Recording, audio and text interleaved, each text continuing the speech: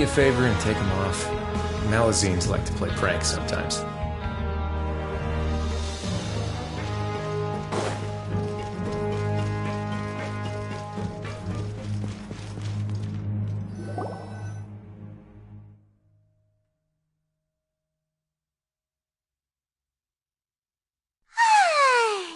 Now for a little rest after breakfast.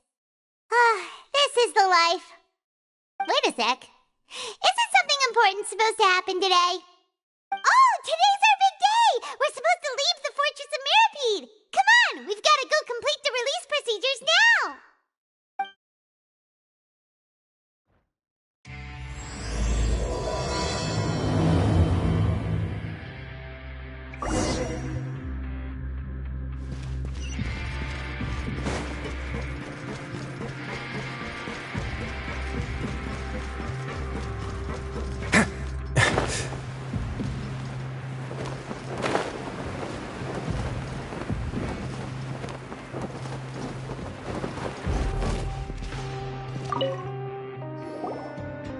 Please, sign here. This document will be effective immediately upon signing, and you two may exit the Fortress of Mirapede via the regular channels. It's been so long since we've been to the surface. Let's hurry up and... Huh? What's happening?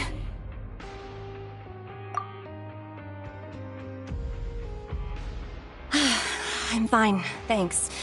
But I wonder what that tremor was just now. Let's go ask the Duke!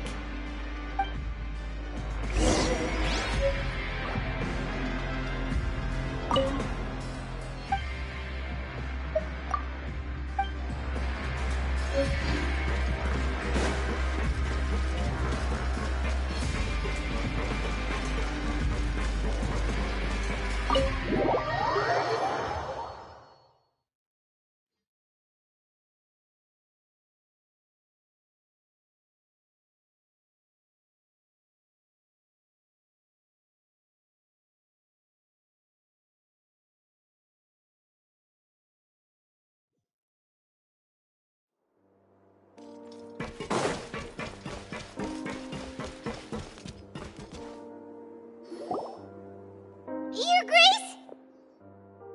Ah, good to see you two. Is there something you wish to see me about? Yeah, what was with that earthquake just now? Ah, that. The tremor didn't originate from the seafloor. In fact, it seems it came from the surface.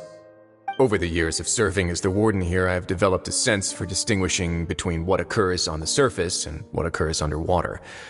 Besides, the seal that Monsieur Neuvillette set in place won't fail so easily. So the fortress is okay? If you recall our last incident, if there really were a problem, there would be crowds of inmates in a panic right now. Huh, you've got a point. Okay, seems we need to get back up to the surface and ask about what happened. By the way, do you know what day it is today? I believe today is this month's pipe cleaning day. Wait, seriously?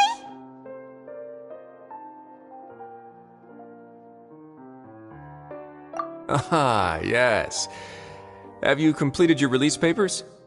Yep. It's you two. Are you leaving now?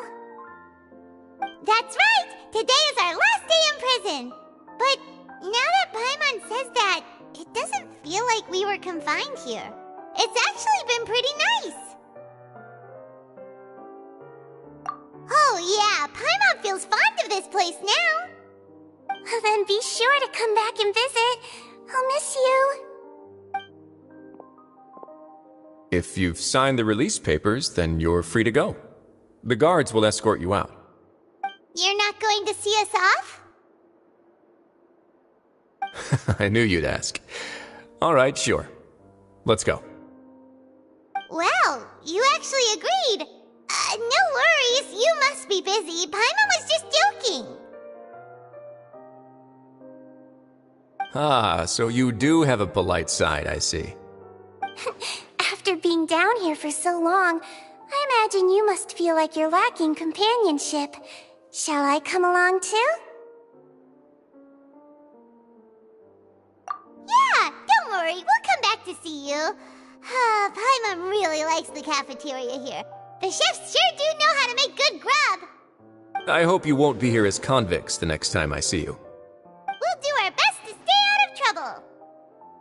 Well, it seems our work in the Fortress of Meripede is finished. That's the end of another chapter in our journey. And since Nervalet was the one who asked us to come here, we should probably go report to him now. Next up, the Palais Mermonia. You're going to see Monsieur Nervalet? Please pass on our kind regards. I'm sure just your regards will do, no? I believe it would be the polite thing to do. You're right. I've heard the Palais has been terribly busy these days.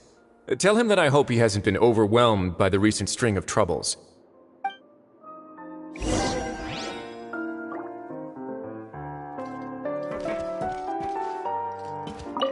If you're concerned about things at the Palais, why don't you take some time to go up and check things out?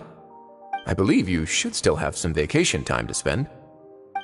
Thank you for being so understanding. It means a lot. It's been some time since I've gone to the surface. I must say that I've started to miss it a little.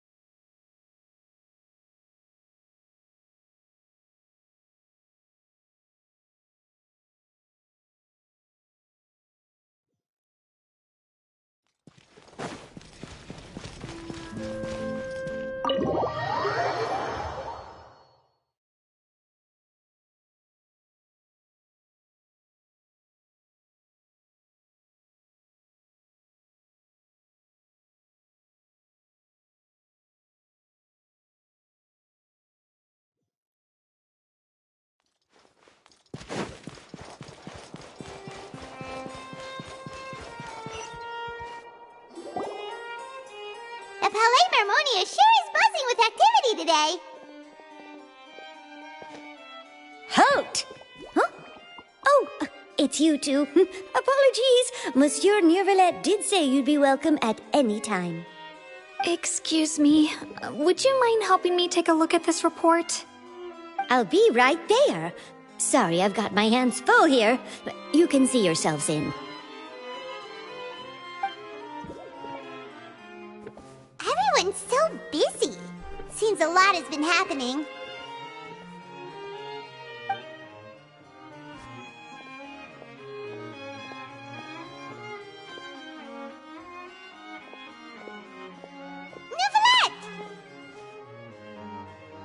Hello. You've come at the right time, but you'll have to wait for just a moment, as there are some urgent matters I must tend to first. In the meantime, please, have a seat.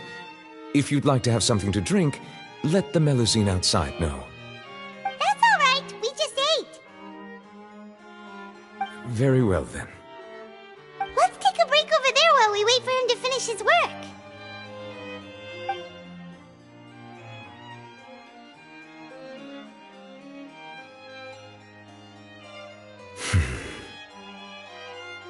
All right. That should wrap things up for now. Are you done with your work? Yes, sorry to keep you waiting. Today should be the day you were released from the Fortress of Meripede, and it appears that you have managed to complete all the release paperwork. That's right, and we came here to see you right away!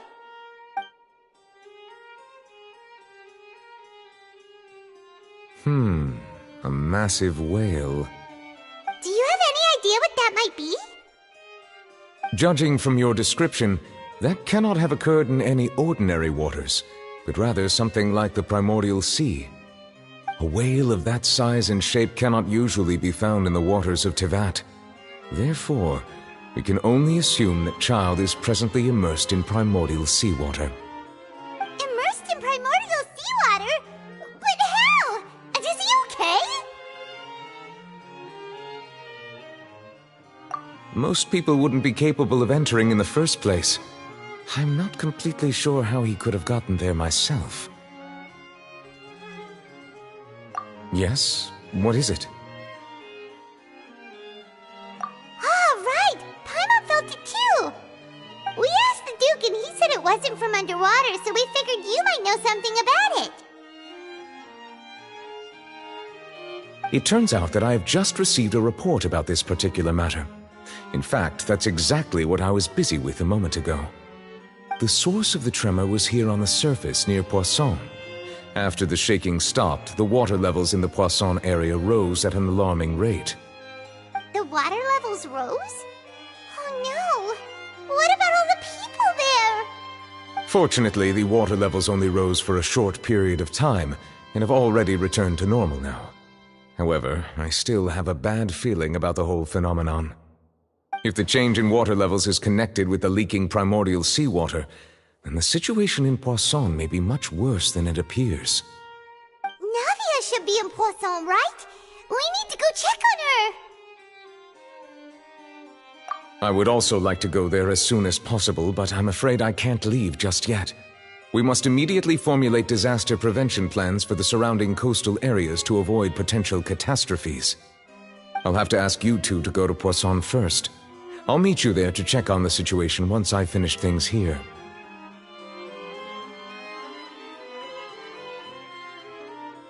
There's no time to lose! Let's get going! Please be careful.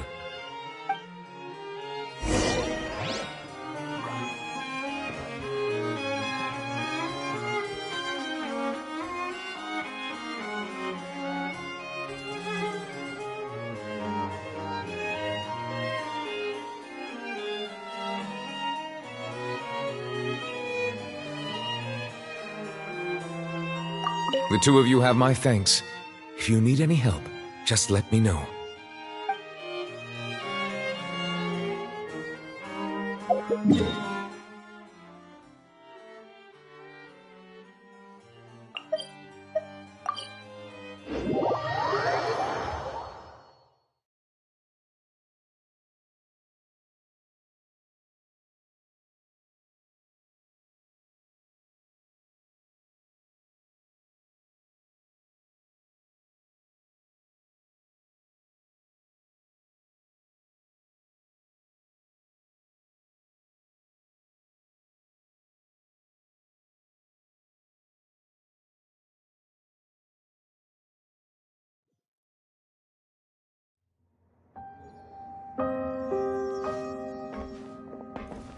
Oh no!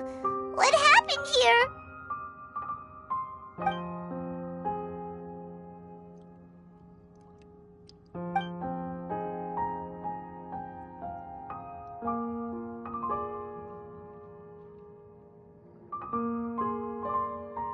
Navia should be around here, right? We need to make sure she's still... Paimon means we need to check on her.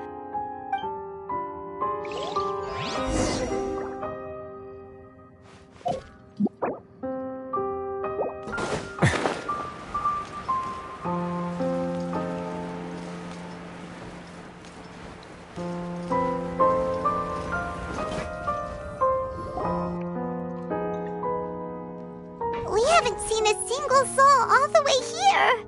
Oh, this is getting scary. What will I ever do now?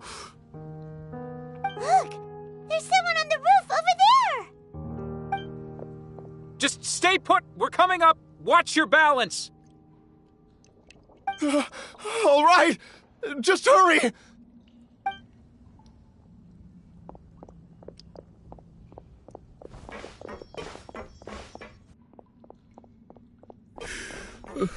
I'm not young anymore. How will I survive on my own? My Desiree! Oh, he looks pretty sad. My leg! My leg! How could this have happened? It hurts! Just hang in there. Help is on the way. You can hold my hand if it makes you feel better.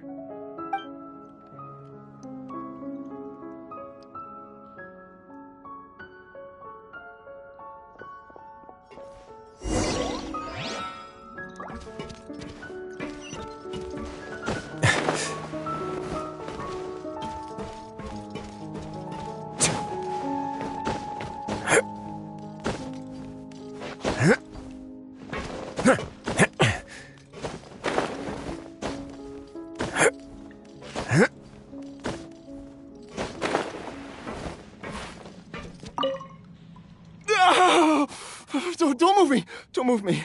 I'm scared. Give me some space.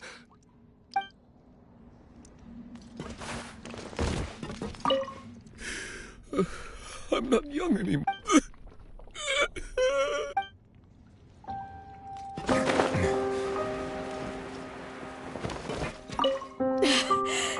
How could this have happened? Just hang in there. Help is on the way.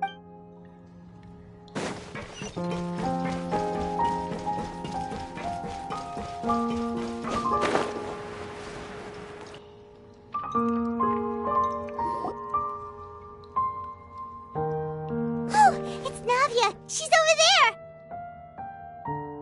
Hey, Navia, are you okay?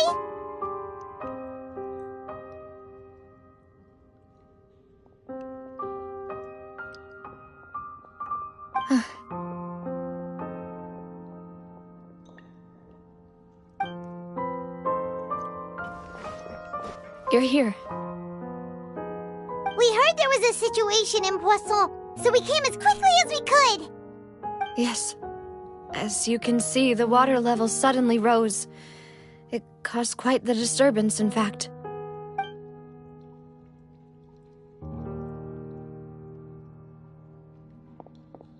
Demoiselle! There was a wounded resident next to a building southeast of here. We've already transported him to safety, but we've run out of medical supplies.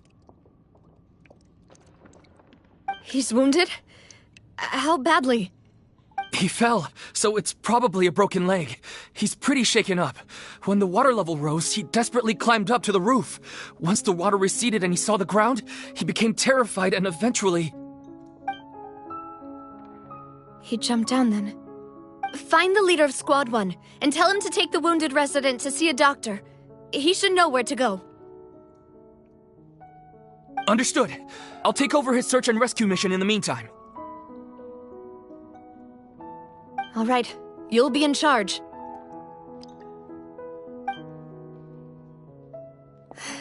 I'm sorry. Where were we? The situation in Poisson? Right. Allow me to explain. A little earlier, we suddenly heard a loud noise. At first, everyone thought that something might have exploded in the waterways. But before we knew it, water started pouring out from everywhere.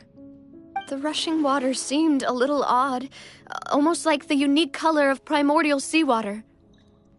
Some people didn't realize the danger and thought it was just ordinary water, leaking from somewhere.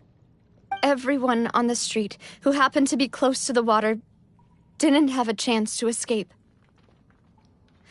As the water levels rose, they suddenly disappeared. They were all dissolved. Those who realized what was happening started to flee in a panic, desperately trying to get to higher ground. Many were injured in the stampede, and some people fell from significant heights.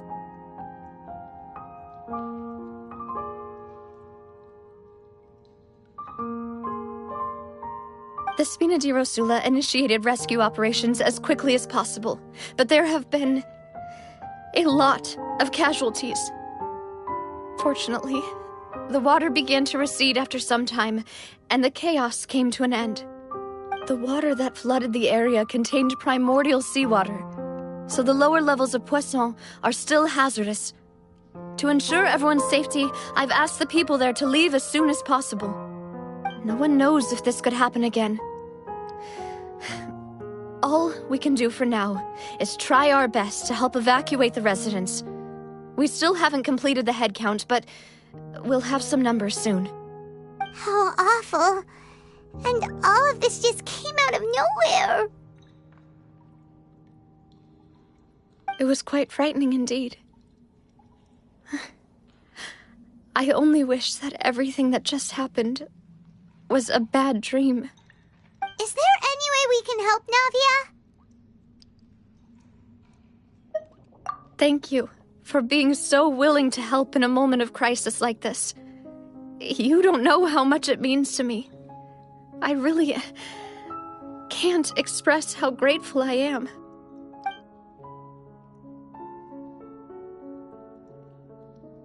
Don't say that, Navia. That's what friends are for.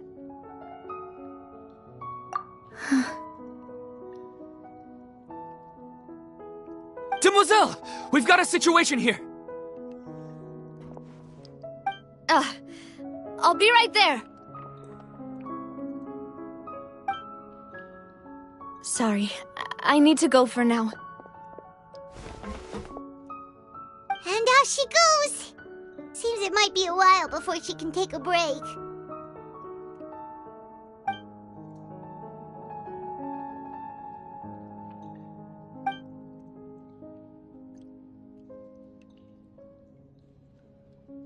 Okay, the wounded are being tended to, and we finished a preliminary head count.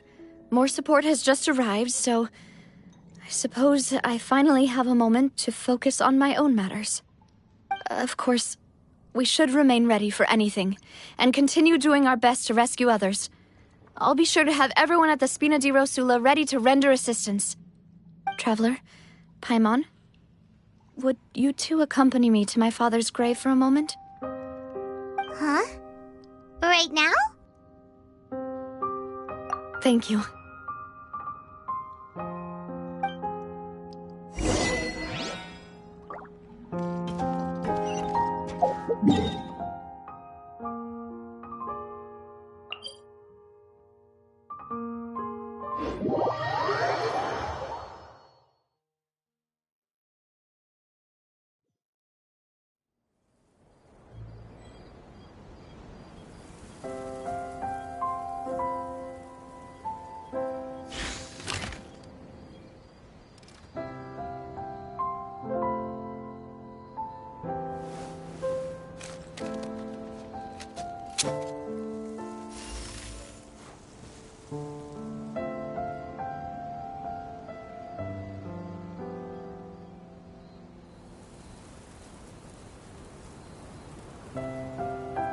Word of advice, don't break the law.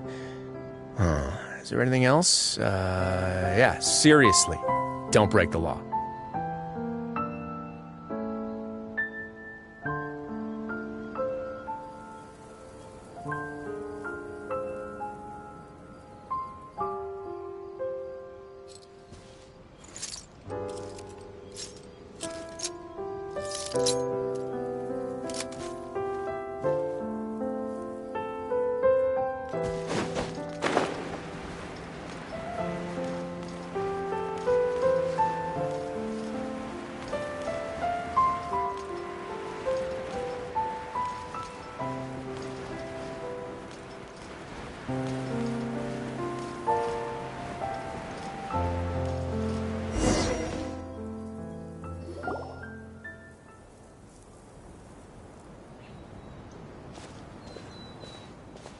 lot of people here, huh? Well, given the time of day and the whole situation in Poisson, Paimon doesn't think there'd be a ton of people here visiting graves. Right. That's how things are now. The living are so exhausted that they've no strength to spare any words for the dead. Navia?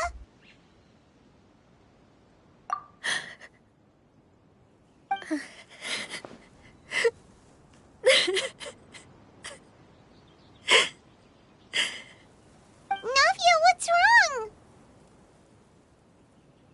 Sorry. I just... Malus and Silver. They won't ever come back here again. What should I do, Papa? Huh? What happened to them?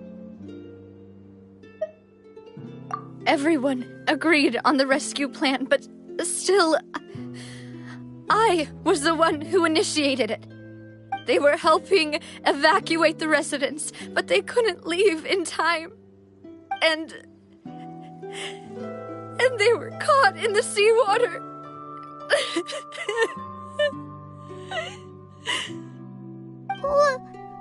What should we do? I've known them for so long. And I know they weren't afraid. But I could at least hold a funeral for my father. And I know where he rests.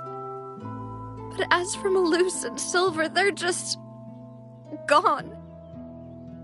I just can't.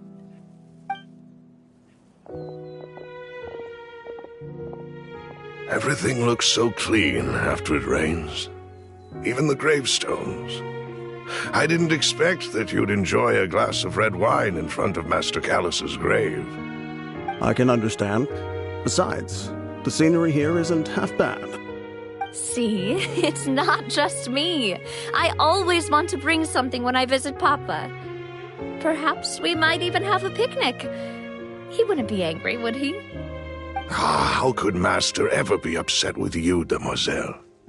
Yet the cemetery is the home of those who have passed, is it not? Everyone ends up here sooner or later, no matter who you are. Buying yourself a plot in advance, are you? No need yet. But when I do, I hope you'll let me be buried beside Master Callus, demoiselle. Hey, stop joking around. I'm quite serious. That way, it will save us both the trip to see each other whenever you visit your father's grave.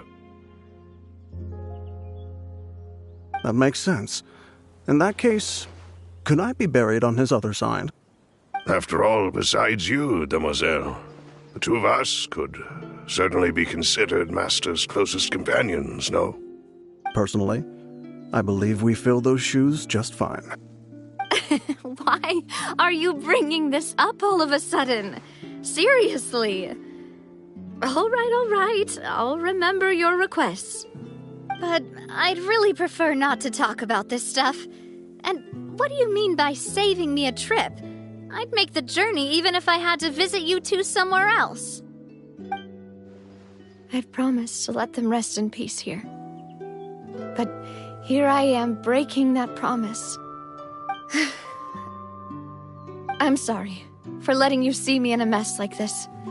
I don't usually cry, really. Paimon doesn't know how to help you feel better.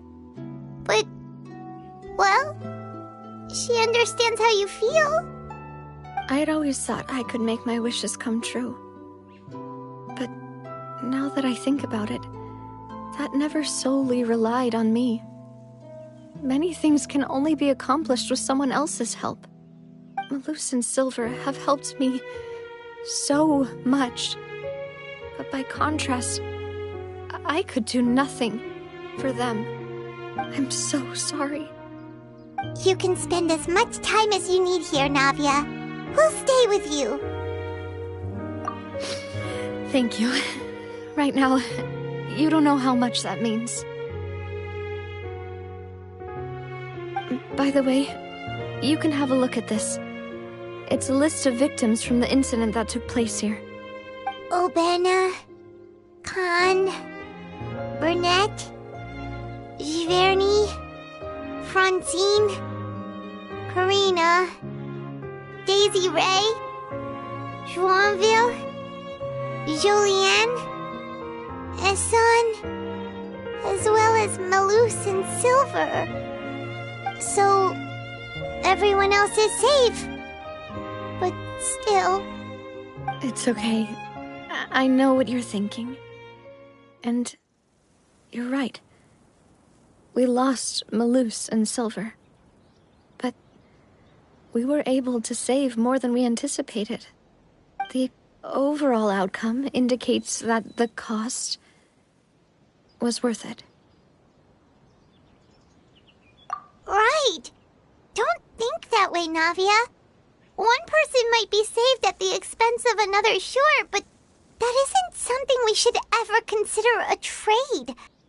Malus and Silver were not the price for saving anyone. They're heroes. You're right. Thank you, Paimon. What you said just now was pretty amazing, actually. I'll remember your words. Oh, really? Seems you've become more eloquent in the time since we last met. The knave? What are you doing here? Is everything going well on your side? Yes, my people are carrying out the mission according to your request. All the residents of Poisson have been evacuated, and we're preparing to relocate them to higher ground. As for these supplies, we have everything taken care of. There is no need to worry. Thank you very much. Wait, do you two know each other? We just met recently. Right, Miss Navia? Usually, I would call this a coincidental encounter. But that doesn't quite fit this time. Besides, it never even crossed my mind that a Fatui Harbinger would come looking for me. Thanks to the knave, Spina di Rosula received generous support from the Fatui, which allowed us to complete the rescue and evacuation work so quickly. Mutual aid is essential to fostering positive developments. We were already in the area, in any case, so it was nothing. That said, I must say that you're a lot sharper than you let on. I'm sure you understand what I mean. I apologize for all the ways in which I tested you previously. We've never worked with a Fatui before, and it's extremely important for us to know who we're working with. My subordinates have reported that Fatui soldiers have been observing water levels and taking head counts in various locations. I hear that they've also prepared a large amount of emergency supplies. I'm quite surprised. This is nothing to brag about, nor do I intend to. It is simply the way of powerful organizations to act forcefully, whether they are doing good or ill. You've witnessed that firsthand, in any case. As I've told this traveler before, I know of the prophecy, and I intend to prevent the impending disaster. Lending your organization a hand was a natural first step in accomplishing that. As such, do not be troubled by this token of our sincerity. Perhaps one day, you'll also be able to help me in the same way. Without your help, there would have been many more casualties. I won't forget your kindness. Furthermore, I sincerely regret what happened to Malus and Silver. I only wish that my people could have arrived a little earlier to prevent this from happening. Don't say that. You and your subordinates did everything you could. As Paimon said, Malus and Silver didn't choose to sacrifice themselves for any specific person, and they weren't the price paid for others' salvation. They chose to become heroes themselves. I've never liked hearing people put it that way. It's like trying to relieve pain by saying some noble-sounding words. But right now, there's nothing more suitable. They really did become heroes. You're right. I'm sorry for your loss, Miss Navia.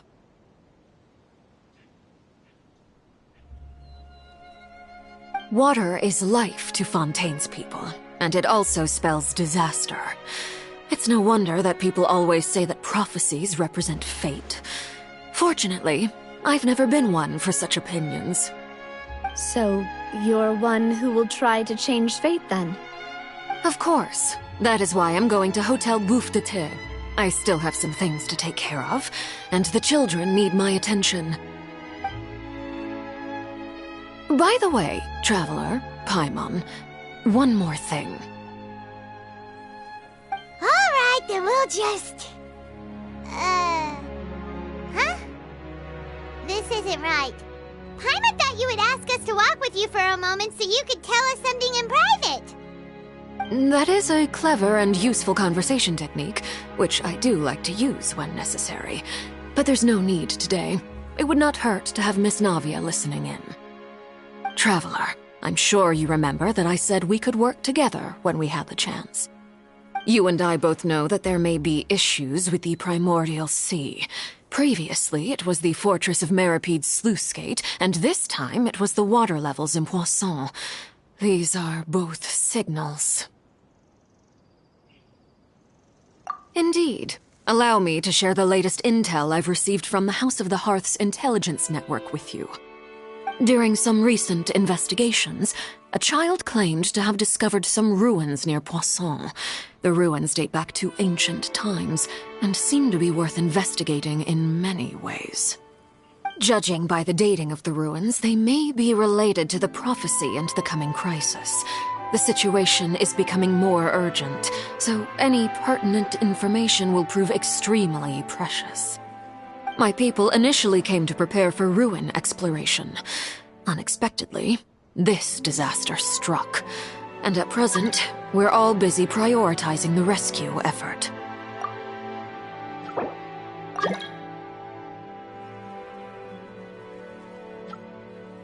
So that's why the Fatui were already in Poisson. I wanted to take the children along, but unfortunately, Linny, Lynette, and Fremine have all been dispatched to higher ground to assist affected residents. Linny told me that outside of the house, the person they trust most is you. Which is why I want to give you this task. The House of the Hearth's members see each other as family, but Linny, Lynette, and Fremine said that they also see you as such, even though you are not from the house.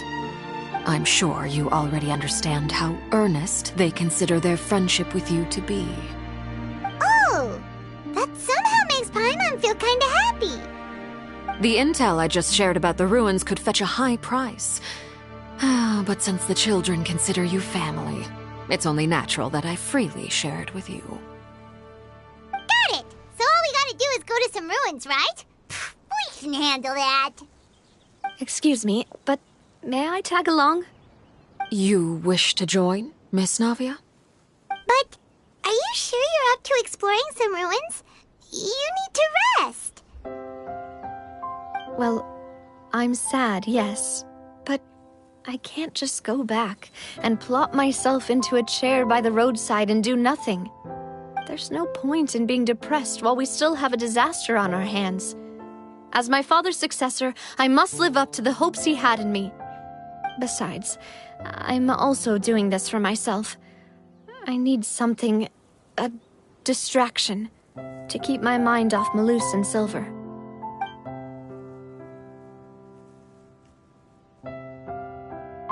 Since you put it that way, I have no objections.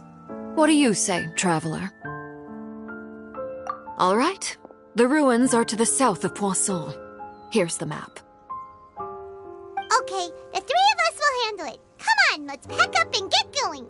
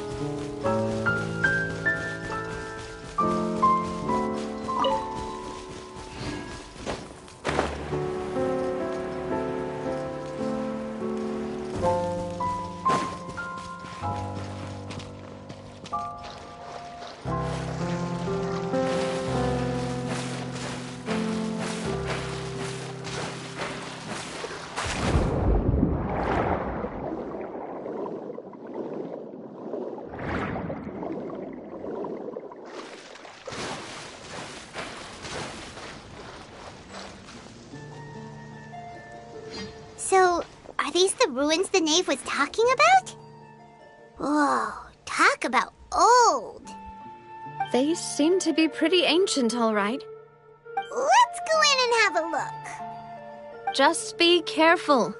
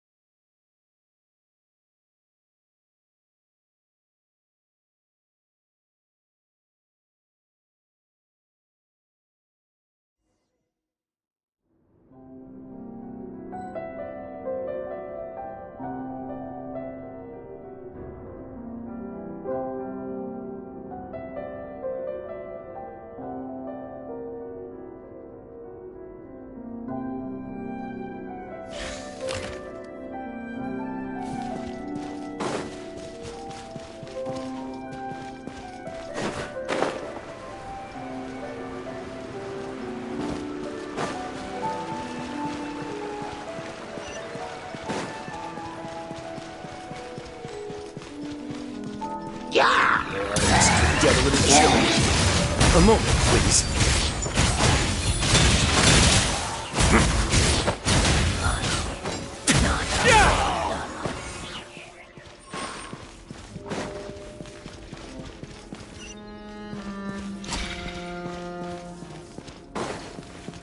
What?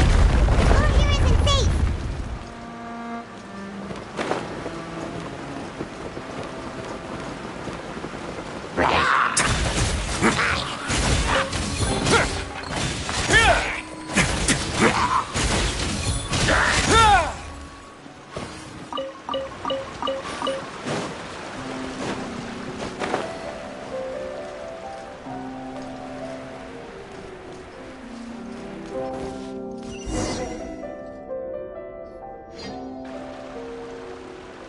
This place has also been contaminated by primordial seawater.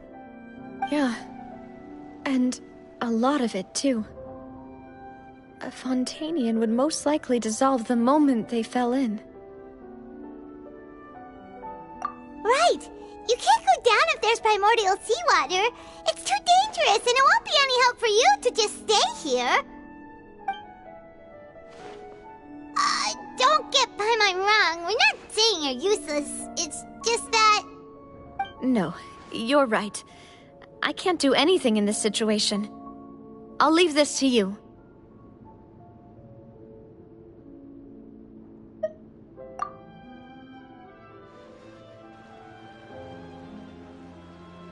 That complicates things.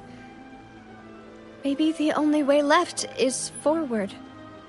In that case, do you want to wait for us here? The water levels here are unstable, and there's a chance the water will rise. So, staying here wouldn't be safe either. I'll go together with you. Perhaps we'll find the exit just up ahead. All right. Come with us for now then, but please be careful.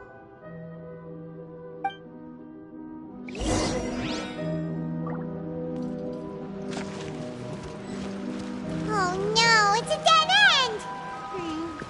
Let's try climbing over from the side.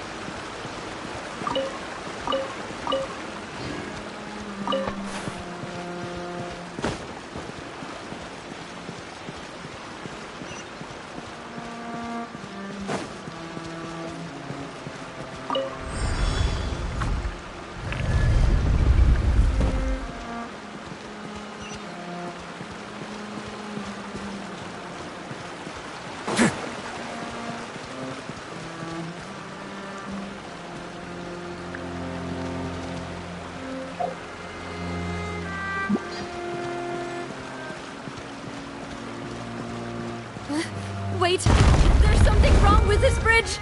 Run for it!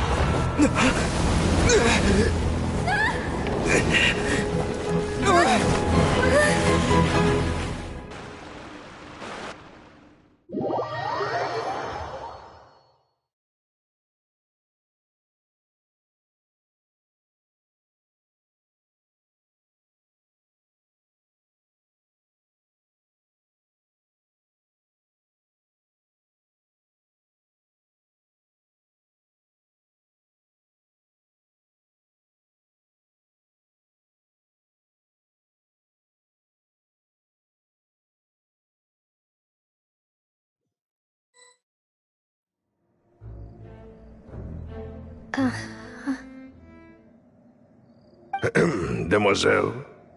Huh? Demoiselle, what are you doing here by yourself? Would you be standing here till dark if I hadn't come to get you? Maybe she just wants some time to herself, Malus. Hmm? Oh. Was I sleeping?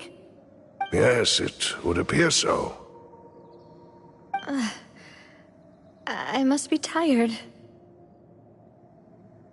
That's quite possible. However, you were the one that suggested we go out for a walk. Oh, right. I nearly forgot. It must have slipped my mind when I dozed off.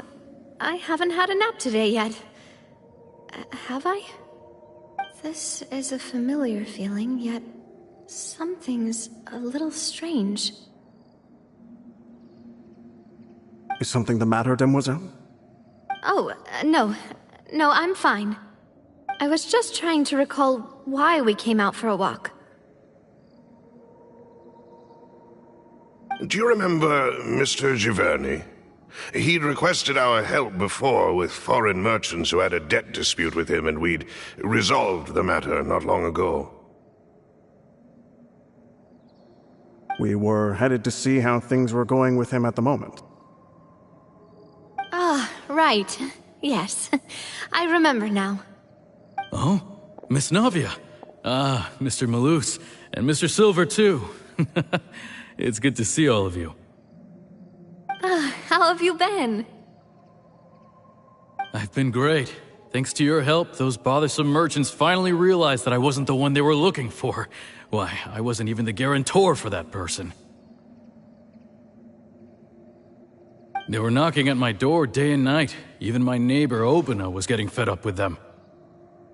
Sometimes force is required to calm someone down and get them to listen to what you have to say. That's right. Oh, by the way, Burnett, what was it that you wanted to give to Miss Navia again? Oh, yes. One moment, I have it right here. Miss Navia, these are some flower seeds that I prepared. Please take them. They're a very good variety, and they'll become very big and beautiful once they bloom. I don't know what we would have done without your help, so this is a little token of our appreciation. I hope you won't refuse. Ah, did you cultivate them yourself? Thank you so much. I'll certainly take them. Malus, we do still have some empty flower pots at home, right? Why, we can have as many pots as you'd like, Demoiselle. Perfect. In that case, we'll swap out some of the decorative plants for some of Mrs. Burnett's flowers. Very well. Wait. Something seems to be off here. Excuse me, madam. If I'm not mistaken, your name is Burnett, correct? That's right. Is something wrong? No, it's nothing. This is the first time we've ever met, but your name seemed familiar to me. I must have heard it when I was discussing things with your husband previously. I've heard this name before, Sometime recently, I'm sure of it. And why are there so few people around here? Where did everyone go? We must mind the time, demoiselle. We still have important things to attend to today. Huh? We do? Like what? Well, now, did you forget? Miss Navia, here you are! I've been looking for you. Please, come to the Opera House. Your trial is about to begin. My trial? Wait, why would I need to go to the Opera House? Yes, she's right, demoiselle. It's just about time now, so we should get going. Oh? All right then.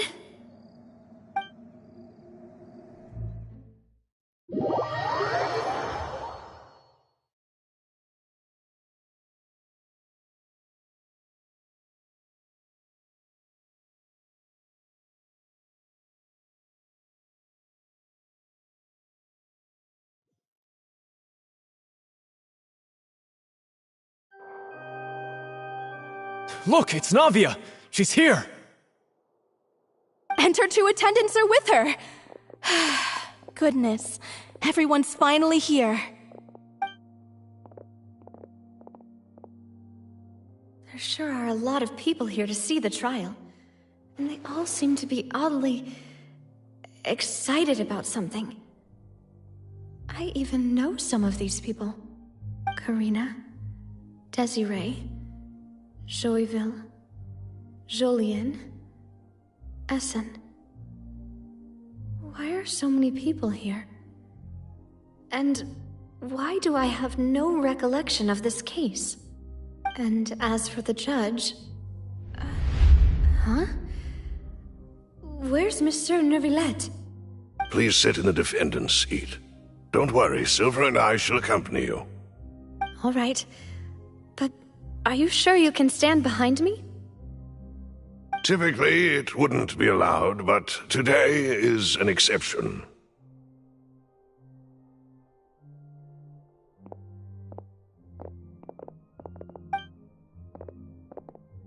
Hey, what kind of place do they think this is? Come on, do they have any idea what they're doing? Seriously. Enough with the whispering! Could someone please tell me where Monsieur Neuvillette is? And why I'm standing trial? My dear Miss Navia, have you not yet realized what you've done? In that case, allow me to explain.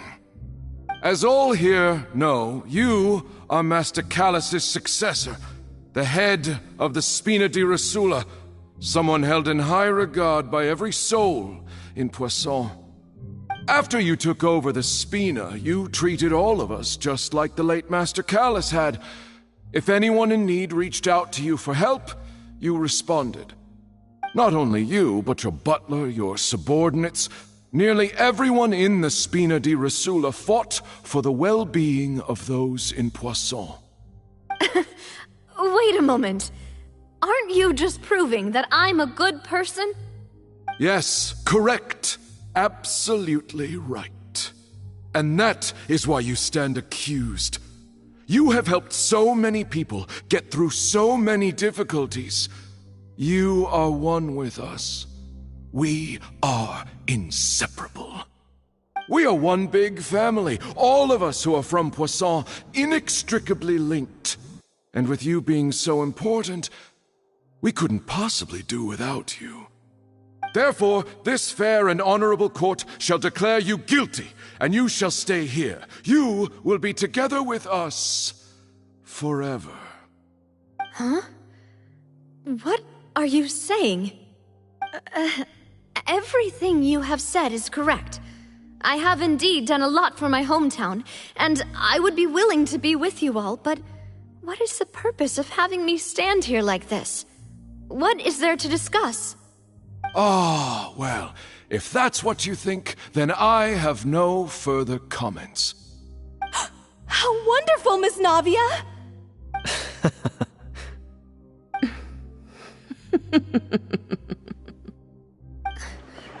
I know all these people. Why are they laughing? I seem to remember now. Yes, I get it. This trial is...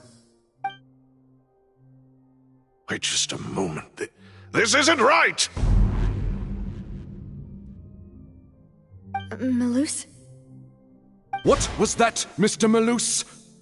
Our conclusion is very clear and unanimous. Let the court judge her now. She's guilty! Stay here, Navia! You're one of us! Demoiselle, don't admit guilt. This trial means to keep you here forever. I wish to exercise my right to defend Our Lady.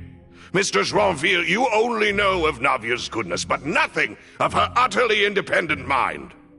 She was born a free and independent spirit. She has never been tied down by anything. Indeed, even the death of Master Callus couldn't stop her. Her actions cannot serve as proof that she identifies herself as part of any group. She merely acted as an individual, extending her hand to help others. Please do not mistake her actions as being otherwise. Really?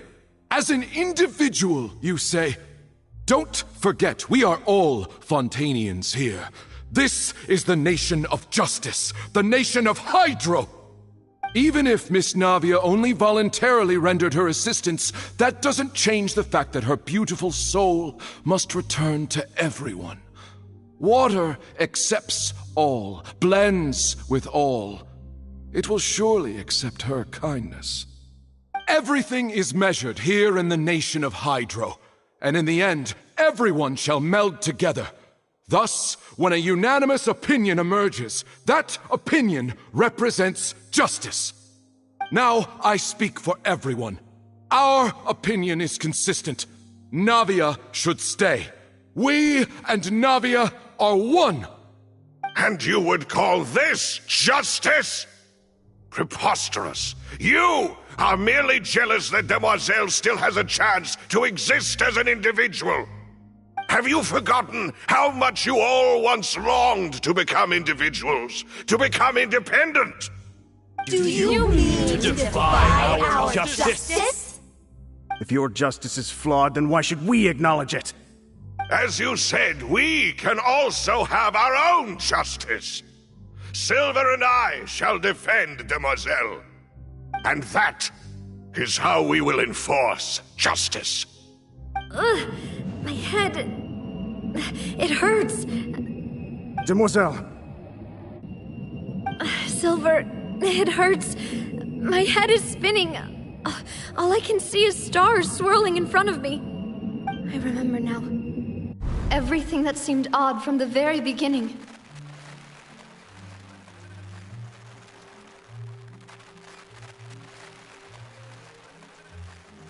Karina, Desiree, Joyville, Jolien, Essen, and Mr. Giverny and Mrs. Burnett, who we met earlier. Even Malus and Silver. I don't want to admit it, but they're all dead. Don't be afraid, and don't admit guilt. We will protect you to the very end. Absurd! Who are you to say that she cannot be judged? We are the majority, and in the nation of trials, the majority is absolute justice. We are the will of all. Don't let them escape! We shall keep Navia here with us! Mr. Malus and Mr. Silver, must you be so stubborn? How could the two of you possibly hope to stand against the collective? Do not resist. This judgment is fair and just. Navia belongs to us. After all that happened, she should not be left alone in Poisson. What are you saying? No more excuses! She says we're jealous. Jealous? How could she possibly be an independent individual? What's with these people? Who's jealous of her? She belongs to us! Miss Navia, she... Silence! That's...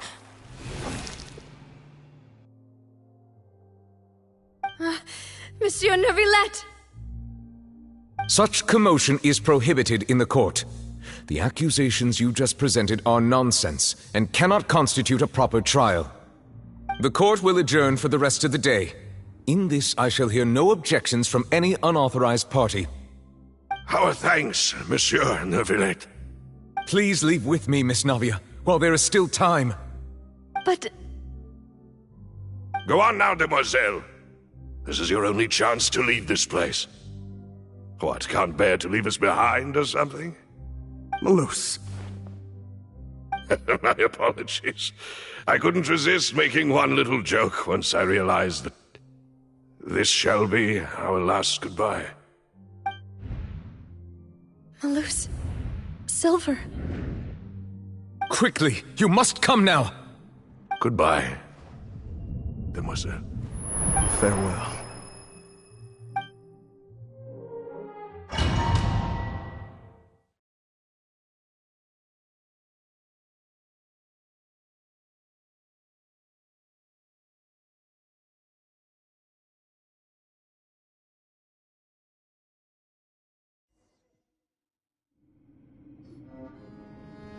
No, wait! Just a second! Navia? You're awake. Good.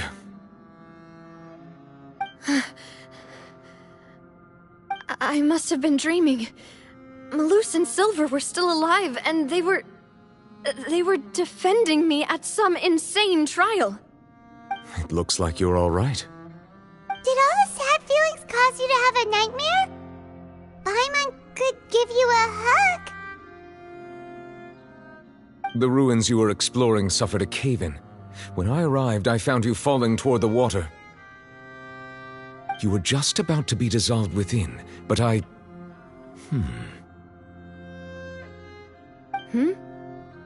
What is it?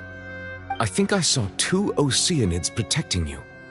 It was only for a moment, perhaps even a fraction of a second, but they gave me the chance to retrieve you.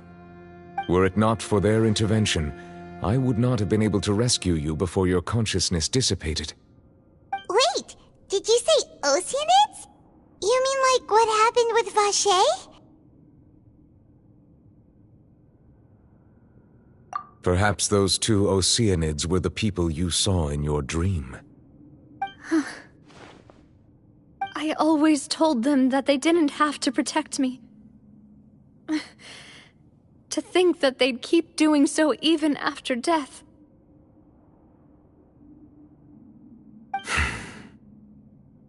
Please come with me.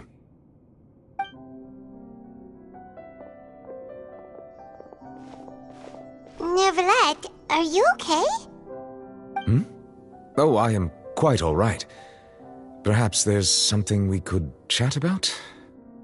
Why do you look so stiff all of a sudden? Oh, Paimon knows. You're the type who feels awkward when there's nothing to talk about, right? I merely thought that we should give Navia some time to herself. Huh? Why didn't you just say so then? Don't you think it's even more awkward to call us over like this and then have nothing to talk about? I suppose so. Ah, Sigewinne. I hope all is well with her these days. Her work in the fortress of Meropide has not been too much for her, has it? No way, don't worry. She's doing fine down there. She's an amazing head nurse. I see. Well, that is good. I have always worried that Sigewinne would need a lot of time to understand the world of humanity, just as I have. Oh, and the Duke also says hi. Even though Sigewinne made him do that. He hopes that you haven't been overwhelmed by all that's happened lately. Thank you. I have indeed been busy lately, and I also hope that everything is going well in the fortress of Meropide. He still doesn't know what to talk about. Let's chat about something else then. So, Neuvillette, you're probably quite the swimmer, huh? Yes, of course. This isn't going anywhere. Let's try something else. How did you find these ruins? Did the knave tell you? Yes, in fact. I had arranged to meet you in Poisson, but when I arrived, I discovered that the Fatui were helping the residents evacuate. They had even transported a large quantity of supplies to the area. Amid my astonishment, I ran into the knave, and we had a chat. She informed me that she had asked you to investigate the ancient ruins here. Yeah, we originally planned to meet up with you, but we thought you might still be busy with all those official documents. We didn't think exploring the ruins would take very long, and who would have thought you'd wrap things up so quickly?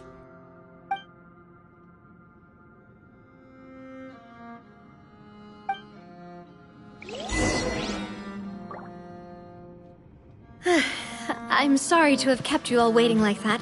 I'm feeling much better now. I guess we should get going again. Will you come with us, Monsieur Neuvillette?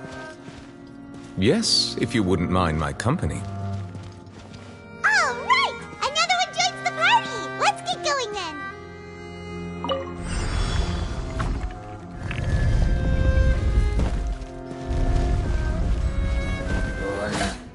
Way now.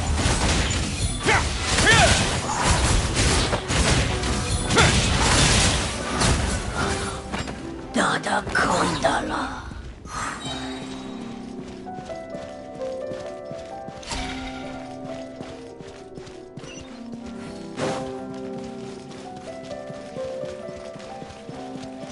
Oh no!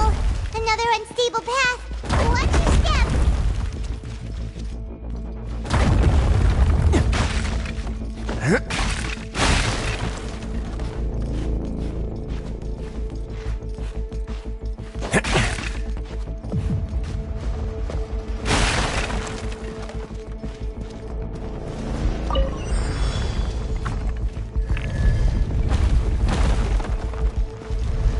Watch out! There are rocks falling over here!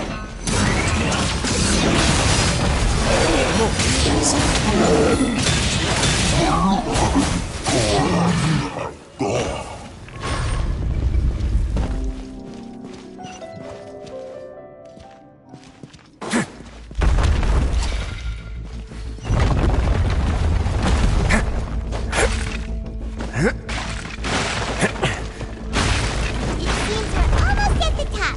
Keep it up!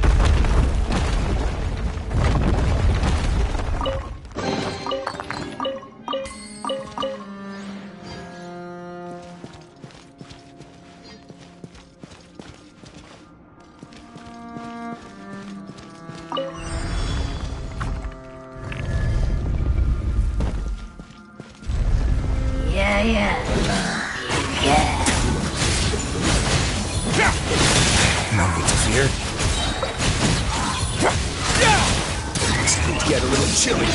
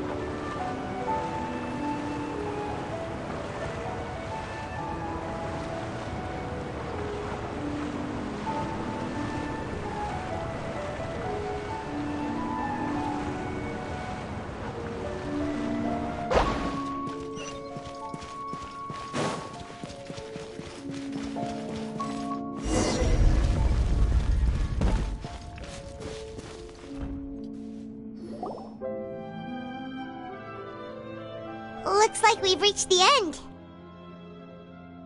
This is the place. There should not be any other hidden spaces in the vicinity. The path sure had some twists and turns, but it turns out that this place isn't actually that big.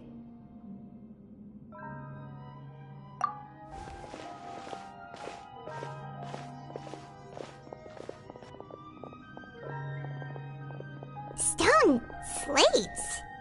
It seems like they were put here as an offering. Could we take them down and have a look? Perhaps we should just leave them be for now.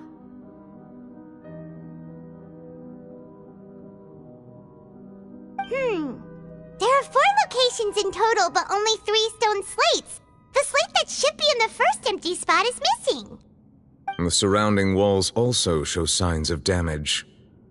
There's something written below. Let Paimon see. Reason dictates that this nation be destroyed. I shall record the history of its future here in its past. Say what? It feels like someone left these slates and these words here for a purpose. But does he mean that Fontaine should be destroyed? That would fit the circumstances dictated by the prophecy, yes. Indeed, the slate's contents correspond to it. Take the second slate, for example. There's a person kneeling here. She seems so dedicated. And there's a whole bunch of other people behind her doing the same. She's facing this... what is this? Some kind of island in the sky? And is that Lady Farina in the third image? Did the Hydro Archon fall into the water? And is that a ring of people around her? Paimon doesn't quite get it. Are they all in the water? The fourth image. I know this one. This exactly matches the content of the prophecy. The people will all be dissolved into the waters, and only the Hydro Archon will remain, weeping on her throne.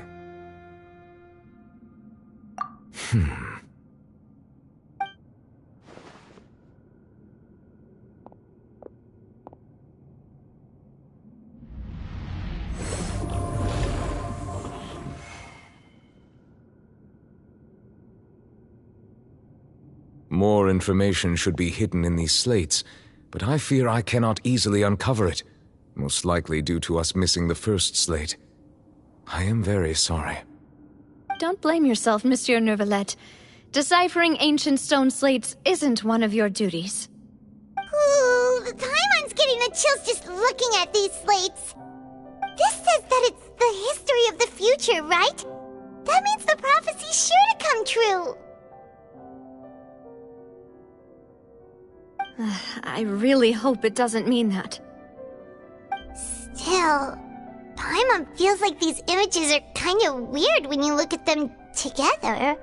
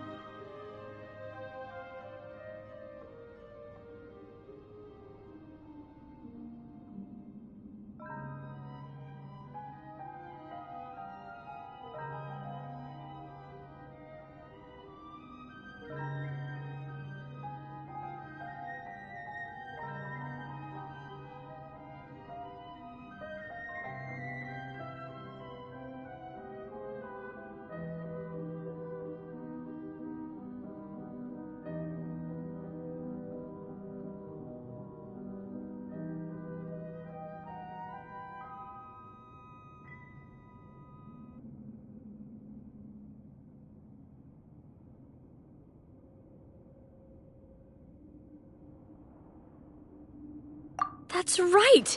If the images are in chronological order, shouldn't the fourth, the waters drowning Fontaine, come before the third, where the Hydro Archon herself falls into the water? And yet the order is reversed here.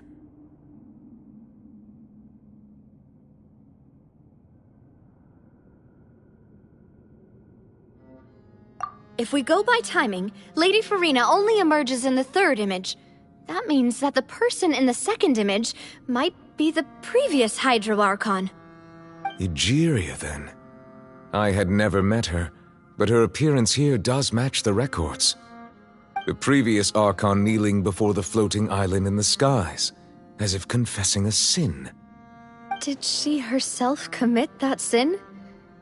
And if not, why would she be in such a posture? Also, I'm still wondering why these ancient stone slates are here at all. Judging from their contents, could this place be the origin of the prophecy? Does that mean that someone, or some people, once saw these slates? But who would have created these slates and left these words here?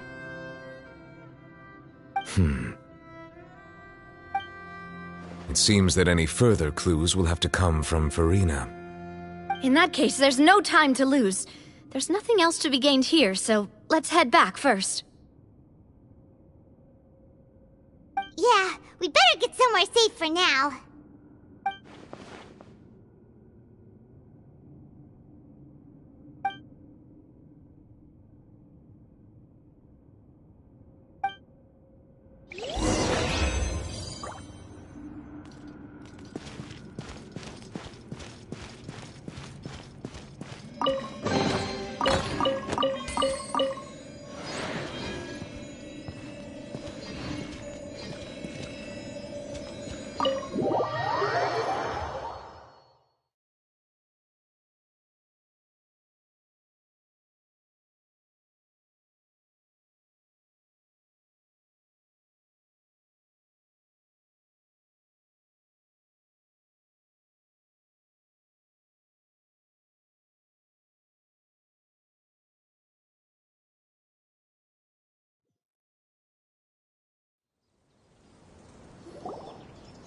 Let's split up here. I'm going to check on what's happening with the Spina. You know how it is. There's some things you just need to be there for yourself. You still have energy for that, Navia? Paimon's already beat!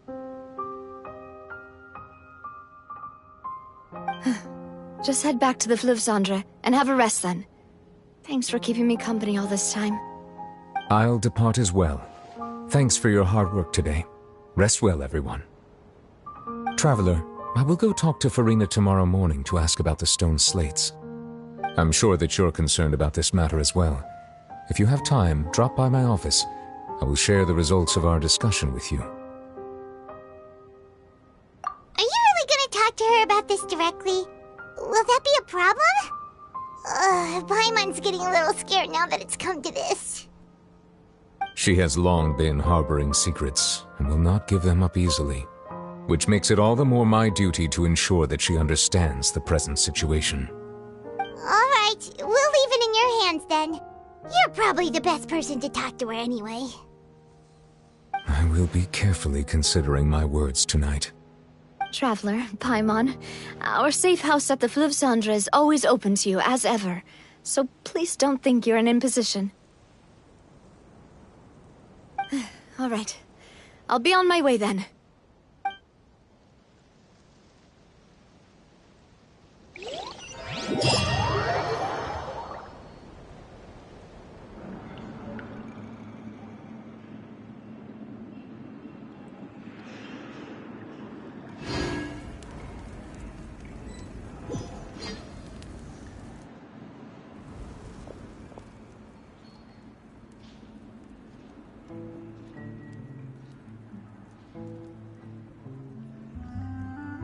Welcome back. We've got a special menu prepared for you two tonight. Yay! And there's good food too! Navi, no, the boss is the best. Ooh, desserts! Nice, these are all Paimon's! Paimon's already starting to forget what happened today. Oh, that voice. Is that who I think it is? Huh? It's you two. What are you doing in Fontaine?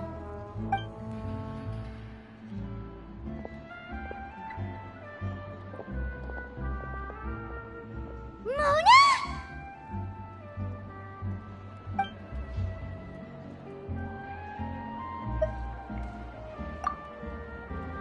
Seriously, nobody just uses a scry glass whenever they've got time to just see who they'll meet on the road. Still, we didn't expect to see you here. Wait, you're not a Fontanian, are you, Mona? Well, I have some business to attend to here, so I booked a hotel in the city. I was just out for a stroll when I bumped into you. Quite unexpectedly, if I might add. Why did you think I was from Fontaine, though? Is that because Magistus doesn't sound much like a Mondstadter surname? Yeah, let's go with that. Well, I used to have my own surname, which was, well, some other thing. Either way, the old hag told me when she took me as her disciple that the first step to being a great astrologist's pupil was to change that name. There was nothing for it, really. She really is amazing at astrology, so I changed my name to what it is now according to her wishes. To my surprise, however, Magistus is not the name of some ancient house or clan. It isn't? Nope. Although it is used by us in place of surnames, it generally just means great. Wow! Imagine including a boast in your name. Wait, are you gonna have to put that into your genealogy as well? I reckon so. In any case, I'd give my disciple a name like this as well, if I were to take one. Astromancer Barbeloth Trismegistus. Whoa, that's a long one. Does it also mean great or something? My name means Mona the Great Astrologist. As for the old hag, hers is, in plain speech, the thrice-as-great Scholar of the Stars. Just take it as a title specific to astrologists. Thrice-as-great? That's so petty. I know, right? That's just how she is. She used to call herself Magistus, actually, but when she took me in, she changed her name to Trismegistus. Talk about excessive. Magistus is thus the calling card of our school, so to speak, which makes it about the same as a surname. It's all right if you don't get it. You can look into it further should you need to study astrology more deeply. That sounds terrible! But anyway, you're not Fontanian, are you, Mona? You're from Mondstadt, right? Well, I was born in Mondstadt, yes. My parents migrated to Dornman Port, and I traveled with the old hag for a while, after which I settled down in Mondstadt City. Oh, that's a good thing then. At least we know you won't be dissolved by Fontaine's waters. Speaking of that, I'm sure you're aware that a bunch of things have happened here in Fontaine, right? I know you're not a local, but I'd avoid getting too close to any water that looks strange all the same. There's something ominous about it. Well, the water, I mean. That was the main reason, yes. Just a while back, the Steambird invited me to take part in a panel and speak about the circulation of the prophecy as an astrologist. The invitation was sent quite early on. I don't think anyone expected Fontaine to be in this much trouble. What do you make of that prophecy, Mona? Just tell us what you think as an astrologist. Your word would go a long way to make things more certain and less scary. What I can tell you is that I'm an astrologist, and that this prophecy concerns the fate of Fontaine, even that of all Tevat. Ascertaining this is akin to reading the fortune of the whole world. I'm afraid that this is not something that just anyone can do. If I could do it, you would no longer call me an astrologist, but a visionary. But on the flip side, the prophecy is so huge and powerful that it must surely come from a powerful visionary. Its contents involve the fate of the world. Disregarding it would be a mistake. A visionary? Sounds really powerful and all, but does such a person really exist? Of course. The old hag could do it, and I'd bet there are others amongst those Hexenzirkel colleagues of hers who could do something similar.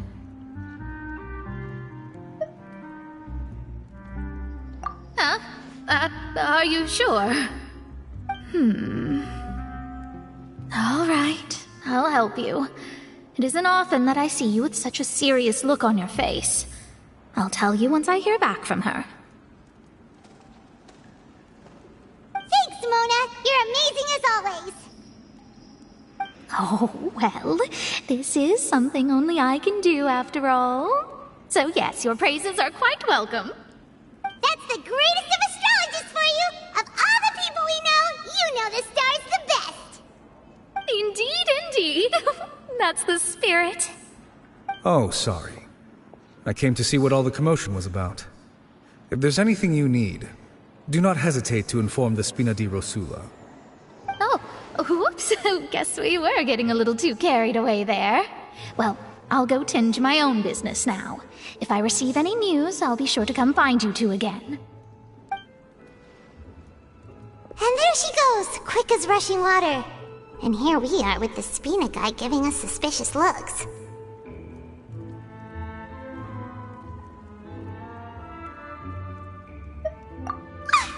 If Paimon hadn't spoken for you, it'd be you getting all the weird looks!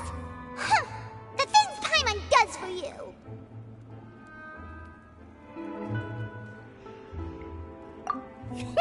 That's more like it.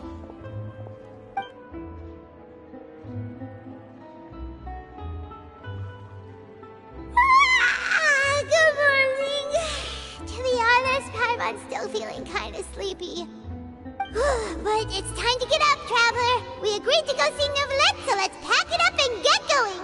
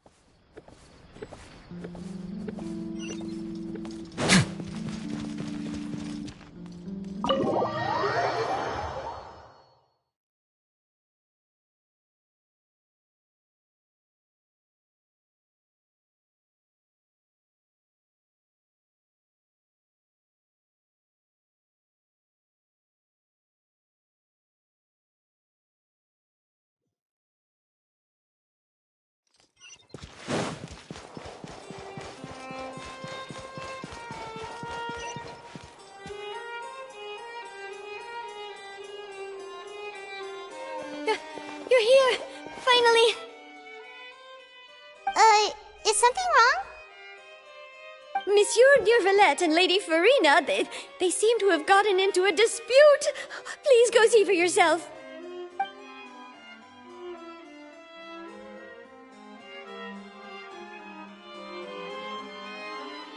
Like I said, I've already explained everything! And yet the problem has not been properly solved. There is little space for excuses between us. It is not my intention to offend you, but please, tell me where you stand. You are the Hydro Archon Focalor, are you not? Look at this. This is a list of the victims from the recent Poisson incident.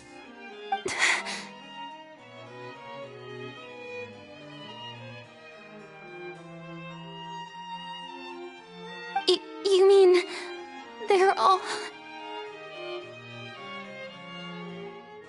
We did not arrive in time to avert this disaster, and I will not have it happen again. I will say this once more. You must tell me everything you know. Yesterday, I found 3 stone slates in some ancient ruins near Poisson. Do you know anything about those? Seriously? You're questioning me like this is a court case now. I don't know anything about that. But you found them in some ancient ruins, you say? That's correct, which is why I came to ask you some questions. There should have been 4 slates, but one of them was missing. The other 3 featured different images that seemed to correlate to the prophecy. The prophecy? The second of these slates depicts the previous Hydro Archon Egeria kneeling before a floating island in the sky, as if confessing something. Do you know nothing of this either? I don't. I've never seen such slates. I'll ask you again. Do you really have no information regarding the previous Archon? My deciphering of the slates indicates that the Hydro Archon Egeria once had to confess to, or apologize for, a certain sin. If anyone would know about it, it should be you. All gods don't have the same secrets, you know. She was herself and I'm me. Is it really so strange that I know nothing? I understand your concerns, but I'm sorry. I just don't have anything to tell you. Forgive me for saying this now, Lady Farina, but I have long known of your various secret investigations into certain matters. There are several indications that you have been investigating the prophecy on the sly. This is not strange in itself, considering that you are the Hydro Archon. But it is strange that you should also claim to not know any of Egeria's secrets, as well as do nothing following your inquiries. You have never been as superficial as you have presented yourself to be, nor are you a fool. And yet, your behavior is very inconsistent.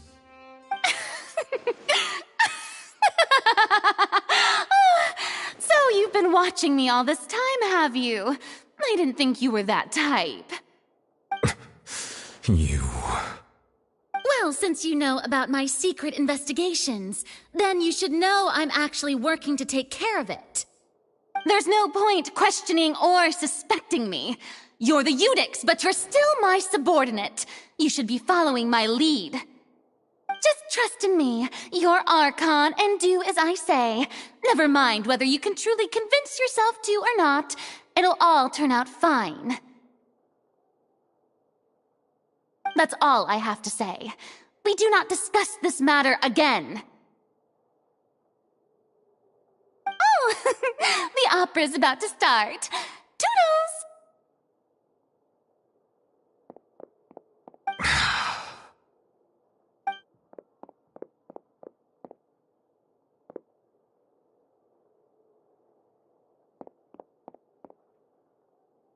Did Farina not notice us standing by the door? Wonder what's up with her. She was smiling. Huh. She didn't seem in the mood to care if we were listening in or not.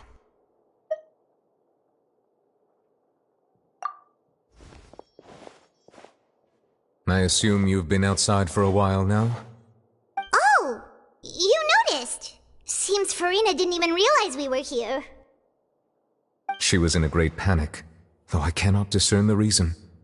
Our discussion reached impasses time and again, a state of affairs that we cannot allow to continue. Still, I do not understand. Dialogue is the basis for understanding, so why did she keep refusing to engage?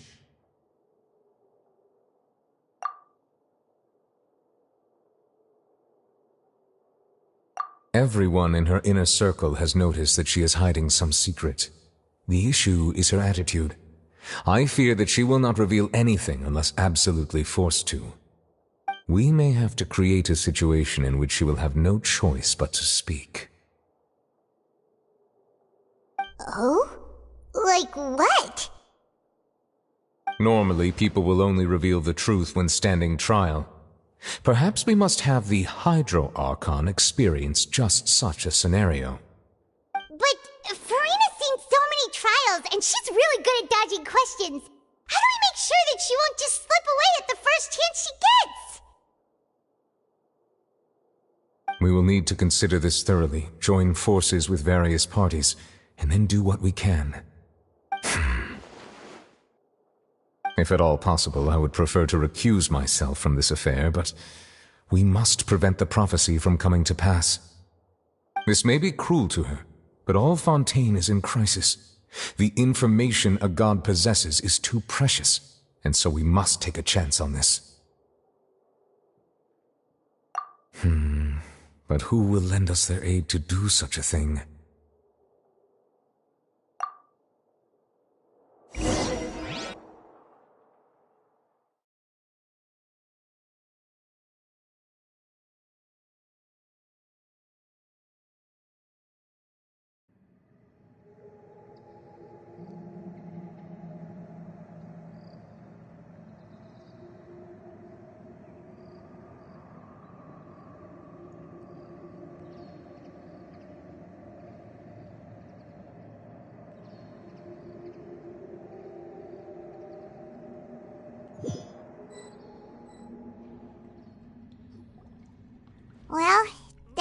going, huh?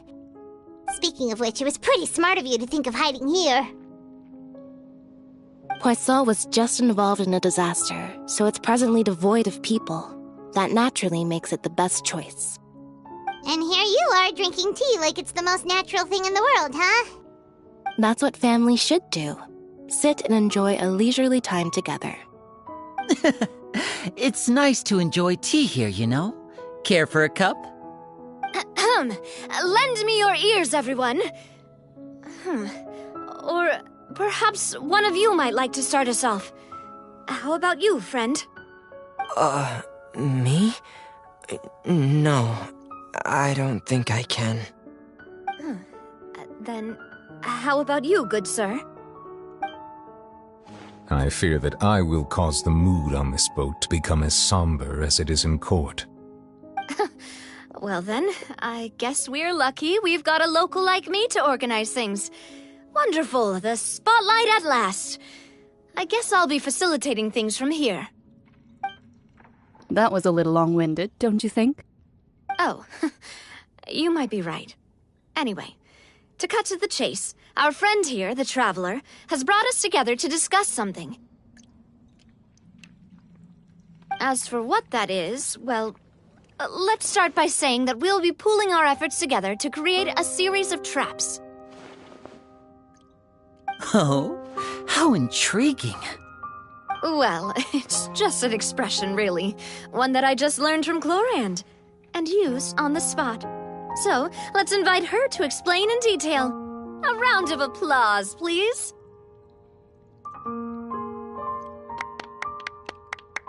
Huh? Didn't you say that you would be facilitating this? Oh, come now.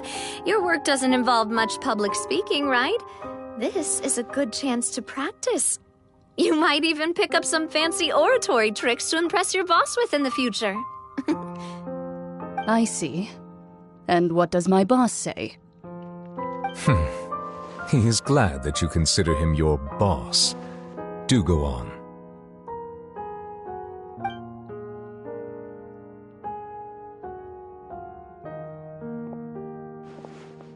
In that case, do any of you have experience hunting? Not that I recall. Fremine and I once used a wooden stick in a basket to catch wild rabbits when we were younger. As for Lynette, oh, right. You were sick that day, weren't you? I've also gone diving to catch some fish before. Does that count? I'm afraid not. You may or may not have heard, but Fontaine once played host to a group known as the Marechaussee Hunters. Though that was their name, they did not hunt animals, but rather various monsters left behind by the ancient dynasty of King Remus. Today, Fontaine's monster population has already thinned greatly, so the hunters have blended back into society, taking up arms in other lines of work. They even left a unique methodology of hunting in their wake. A trap comprises of the following components: bait, a trigger, and a containment device. Sometimes a lethal implement will also be necessary to deal with the prey. So, if we were to build a trap together, right now, what would you choose to build it with? For me, I would prefer something basket-shaped. Pigeons and rabbits will see the bait and naturally enter the snare. Our line of work requires a deft hand, and we're some of the best in the industry, so you can count on our techniques. You used some of those techniques while moving the people of Poisson, didn't you? My subordinates mentioned that you even performed some magic for the bawling children. Yes, and I even managed to gather some intelligence in the meantime. I'm quite the multitasker if I do say so myself. I'm afraid I can't claim that as my strong suit. I prefer more stable methods, like placing bait in the water and waiting for the fish to come within reach. That's the kind of method I would count on. Calm and steady. Exactly the kind of person who would catch loads of fish. And I can be their assistant. With discretion, I'm sure. I'd probably use some sort of mechanical animal. Papa once bought me some small clockwork squirrels, mice, and such, When placed in the forest, they can attract others of their kind. I remember that you liked those too, didn't you? I did. And that would be a good way to go about it. If they're realistic enough, animals of the same kind will follow them all the way to the trap. What about you, Monsieur Neuvillette? I fear I do not have any related experience. That makes sense. You usually solve problems directly, without the use of any such tricks. But I do have one more question for you, monsieur. If we were to create a trap now, how would you design it? I would like for it to be effective, but bring no harm to the prey. A more gentle trap would be ideal. Kind, as always. However, our intention doesn't necessarily change the containment device and the type of implement we need. If we wanted to kill the prey in one strike, we would need a powerful implement. However, that also goes for prey that must be captured and safely contained. Wait, why is that? Only a hunter who's a true expert at subduing their prey can snare it without harming it. The line that divides life and death is often exceedingly thin. So are we going hunting together? We hadn't thought of seeing ourselves as hunters. It kinda works, but maybe it's still not the best metaphor. If our means of capturing and dealing with our prey is to put them on trial, then the hunting metaphor is actually quite accurate. But we shall require much more courage than any hunter to judge a god, a being whose seat is an exalted throne. Oh, so that's what's going on. Sounds very interesting.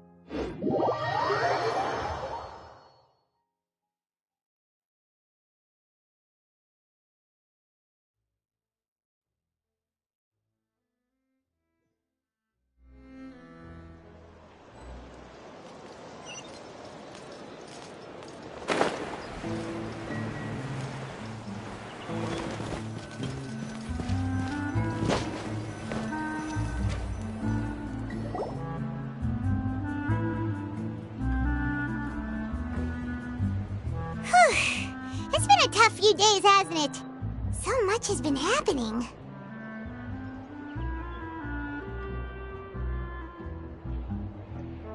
Paimon didn't think the meetings would go on for so long, but everyone seemed pretty fired up, huh?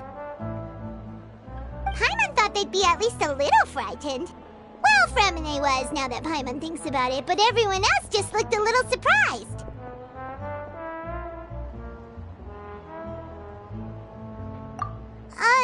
Well... It's hard to say. Paimon doesn't have any experience with this sort of thing. But with you around, Paimon sure will do great. After all, you're the most reliable person in the world, aren't you? Huh?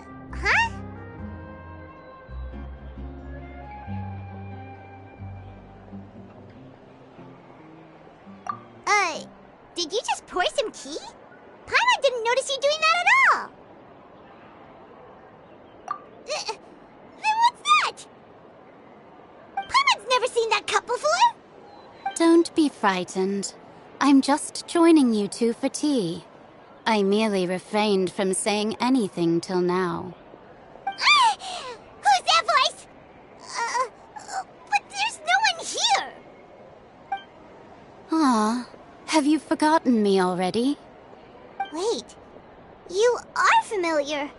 You're the voice we heard from the sky in Sumeru. The voice from the sky, I fear that description is wrong. Though, not completely wrong. You're feeling lost now, just as you were feeling previously. I sensed that confusion and thus came to you. Guiding people is an irresistible hobby of mine, after all.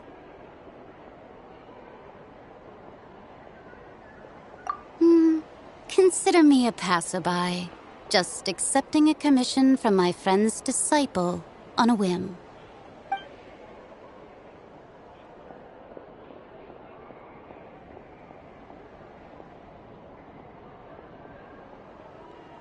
The prophecy. Yes, what has been prophesied will be fulfilled. You may view such things as the history of the future. What? Then is there any way we can stop it? I believe you have witnessed a failed attempt with your own eyes. Can everything in Teyvat so easily be changed?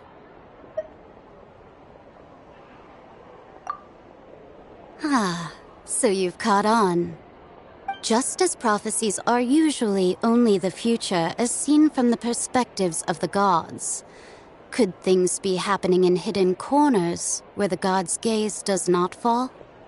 Are the things that you shall see different from the fate that the gods perceive?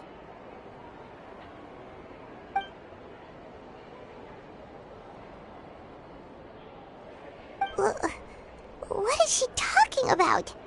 It all sounds really impressive and important and stuff, but it also sounds kinda scary.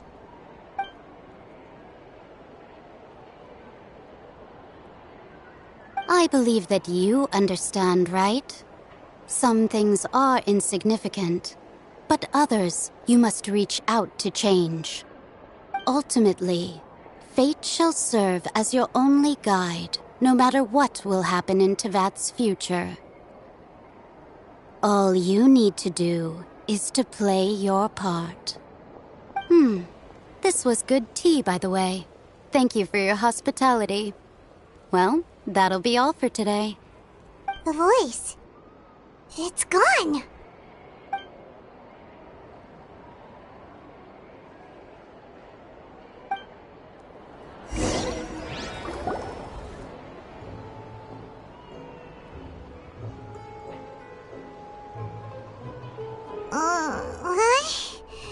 I want to hear someone talking. All right, coming. Hey, it's you who's getting lazy, okay? Well, I see I've walked in on some lively banter. Luna! Fine, just fine. I went to take part in that Steambird panel. It turned out to be more interesting than I expected. Not all Fontainians are pessimistic about this. One journalist mentioned that sitting around and waiting for the end to come would be wrong, and that they should make their own rescue preparations. I agreed, so we had a brief chat with her. Did she have pink hair by any chance? Why, yes! It was Charlotte. You remember her, right? That daredevil journalist? I'm in full support of her view. Prophecies are very important, but how can people allow their lives to be commandeered by just a few words? That's right! Paimon's glad to hear something sensible for once. Yes. About what we had discussed before. I did try, but I'm afraid I couldn't reach the old hag. I'll try again tonight, but I wouldn't get your hopes up. Huh?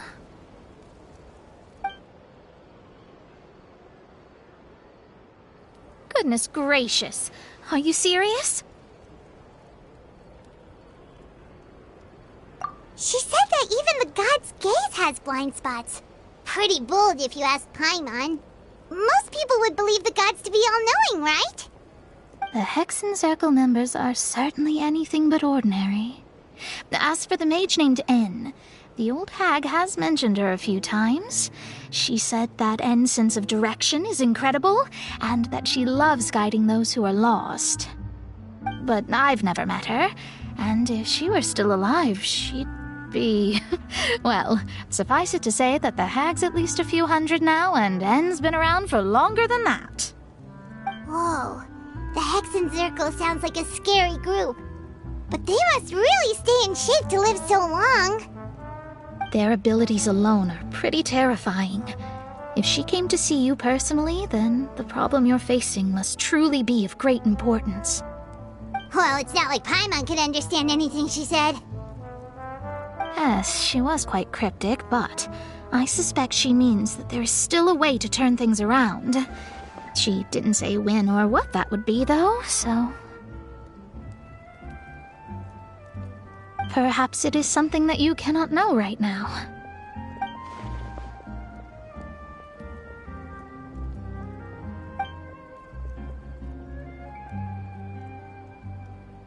Traveler, Paimon, are you two all right? Oh, we're fine. We're just a little down right now. It kind of feels like the end is coming, you know? I see. I feel that same sense of desperation, too. I guess you could consider me someone who has often witnessed fate. So far as I have seen, it cannot be swayed. But even so, I still hope for, and believe in, miracles. Astrology is eternal and rational, but fate may not be. It is cruel, but it can also be beautiful. Perhaps that's what En was trying to tell you. Not to lose heart, and to believe that what you are seeing playing out before you is not yet set in stone. I did originally think of steering clear of all this, but I couldn't. Even if this is all futile, I still wish to help everyone. If we don't struggle to the last, then how can we face the end when it comes? Huh. You do have a point. There I go, talking about astrological principles again. Sorry about that. The moment I start talking about work-related stuff... I need to get going. It was worth trying to comfort you, even if only a little. I believe that you'll help those who are struggling in the same way I did. I suppose that might be why we always seem to meet by coincidence. Paimon feels kind of moved by what Mona said. But also kind of sad, too. Hey, Traveler, Paimon suddenly feels like going outside for a walk. Let's go.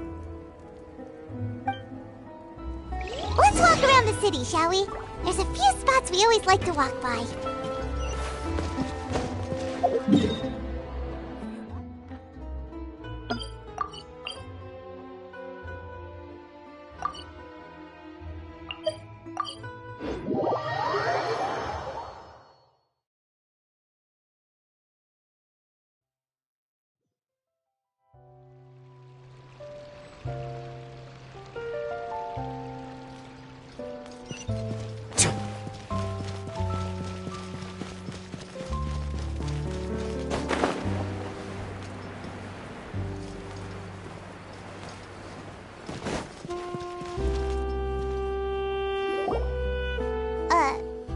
Huh? Our names are written in this newspaper. What's going on? Let Paimon see! The underwater stronghold, the Fortress of Meripede, has continued in its noble autonomy, but that does not mean that others cannot interact with it. My recent attempts to enter the fortress bore little fruit. Huh. Guess Charlotte still hasn't given up on that. Thus, did an Outlander friend become the focus of this report, a blonde adventurer with their white fairy legends trailing in their wake. It is said that this mysterious traveler once visited the underwater fortress. So while the fortress's interior remains a mystery behind closed doors, do not fear, for the tales of the traveler contain surprises in spades. Journalist Charlotte's biggest scoop yet, the Traveler's Trail, World Walker. Huh. Charlotte took so many awesome photos of us and we never even noticed her! She hasn't been able to get a hold of anything at the fortress, so since we're easier to find, she's using us as the subject matter instead? Ugh, seriously? Well, fine. Those headlines and photos do look cool, so Paimon will forgive her this time.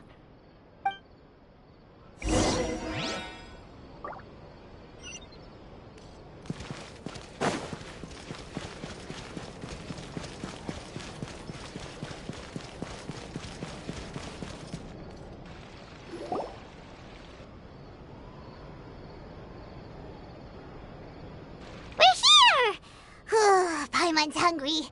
Should we go in and get something to eat?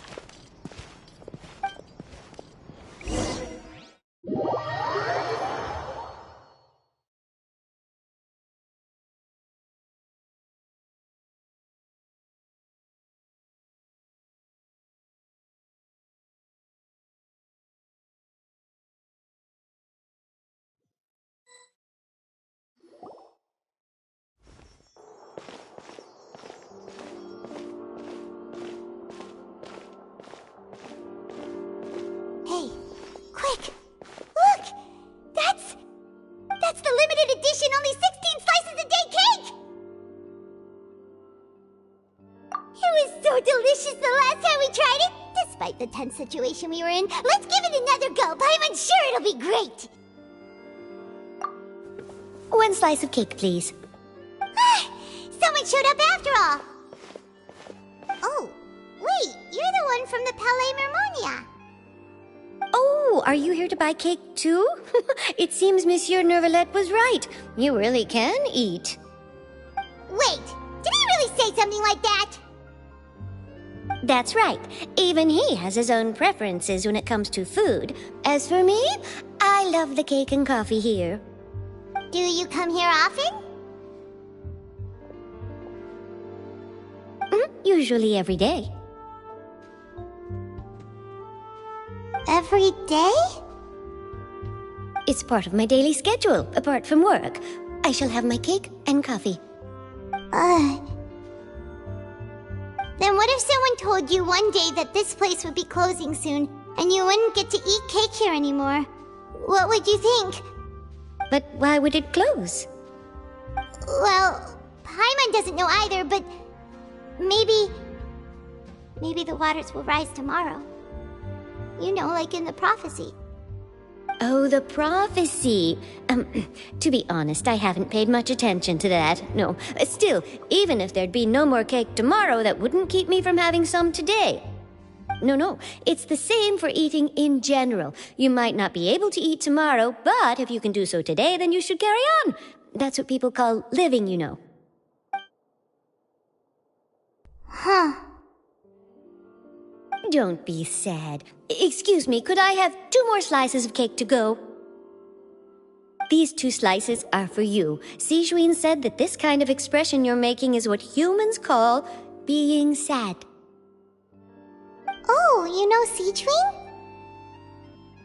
I sure do. She was born before me, and she sometimes comes to the surface to teach us things about humans. She said that humans are creatures that are saddened easily, yes, and you can only lift their spirits by feeding them delicious food. So please try the cakes here. I've got something else to do, so I'll be going now. You two try to stay in a good mood after eating, all right? Bye.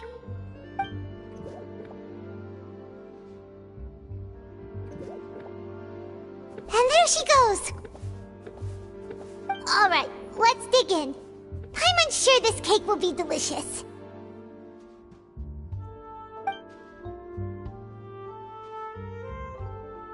It's more delicious than last time! And the flavor gets even better with a sip of tea. It sure would be nice if we could come again tomorrow. Sure would be nice if we could always eat delicious food here.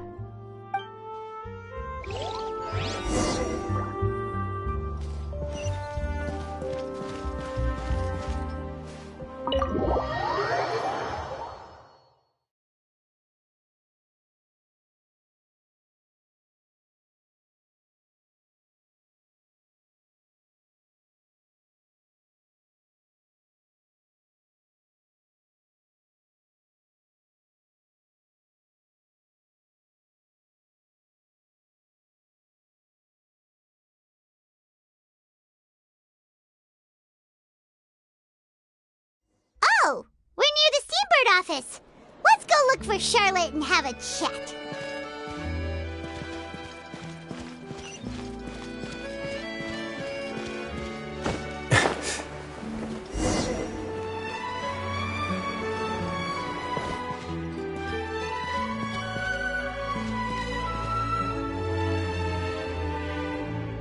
Wow! If it isn't the Traveler and Paimon! Oh, have you seen the article I wrote about you? Ha! You've got some nerve! You just used us to make some quick mora! Oh, you needn't worry about that. I heard that you were in Poisson some time back, so I sent you a letter to discuss just that. It appears you didn't receive it, though. It's all right, though. I've set aside the amount intended for you. I've even set the table with some food. Really? Oh, you're the best! You're almost a little too easy to win over, Paimon. If I were a journalist with ulterior motives, you'd be in trouble now, you know. Oh, Paimon knows you're not like that. Still, what brings you here all of a sudden? Were you looking for me? When Mona mentioned you, we thought of coming to see you at work. I see. It seems you've already bumped into Mona here in Fontaine. So she mentioned me? What did she say? She said that you're a real daredevil of a journalist. Nice. In which case, can this daredevil journalist dare to request an exclusive interview with the legendary Traveler and Paimon? Huh? So your article in the paper today doesn't count? Oh, of course it doesn't. That was more like live photography. What I'd like to do is dive deeper and ask you to talk about the things you've seen and experienced. Yeah, are we even qualified enough? Why not? If I say you're worth an interview, then you're worth it. But not right now, of course. I'll need a few days to prepare. Oh, in that case, we'll just chat when you have the time then? Oh, so that's a yes? Ooh, splendid! I'll tell the editor-in-chief immediately. I'll have to apply for lighting, a venue, some props, and... Whew, so much to get done now. Talk to you later. Wait, Charlotte, Paimon's still got a question for you. And what's that? If, just for example, Fontaine were to be flooded tomorrow, what would you do today? Huh, that's the prophecy you're talking about, isn't it? I mean, I do hear about it often, but I've never once thought that the day could be tomorrow. If you're seriously asking, then I might try and think of a way to leave Fontaine. Oh, but I'm still a journalist first and foremost. That means I have a duty to be reporting from the scene. And secondly, I wouldn't forsake my homeland that easily. From what I've seen, most people don't know what they'd do should the worst come to pass. In truth, it might be better just to behave like normal rather than worry over such an end. So in all likelihood, I'd probably still be prepping at the office for that interview of ours. I know what you're thinking. That sounds a bit sad, but I've always believed that it's best to do what you enjoy. Just think about it. If this nation really were to be suddenly destroyed tomorrow, but I still successfully finish an exclusive interview with a truly unique person, then the story I would wind up writing would truly be timeless. And then do you know what I'd do? Well, I'd write that story, send it for printing, and use messenger pigeons to get copies out to the various nations as soon as possible. I'm not a dreamer, nor am I a workaholic, but I do love my job, and I'd be proud of leaving such an article behind. I guess you could say that I was born to be a journalist. But anyway, that's my answer. And on that note, I'll get back to my preparations. That's so nice. All of a sudden, Paimon actually kinda envies her. Anyway, let's go and take a look at the sea, shall we?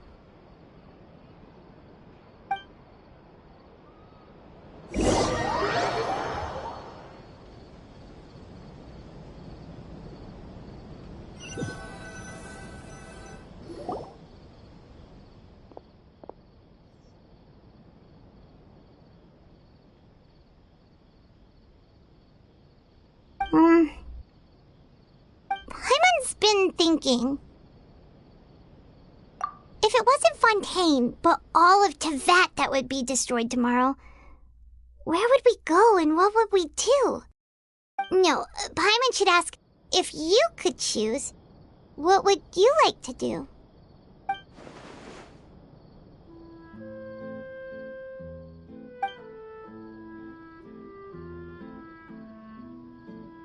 We've always been moving to the next destination, so we haven't spent much time thinking about these kinds of things. We didn't have to either, with us always being on the road and whatnot. You mean, still traveling?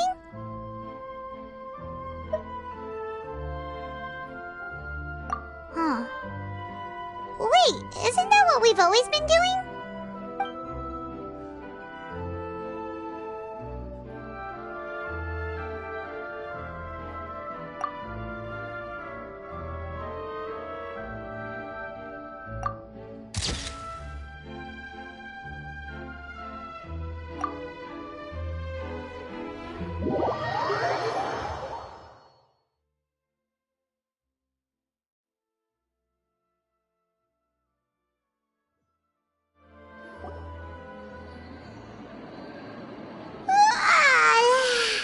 Feels like you'll grow mold if you stay here long enough.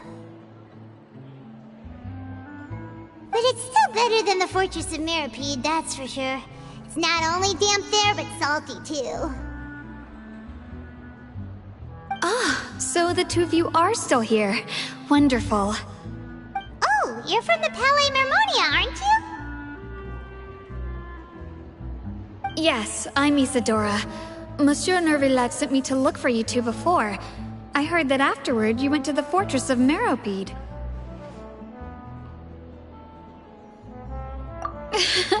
Not at all. I'm well aware that you're friends of his. Actually, I'm here to pass along a message from him. Yes, inside the Opera House. The Maréchaussée Phantom has declared the incident a small-scale riot. A riot? Well, that said, I don't personally think it was that serious. Lady Farina was watching a performance at the Opera House, and while she was resting during an intermission, some other audience members suddenly started harassing her, loudly accusing her of doing nothing about the prophecy crisis. And before she could respond, others started to join in. The crowd continued to grow, and protests against the Hydro Archon started to break out. So people have started to put the blame on Farina. Guess they finally found an outlet for the pressure they've been under due to the prophecy. I agree. People will naturally rely on gods, as is customary. But the moment people feel threatened, gods are also the first to be blamed. So what happened after that? Is Farina okay? Seeing that the situation was spiraling out of control and that further argument was pointless, she claimed that she'd gotten tired of this and left in a hurry. The Maréchaussée Phantom had their hands full maintaining order and did not catch where Lady Farina had gone. Only when things had stabilized did we realize that she had gone missing. So, you mean she's still missing? That's right. The Maréchaussée has dispatched many people to search for her, but we don't have any leads yet. That said, I don't think there's much to worry about. She is a god after all.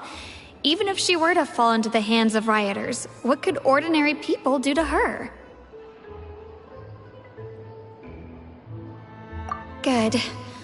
Monsieur Nervillat sent me to tell you about the situation, but he didn't say anything else. Don't worry, this is more than enough to go on. Thanks for keeping us informed. Ah, is that so? Well, alright then. In that case, you two take care. I'll be heading back to the Palais now.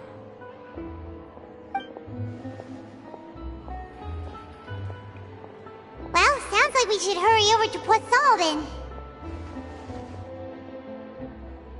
If we know Farina, she won't try to fix things in this situation. Instead, she'll look for a place to wait out the heat. And, as we also know, she may be loud and dramatic, but she doesn't have a heart of stone. We're When Nervalet was talking to her in the Palais Mermonia, and she heard about Poisson, she couldn't hide her sadness and remorse.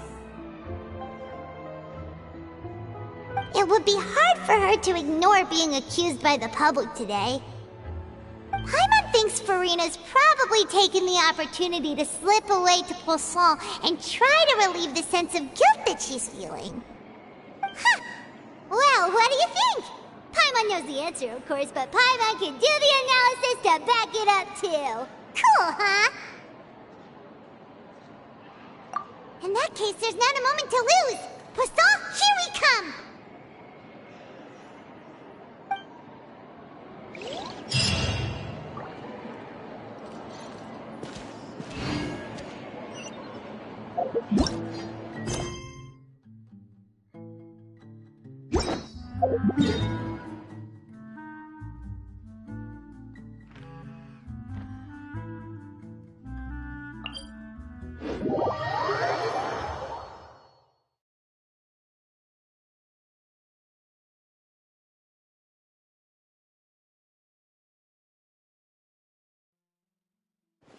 This place looks deserted.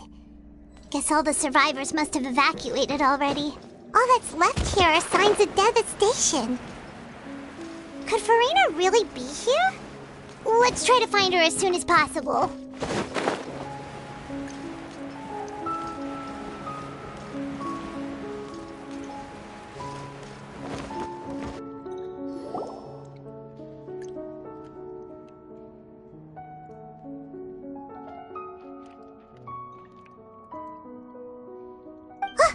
That's Furina, right over there! She really is here all on her own.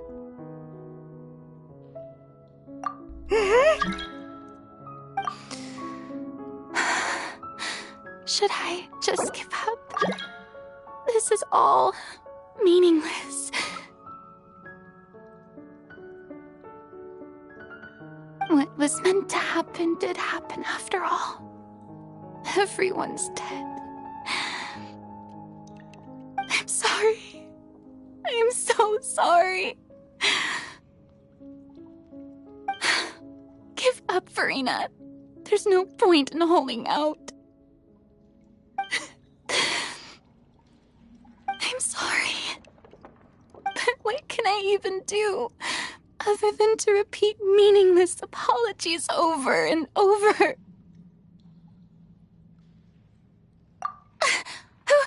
Who's that? Don't worry, Furina. It's just us.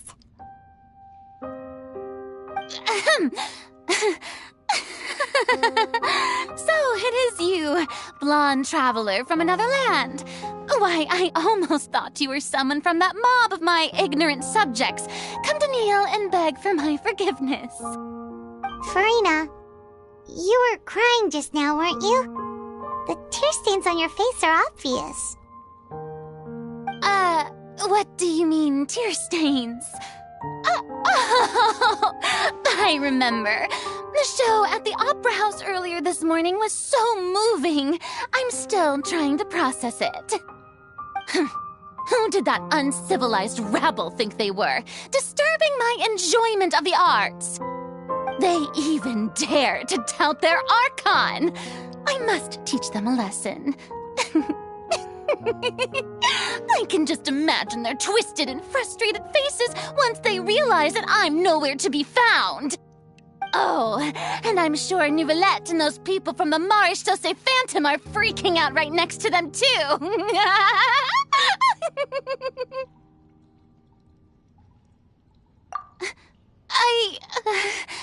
Of course not. Hey, there she is! The Hydro Archon's over there! Quick, after her!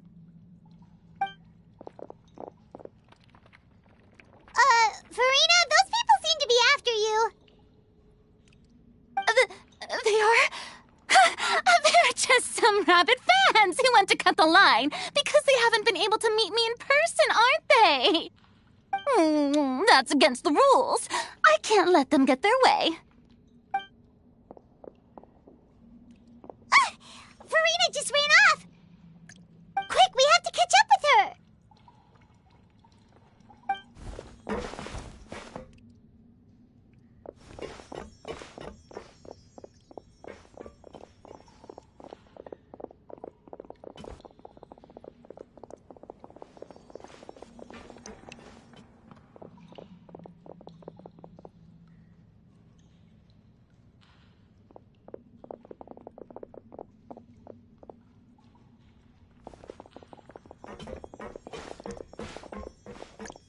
should be the place, right?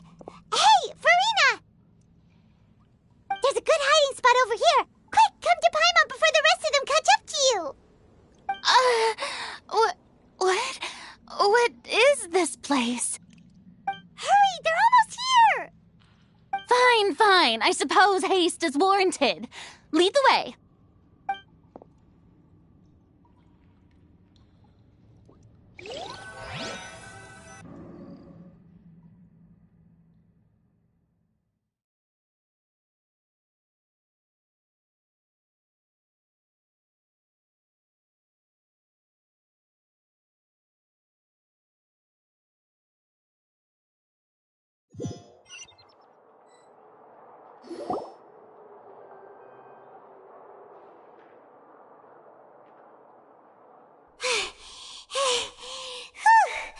Paimon's exhausted.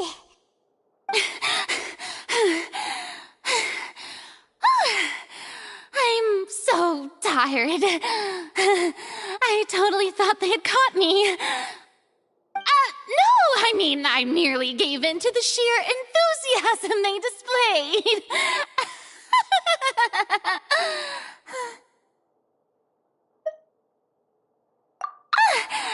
You're right. Yep, that's a good girl.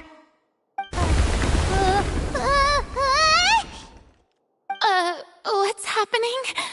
The ground's shaking. Is it an earthquake? Yeah, a quake of this kind preceded the flooding in Poisson, didn't it? It can't be. It's happening again. Well, there's no need to worry too much about that. Neuvillette made some emergency plans, so the evacuation should go a lot smoother this time. Yeah, I hope you're right. But the people of Poisson, they've already...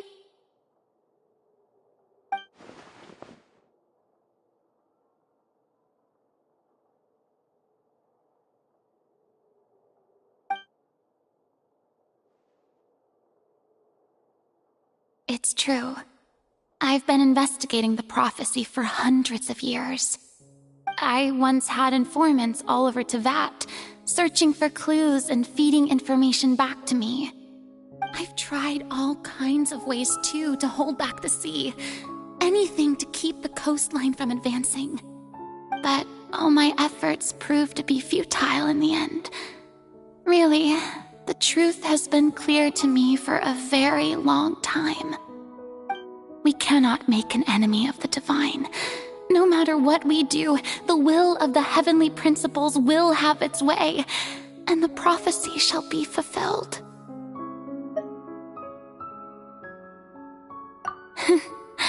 Give up. I do love the sound of that phrase. It would mean finally coming to terms with fate, but also for me to finally be free. Indeed, I've thought about giving up so many times, especially after we almost lost Poisson. Fate is really unreasonable, isn't it? It has no heart and obeys no rules. The prophecy has only just started to come true, and so many people have already lost their lives. But just now, it all became clear to me.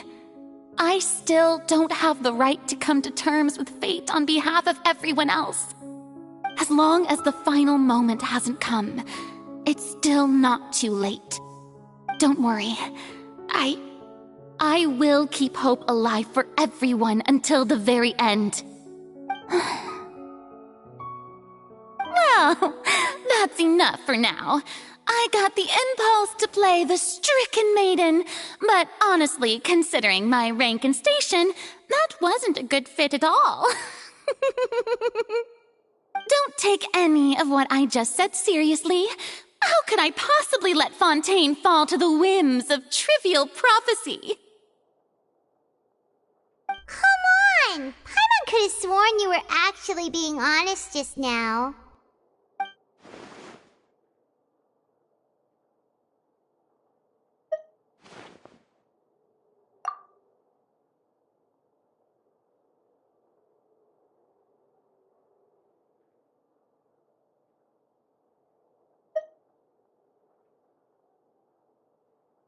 share my burden. That's impossible. It was fated right from the start that this would be my duty alone.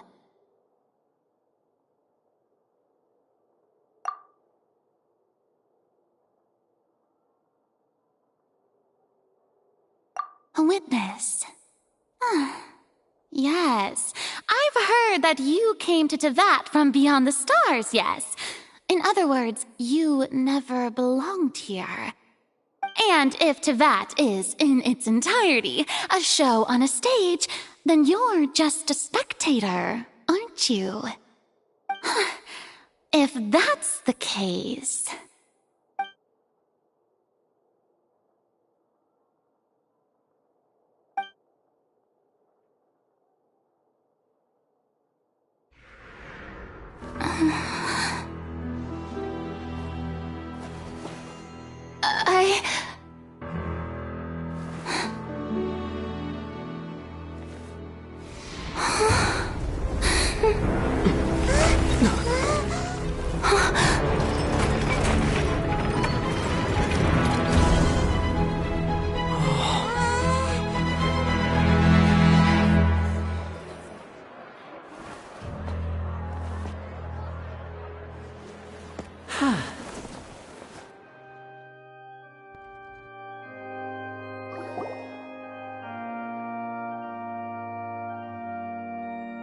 Ladies and gentlemen, this concludes my opening performance.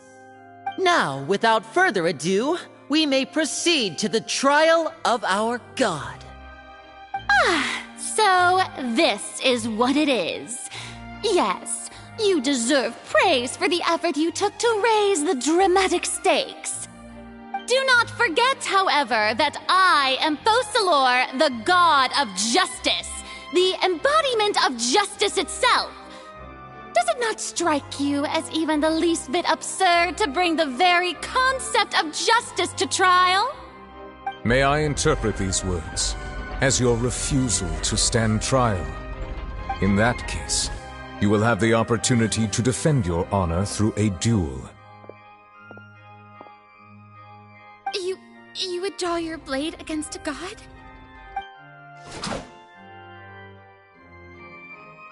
I see. It seems like you have made up your mind.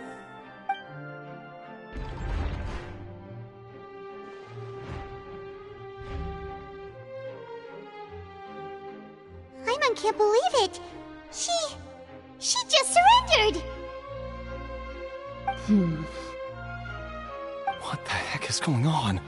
Did I just see an Archon surrender to a human? Wow, how utterly humiliating. Lady Farina, what is the meaning of this? Shh! It would seem that there has been a misunderstanding. To be clear, the raising of both hands is not always an indication of surrender. Looking for excuses again, huh? I raised my hands just now to indicate my acceptance of the trial. No duel shall be necessary. I will admit that I've been running away for a long time. I'm sorry, everyone. I was unable to protect the people of Poisson. It is my duty to stand trial for my crimes.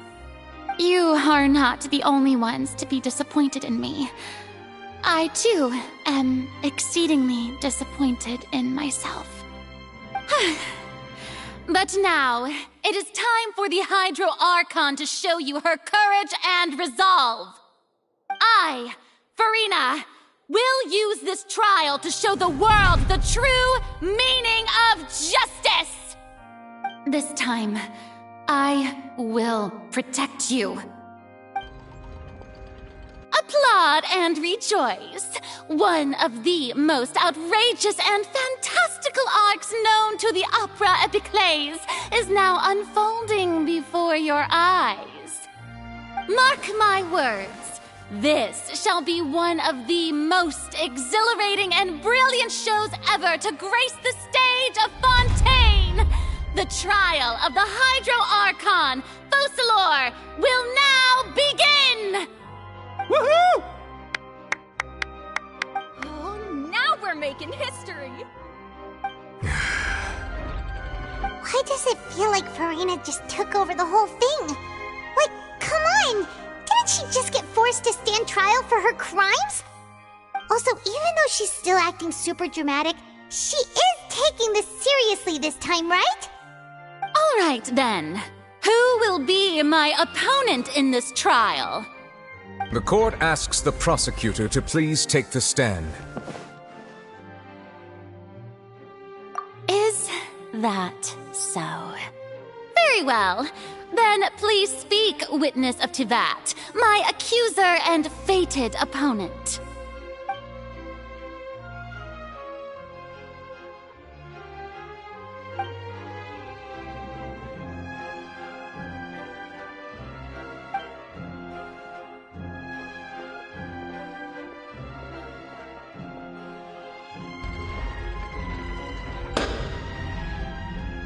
Also, please allow me to ask, as a final question before the trial begins.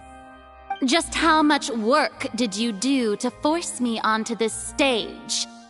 Well, we did do a lot of prep after the meeting that day.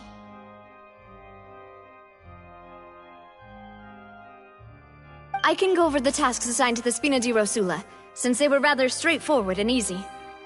Navia, the president of the Spina di Rosula. Most of the people who participated in the disturbance this morning were my subordinates. They changed into plain clothes and came to the Opera House as regular audience members, waiting for the perfect opportunity to incite insurrection against you. The people's resentment against their Archon has been building as more and more of the prophecy is fulfilled. A spark was all we needed to turn smoldering anger into a flame. Moreover, according to our understanding and analysis of you, when something like that occurred, you would likely flee the scene and head to Poisson by yourself. So, we arranged for a second group to lie in wait there. So, you mean, the ones who scoured the settlement for me were also from the Spina? And their goal was to force you to step into the giant magic box so you may personally participate in the greatest magic performance in all of Fontainian history. That's right. That house was a magic box, rather than someone's residence. As the super ultimate version of the setup that I used when I first performed at the Opera Epiclese, the volume of the box was increased by a whole order of magnitude, and the distance it traversed was the entire gap between Poisson and Areneas. Its cargo, of course, was an Archon instead of a human. My thanks, Farina.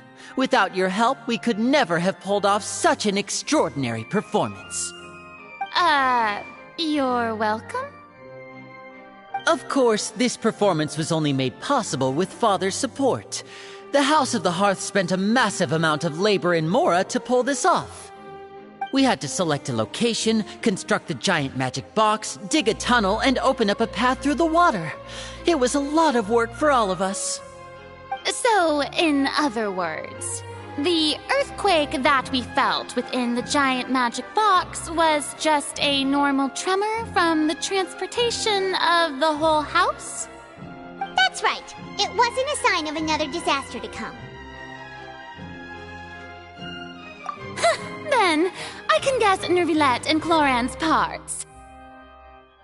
You gathered a crowd, prepared a stage, and made sure that the champion duelist would be immediately ready for a fight. Also that as soon as I appeared on the stage, the trial may commence without a hitch. Am I right? Yes, that is correct. Well, Clorand, I must commend you for your courage. Only the most outstanding champion duelist in all of Fontaine would accept a duel with an Archon without flinching. Thank you. As for you, Traveler, I suppose your role was to keep me distracted with conversation once you found me in Poisson.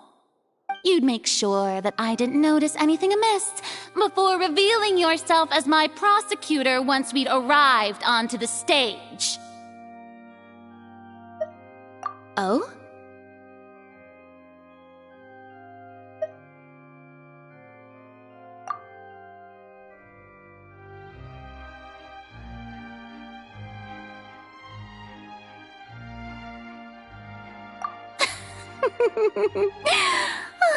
Is that so? Then I suppose I must have missed my final chance. It's fine. It matters not. What's done is done. The stage is already set, so there's no reason to disappoint the audience. Let's see this trial through to the very end.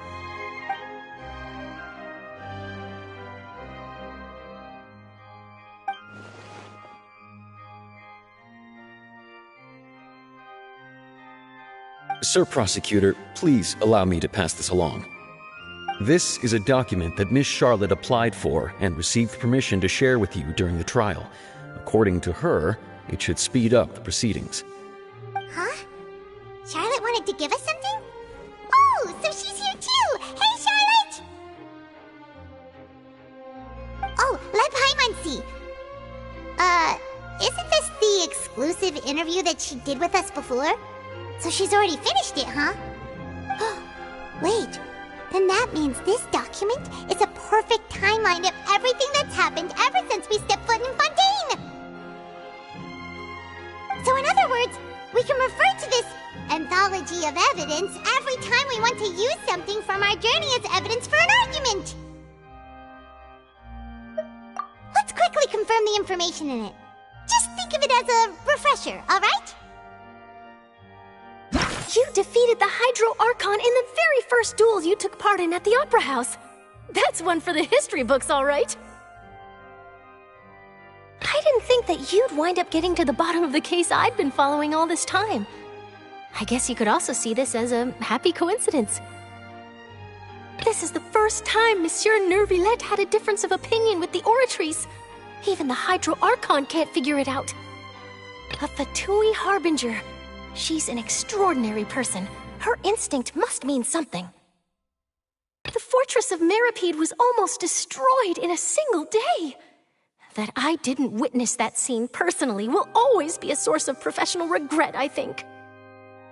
According to Monsieur Neuvillette, both Child and that whale should have been in the primordial sea at that time.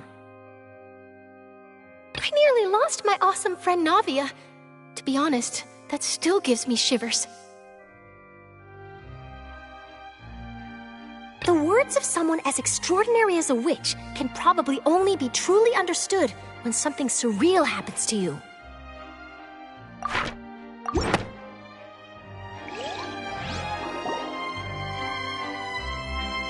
The prosecution and the defense are both in position. The trial shall now begin.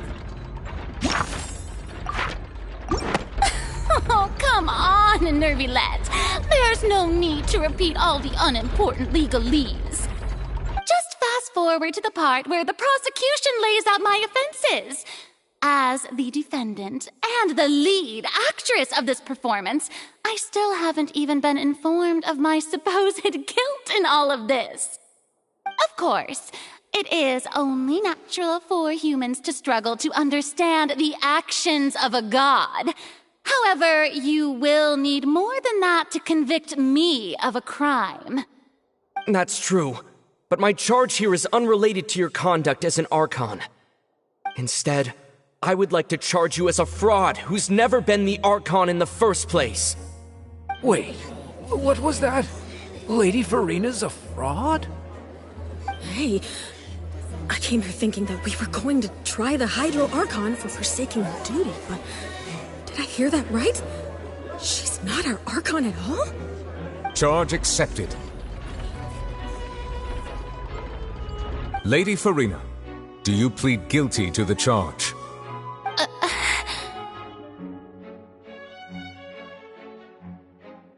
Lady Farina.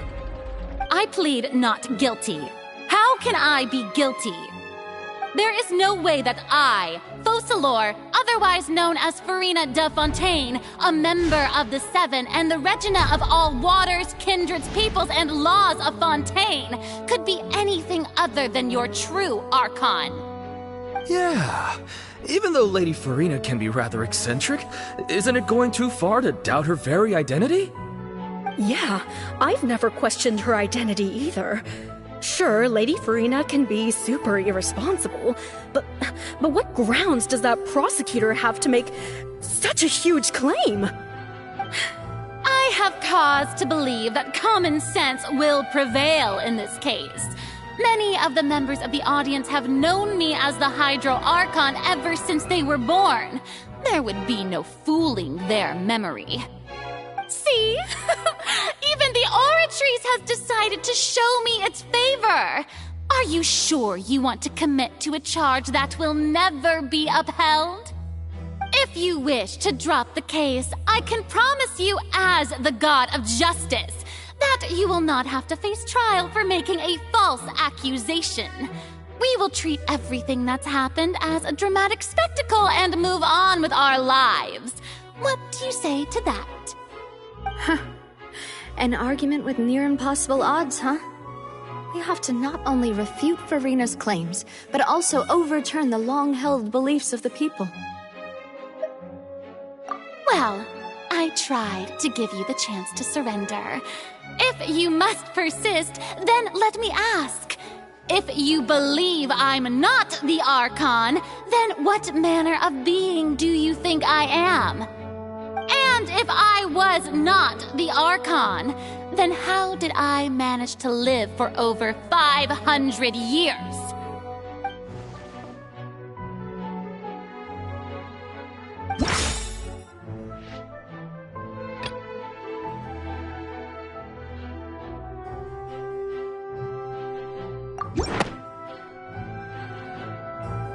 First of all, you may be a member of another long-lived race, which would allow you to naturally possess an extended lifespan. And second of all, even if that wasn't the case, there could be other ways to extend your life. Who gave you that idea? Was it the knave? You'd sink so low as to use a harbinger's words against me. A curse? I once thought it possible that the aura of an Archon might naturally resemble a type of curse. But in light of this claim, perhaps what I sensed was not your divinity, but a curse after all. You sensed it too, huh, Neverlet?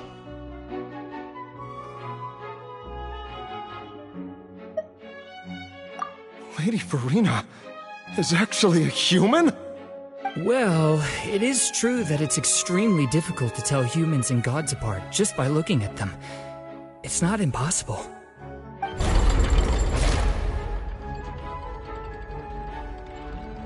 Well, don't start celebrating too early now. Even if I have been carrying a curse like you said, how does that prove that I am merely a human being? Besides, everyone knows that the main difference between a human and a god is the possession of authority. Gods can do what humans cannot. That's why they're worshipped as gods. For centuries, manifestations of my authority have served the nation of Fontaine. One need only to turn their eyes towards the Oratrice Mécanique d'Analyse Cardinal in this very opera house, or consider the endemnitium that is used in every aspect of life.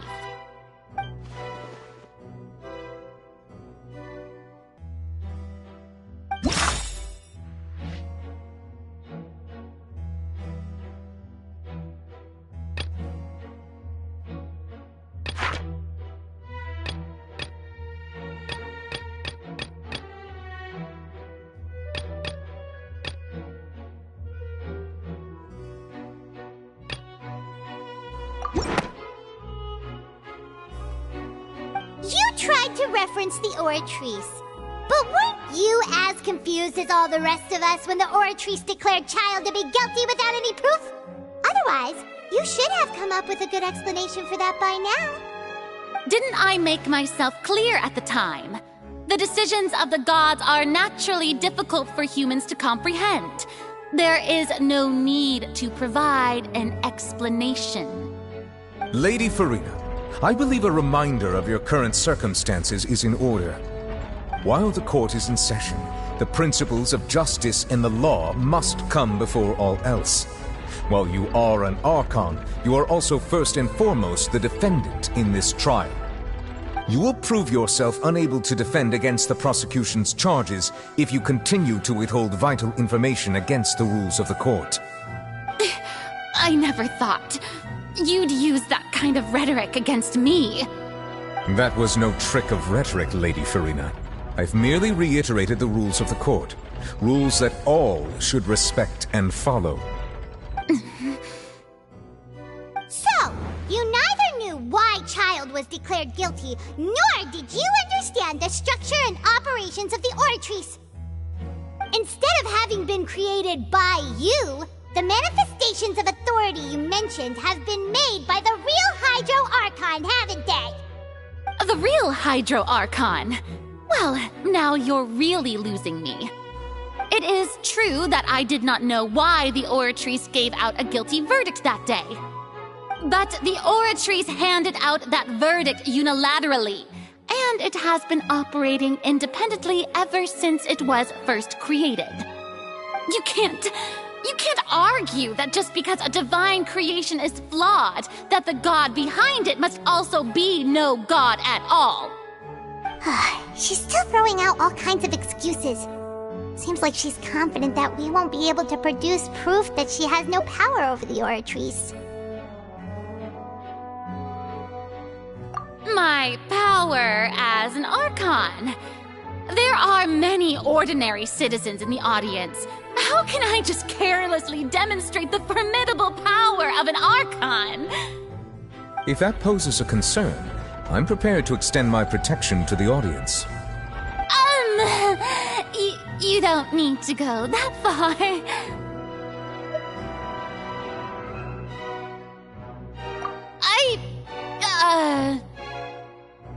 Aren't you the Hydro Archon? Or is it that you can't even wield the power of Hydro, much less the authority of a god? Indemnitium! Yes! It's all because of Indemnitium! All Archons derive their power from the faith of the people, and I've converted the people's faith in justice into Indemnitium! Thus did I give up all of my divine power to provide everyone with energy for their daily lives. Have you ever seen a more magnanimous god? Isn't that a huge stretch? Yeah, no matter how generous an Archon can be, how could they give up all their power? Can a god with no power even still be called a god? It seems like nobody's buying Farina's excuse. Hey, come now, everyone! Please don't stare at me as if I was a liar! I'm still the same Farina you knew, right? The one that you loved! Shouldn't you want to believe in me? Please? You've got to believe me! If what the prosecutor said is true, she really has committed a grave offense. Did she deceive all of us?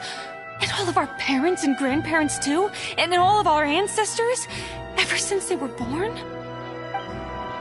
Enough! That's enough! Tell me then, if I'm not the real Hydro Archon, then who is? If you have no evidence of another Hydro Archon's existence, nor can you find anyone who can back up their claim to be such, then what grounds have you to say that I'm not actually the real deal? Wow, she came up with yet another argument. How can we refute her now? Seems like she really doesn't want to give up.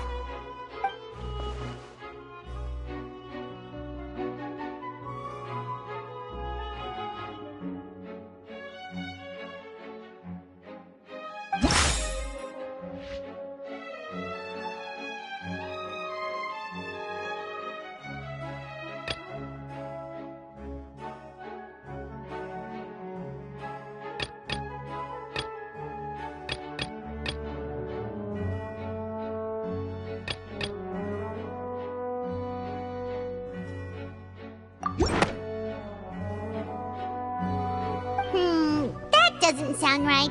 Paimon doesn't think this clue can be used as compelling evidence to build our case.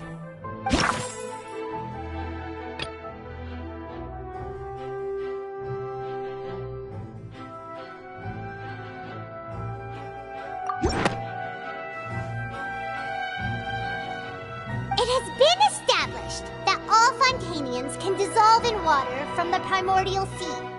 And that means... Since you insist on claiming to be a god and not a human, then there's a method that you can use right here and now to eliminate all suspicions of you being the latter.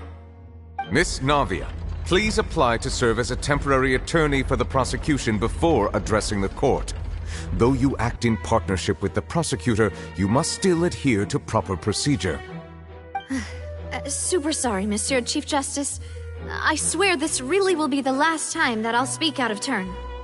Now, I've brought some seawater from Poisson. As everyone knows, a massive flood struck the area not long ago, taking many lives, including those of some of my closest friends. So, Miss Farina, would you dare to touch some of this seawater? If we are to believe that you are indeed the real Hydro Archon, touching this seawater would have no effect on you. All it should do is strengthen your case. But if you don't dare to touch it, then we would have basically proved the reverse. Oh, and I must remind you that after the disaster at Poisson, nobody wants to see any more people dissolve. I do hope you'll act prudently and choose the simpler path of admitting guilt. Navia from the Spina di Rasula. The Spina has governed Poisson for many years. I guess her suggestion is valid. If Lady Farina is indeed just a human, she's probably Fontainian like all the rest of us. Would she really dare to try?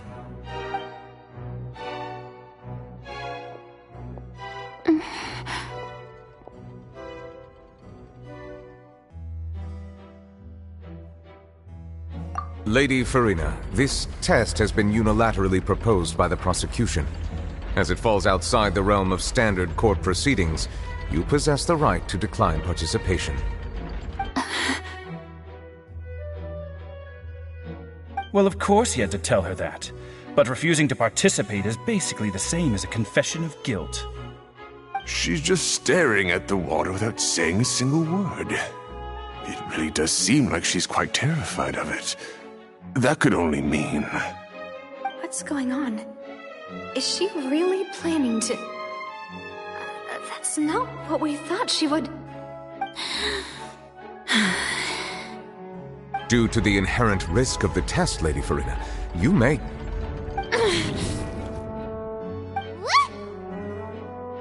Hey!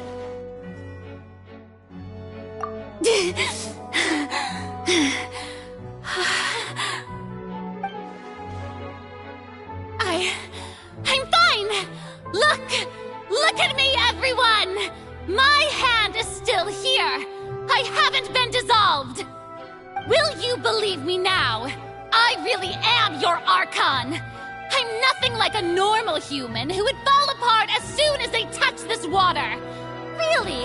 Was this not the most obvious thing in the world? Miss Siegewien? If you are present, Miss Siegewien, please come forward and attend to the defendant. Siegewien? Don't be nervous. It'll just take a few seconds. Let me see. That should be enough.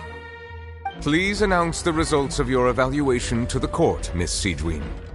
As everyone doubtlessly saw, Miss Farina was displaying symptoms of hyperventilation and flushed skin. These indicate that she was experiencing the adverse effects of exposure to primordial seawater. The extent to which she was affected is the same as other humans when exposed to primordial seawater of a similar concentration. Thank you, Miss Siegewien. Lady Farina, you may return to the defendant's stand. Oh, wait. What did she just say? I didn't get dissolved! Shouldn't that be enough to prove my innocence? Well, considering your tendency to run from your problems, we did originally prepare a direct sample of the seawater around Poisson. However, after extensive discussion, we exchanged it for a sample that is not concentrated enough to dissolve an actual human. After all, on the off chance that something entirely unexpected might occur, we don't want anyone else to lose their life to the sea.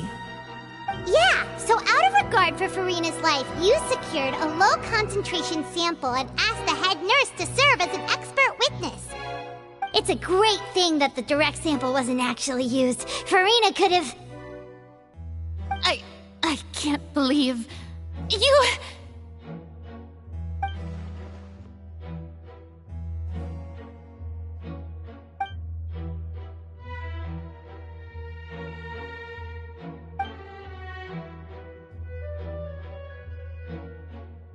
Listen to me, everyone! Please don't give me such cold and disdainful looks! What happened just now didn't prove a single thing! Think about it! How can you conclusively prove that an Archon can't also be affected by the primordial seawater? Also, if I was really just a human, why would I dare to just put my hand in that kind of water?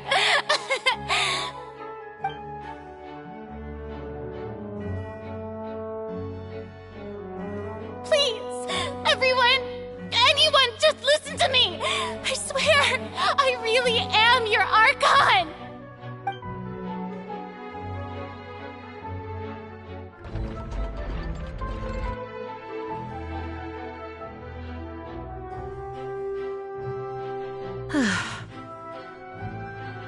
I don't think anything she says at this point will sway anyone.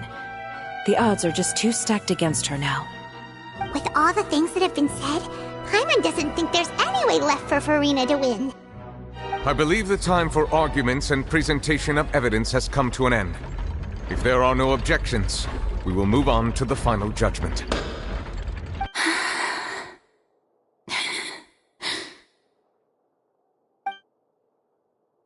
I don't think anything she says at this point will sway anyone. She's too stacked against her now.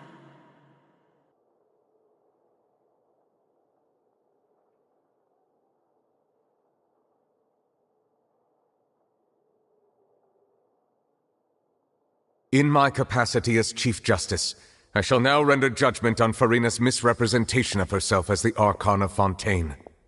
As a human who knowingly deceived her fellow citizens, Farina is... guilty.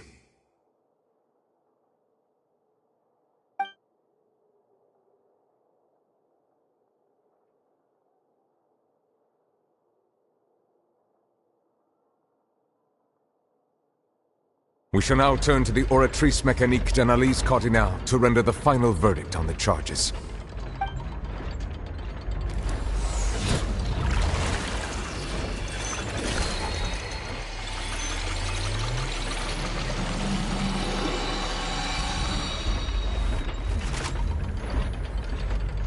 According to the judgment of the Oratrice Mécanique d'Analyse Cardinale, Farina is... Well, what's wrong? What's the Oratrice's verdict? No, the Oratrice also displays a guilty verdict. Isn't that correct, then? However, the exact wording of the verdict is thus: the Hydro Archon, guilty, to be punished via the death sentence. The death sentence? That's actually one of the available sentences? I've always thought that it was just a myth. The one and only time the death sentence has been handed out at the court, and it's been given to the very person we've worshipped as the god of justice? What an unexpected twist. Farina's been sentenced to death by the Oratrice? We just wanted to use the trial to show her the seriousness of things so she'd tell us the truth. How did things escalate this quickly? This outcome is indeed quite strange. According to Fontaine's current definitions of justice, as well as its recommendations for criminal sentences, is this sentence really appropriate for the crimes that have been committed? Yeah! Even Fache wasn't sentenced to death by the Oratrice. You know, the real evil mastermind behind the serial disappearances case. Indeed. Not only is Farina's sentence overly excessive, the very point of our trial today was also to prove that Farina has never been the Hydro Archon in the first place. But now, the Oratrice seems to have deliberately invoked the title of the Hydro Archon. What does this mean?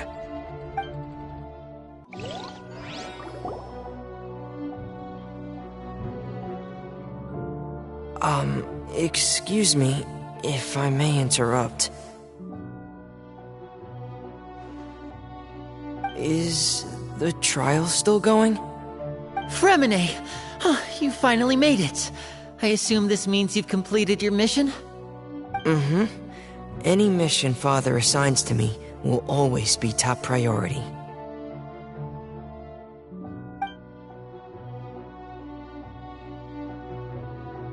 Is that the first prophecy slate? Huh. So the knave privately arranged for Fremine to try and find the missing slate.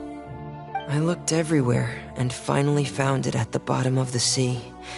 It took me a long time to get around some dangerous stretches of water.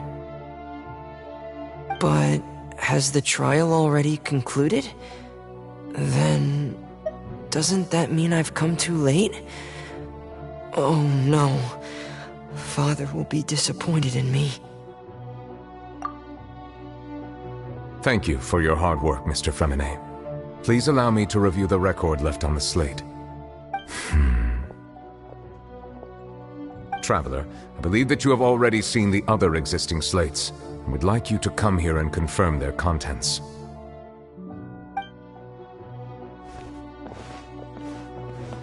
Huh? So what do you see? What is it?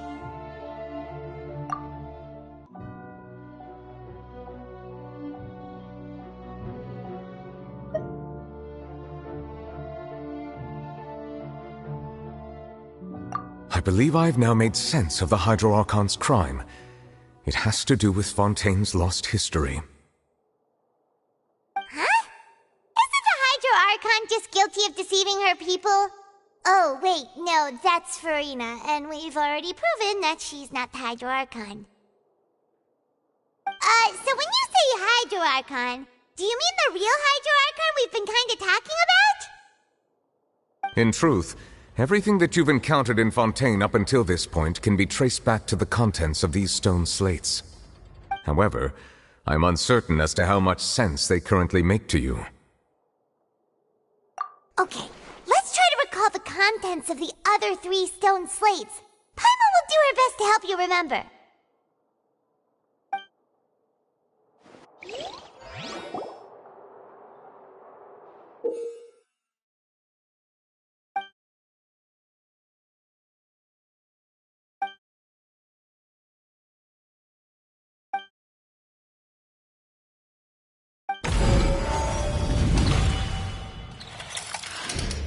The first stone slate describes what you just said.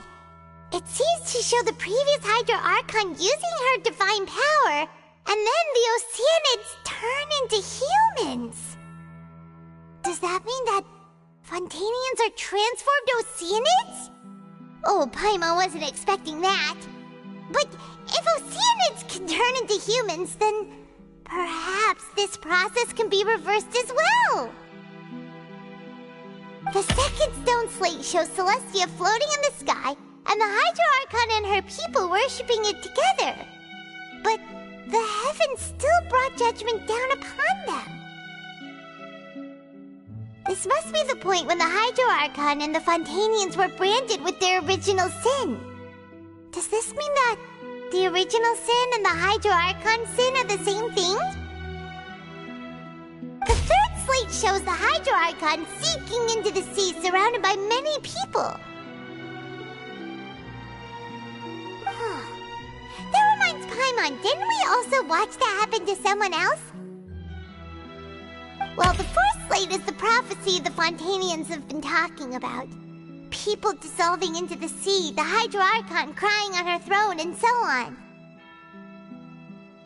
We didn't believe that such a crazy disaster could happen at first, did we? But after that incident, it was just a question of when and not if.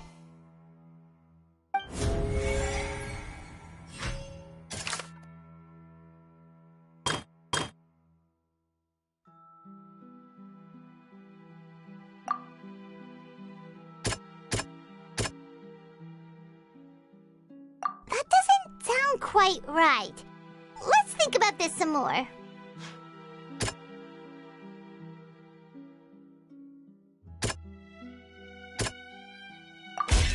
We know from the case of the serial disappearances of young women that Fontainians can be dissolved in primordial seawater. And the first stone slate tells us that long ago, the Hydro Archon used her power to turn Oceanids into humans. This might be the reason that Fontainians can dissolve.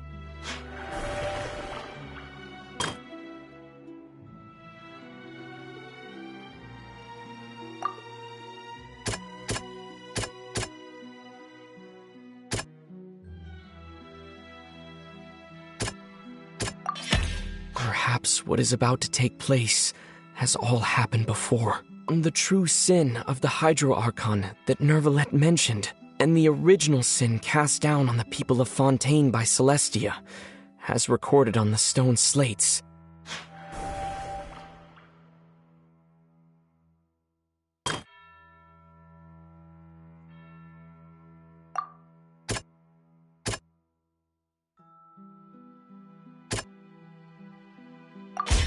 It's not as simple as falling into the sea. When Navia fell into the sea, her consciousness was subjected to judgment. The stone slates show the people gathered around the Hydro Archon in the sea. Could that be alluding to the same thing?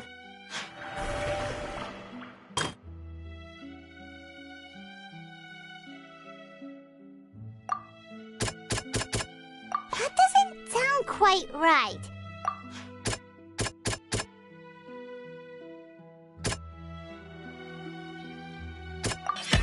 The prophecy from the stone slates found its way into society, but not many people believed it at first. The fortress of Meropide was nearly flooded with primordial seawater, which we know can cause Fontainians to dissolve.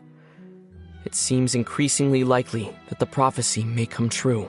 If we hadn't dealt with it in time, things could have gone very badly. They'll dissolve into the primordial sea but won't cease to exist. Their essence will flow in the seawater, converge, and take the form of an Oceanid. The Hydro Archon was sentenced to death in court, shocking everyone present. Perhaps this means that her sin was actually Fontaine's original sin.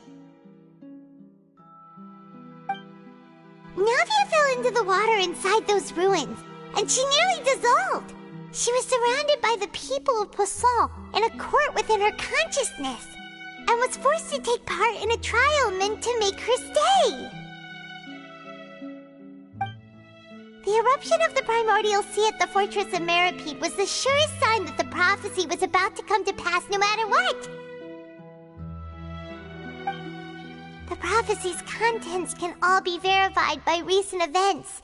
If we combine what we know together, loads of truths should come to light.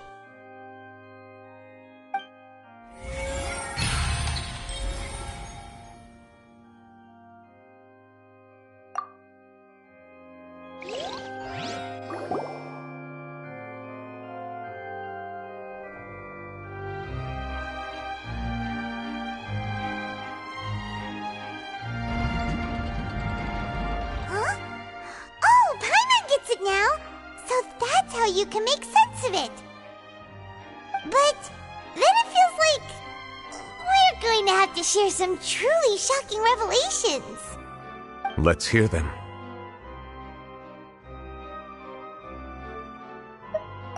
Incredible. Linny, did you hear that? We're not real humans. All Fontainians were originally created by the late previous Hydro Archon, with Oceanids as their basis. The evidence for that can be found in how only Fontainians could dissolve in primordial seawater, and how all the girls Vacher dissolved were also turned into Oceanids. Oh, and according to Navia, when she was about to get dissolved, she also saw everyone gathered around for a trial. All of them in the shape of Oceanids. Indeed.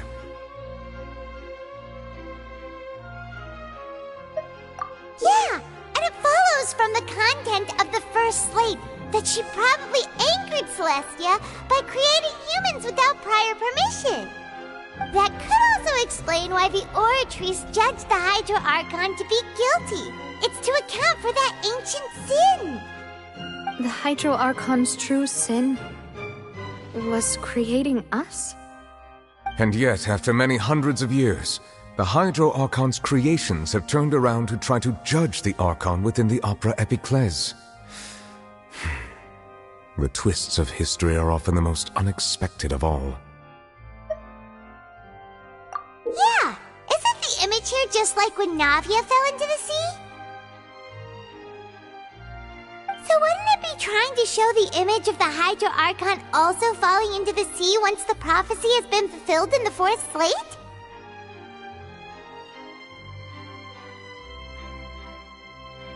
In the end, the people will all be dissolved into the waters, and only the Hydro Archon will remain weeping on her throne. Only then will the sins of the people of Fontaine be washed away. Did Paimon get all that right? You've made some keen deductions. I must say, given how much you still don't know, it is impressive that you've already managed to connect so many pieces of the truth. However, while you were able to decode all the information on the slates, they've also been etched with an additional layer of hidden information using a different power source. When we were at the ruins, I tried to decipher the hidden information recorded in the slates. But since we only had 3 slates at the time, I was unable to come to a full conclusion. Now that the slate collection is complete, I shall make another attempt to decipher the narrative recorded within. If everything goes well, we should finally be informed of the unadulterated truth.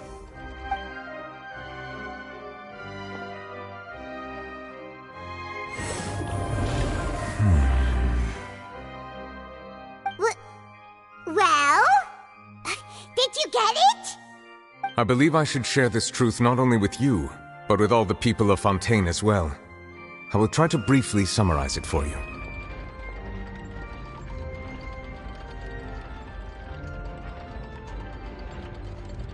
Your hypotheses regarding the origin of Fontainians and the sin of the Hydro Archon were both correct. In the Fontaine of old, the previous Hydro Archon sensed the yearning of her Oceanid familiars for life on land.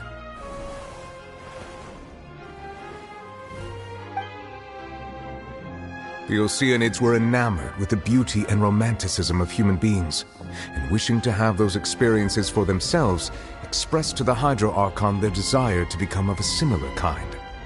However, even though water as an element is intricately linked with the power of life, the Hydro Archon, as one of the 7, did not possess the authority to create a new form of human life. Not one to give in, she eventually found a way to create permanent humanoid bodies for her familiars by appropriating the power of this planet's primordial sea. She poured primordial seawater into the Oceanids' blood vessels, creating humanoid mimics in the process.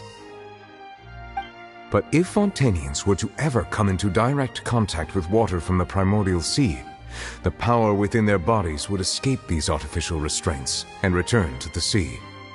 As a result, their forms would collapse, and they would be reverted to their original forms as Oceanids.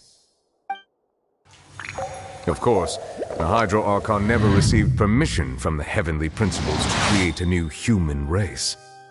And thus, the Hydro Archon and all of her creations came to shoulder the original sin of appropriating the power of the primordial sea. That is the true history of how the people of Fontaine first came into being. So we were all Oceanids before we turned into human beings? That's way too much information for me. I think I'm just going to pretend that I never heard a single thing. Wait, but if that's the truth, we can't let the Hydro Archon be sentenced to death. After all, her only sin was creating us. This really might be too much information for your regular Fontainian, but it does answer a lot of our questions. Alas, your hypothesis regarding the 3rd and 4th stone slates was inaccurate. The slates' respective positions are, in fact, correct. A key point of the visual on the 3rd slate is how all the individuals depicted in the water are humans rather than oceanids. They have not been dissolved, which implies that the water depicted in this slate is not water from the primordial sea. The nation of Fontaine is the nation of Hydro, as well as the nation of Trials and Justice. Instead of being the literal element, the water in the scene symbolizes judgment and justice. You may also recall Navia's experience. When she fell into the sea, her consciousness was surrounded by that of many others who intended to hold a trial to determine her fate. Therefore, the meaning of the third slate is that the people of Fontaine shall try the Hydro Archon at the court of justice. Yes, it refers to our present situation. I think I'm following now. So, what you're saying is, even though we decided to put on this trial to avoid fulfilling the prophecy, in truth, everything we've done has happened exactly as the prophecy foretold. So now, it seems, we're the ones making sure it comes true. What should we do? Huh. No matter what, the prophecy will be fulfilled. Is this what it feels like to be a prisoner of fate? If that's the case, does that mean the scene in the fourth slate will also be fulfilled soon? Traveler, I would like to point out another small fallacy in your deductions. About the fourth slate, you probably thought that the eruption of primordial seawater beneath the fortress of Meripede served as the surest sign that the prophecy was about to come to pass, yes? However, I believe that rather than being a sure sign, that eruption could in fact only be a small warning of something far worse to come.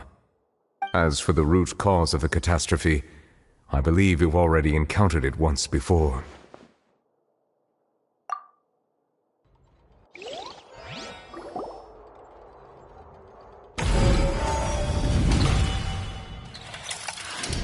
This eruption was just a small warning of the things to come. We must find the root cause of the disaster.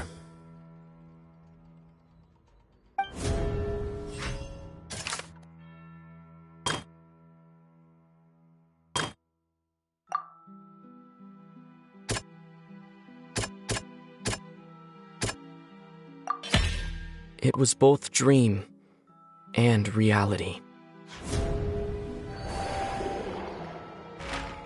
If we're talking about a true culprit, that could only be that thing inside the primordial sea, right?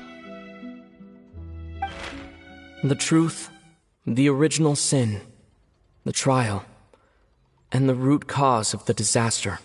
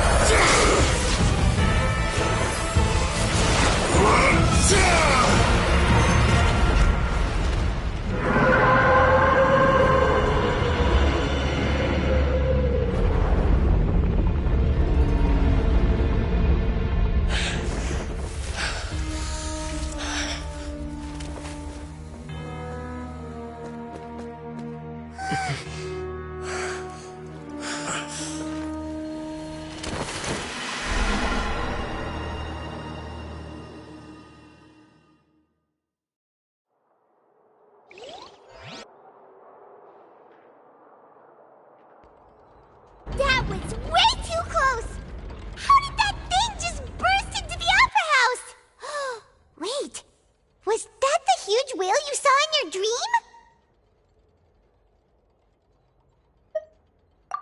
So we've met it at last. I understand very well why it has chosen to make an appearance here. That whale does not belong to Tevat. It is a monster that has traversed the stars, weeping all the while. It has been greedily consuming the energy from the planet's primordial sea, using it to grow. That is the main cause for the rising sea levels. And once it has finished consuming all of the energy contained within the sea, its next step will be... You said that when the Hydro Archon first created Fontainians out of Oceanids, she filled their blood vessels with primordial seawater. Precisely. That whale finds the blood of Fontainians nigh impossible to resist. Therefore, when it left the primordial sea, it decided to make its next stop a packed opera house full of food. Food in the form of Fontainians. We just barely managed to push it back, right? In that case, won't it come back to target the people again once it's managed to recover its strength? That is correct. Indeed, it is more accurate to say that we should thank that Harbinger for buying us some time. Without him, the whale would have likely come onto land far sooner. From the way he looked, he must have been fighting the creature for quite a long time. That battle maniac. We've always known that he had a special connection with that whale, but we definitely didn't expect it to help us out like this. Anyway, now that we know that this whale is the actual cause of the disaster recorded in the prophecy, all we need to do to stop the prophecy would be to find a way to beat it up, right? It is too late. It had already absorbed too much of the primordial sea's energy before we could notice it. At this point, it has become practically integrated with the sea itself. Even if the entirety of Tevat were to be destroyed, it could still survive and swim off towards some other world. That's not something I will accept.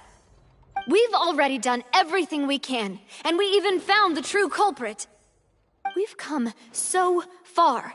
You can't just tell me that the last hurdle is some impossible foe. That's just not fair.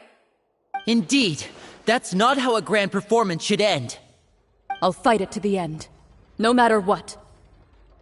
So the prophecy will be fulfilled no matter what, huh?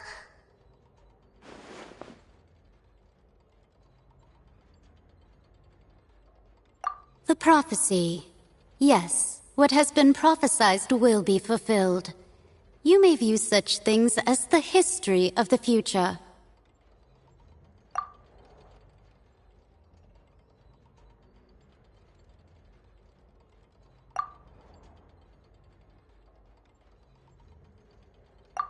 Just as prophecies are usually only the future as seen from the perspectives of the gods, could things be happening in hidden corners where the gods' gaze does not fall? Ultimately, fate shall serve as your only guide, no matter what will happen in Tevat's future.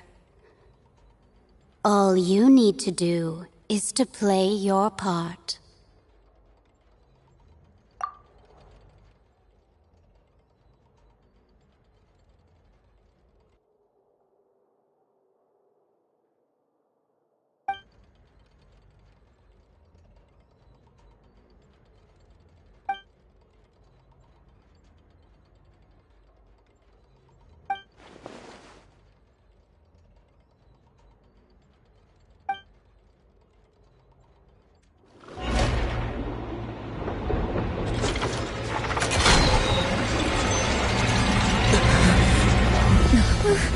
What's happening with the oratories?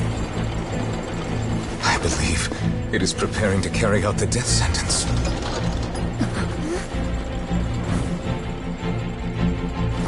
Farina!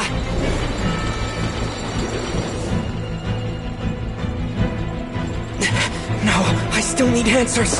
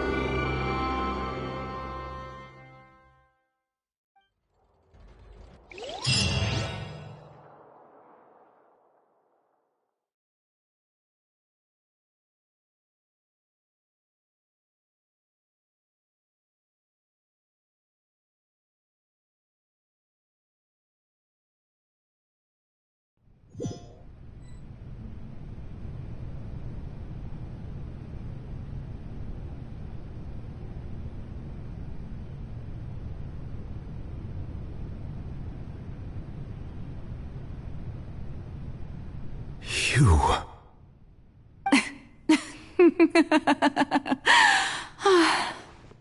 Sorry. That shocked expression on your face is just too amusing. I couldn't help myself. You are not Farina. Who are you? The sweet sound of bewilderment. Marvelous. A sure sign that my attempt to deceive everyone was a resounding success. But to answer your question, I am Focalor. You know, the god. Focalor? Why did you deceive us? Oh, that wasn't my goal, of course. Goodness, no. But I had to fool everyone else too, if I was to stand any chance of deceiving the heavenly principles. Deceiving the heavenly principles? It's all because of that pernicious prophecy. Dreadful, wasn't it? Everyone doomed to dissolve. Fontaine condemned to be flooded. One was not amused. In fact, one was positively bemused when that problem was thrust upon me by my dearest predecessor. That's the former Hydro Archon Egeria, for the uninitiated. It hardly gets more disastrous than a preordained national catastrophe, now does it? She knew full well that the prophecy would surely come to pass. And as one of the seven, she also knew full well that one defies the heavenly principles at one's peril. So yes, as you have no doubt surmised, it was a rather impossible situation that I found myself in. I spent a terribly long time mulling it over, alone on the ocean floor. And I was almost growing barnacles by the time I finally realized there was only one possible solution to this confounding conundrum. I had to outwit the heavenly principles, allow the prophecy to be fulfilled, ostensibly at least, while saving everyone at the same time. I'm a genius, I know. I can only assume that's why Egeria chose me as her successor. Although, looking back now, it was hardly the inheritance one dreams of. Between the task of saving the nation, the quotidian duties of the Hydro Archon, and not to mention the original sin of creating a new race of humans, I dare say she left me quite a colossal mess to clean up. But one can only play the hand one is dealt. I did not choose this, any more than I chose to be one of her Oceanid familiars. So you were also once one of the Oceanids, transformed into a human by Egeria's hand? Yes, I was. I always dreamed of becoming human. And I still do, even now. In my eyes, to be human is to be part of the greatest opera ever known. After becoming a god, I separated my divinity from my body and spirit, leaving behind only a self that was as naive and bewildered as my past self on her first day as a human being. The me you see before you now is that divinity. And the human counterpart I left behind, I named Farina. She could feel joy, sorrow, and everything in between. She could be as vain and conceited, or as meek and vulnerable as she wished. Her strengths were of a kind only a human could possess, as were her shortcomings.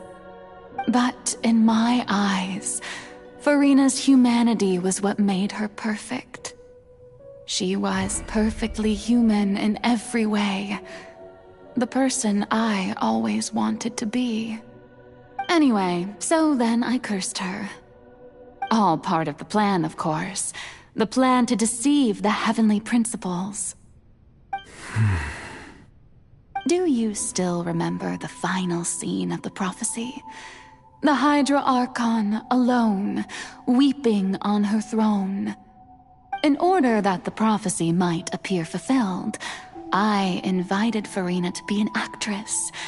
to play the part of the Hydro Archon in the prophecy.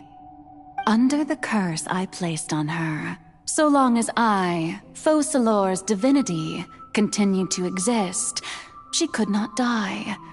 But nor was she free to live her life in the pursuit of happiness. Instead, she was forced to take the stage in the opera house, to embrace the role of leading lady, to forever play the part of the god from the prophecy, all to create a deceitful appearance of that prophecy coming to pass. I suppose now you probably understand why your court is called the Opera Epiclese. But Farina is only human, isn't she? Even though she has had a long life, her mind is no stronger than that of any other ordinary human being. I cannot begin to fathom what she has had to endure. It must have been torture for her. It has indeed. And although she is, in a sense, me in human form, I most definitely owe her an apology for it. It's been 500 years, and all along, she's been playing her part in the most unimaginably long, unbearably lonely, and agonizingly painful opera of all time.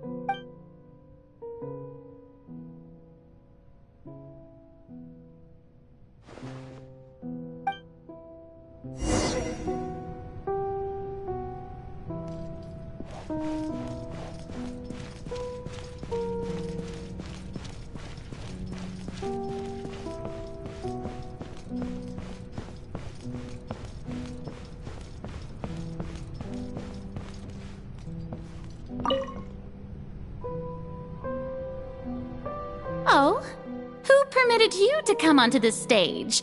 Now, I understand your admiration for my august self, but I must ask you to keep to the rules. All right. It is not my intent to reprimand you. There is no need to state your name. Just be off with you. Do not distract me from my performance.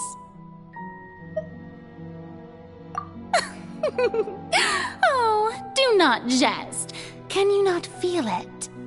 I am Focalor. The eyes of countless Fontainians are upon me. I must, at all times, display the utmost elegance and nobility.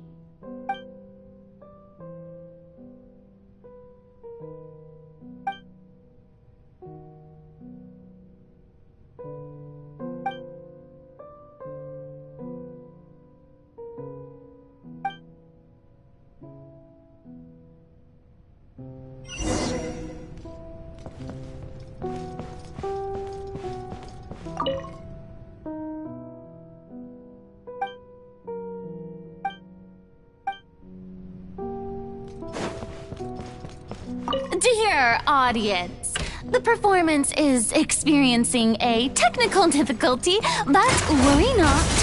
The guards shall resolve it soon enough.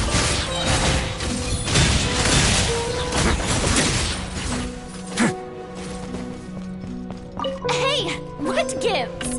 The audience is still watching me, you know. Guards? Wait, where are the guards? Guards!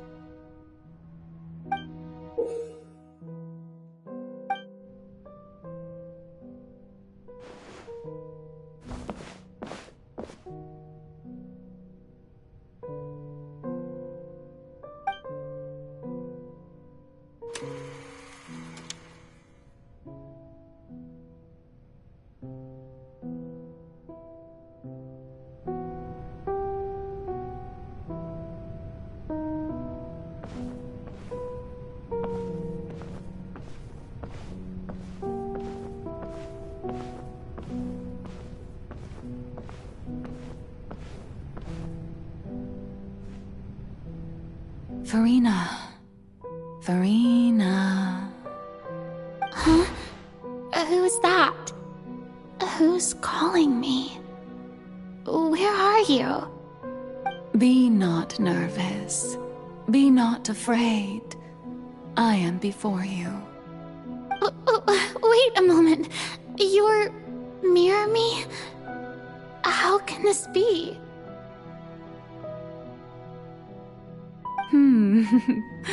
Mirror you, huh? You know what? That's not bad. Let's go with that. Mirror me? What do you wish to say? The prophecy. Have you heard of it?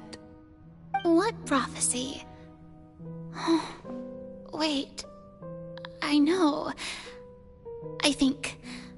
I don't know why, but it's in my head somehow. The people will all be dissolved into the waters, and only the Hydro Archon will remain, weeping on her throne. Only then will the sins of the people of Fontaine be washed away. Oh, very good. You know it well. What's going on? I can't seem to remember anything clearly. The only thing I know for sure is this prophecy. Will it really come to pass? Yes, it will. And that is why I've come to you. Disaster will come to Fontaine sooner or later. Things will develop just as the prophecy declared. There is no escaping it. But doesn't that mean everyone will die? I'm a Fontainian just like them. Will I dissolve too? Oh, don't worry. Magical meetings exist in this world precisely to give people a chance to turn things around. It is the reason why you met me today. I will tell you how to save everyone, but you may have to suffer somewhat. Oh, so there's still hope after all. Goodness, you frightened me. You spoke so much and with so much certainty. As for the suffering, well, I will admit that the first thing that came to mind was, why do I have to be the one to suffer? But if the prophecy will come true, I'll also die anyway, right?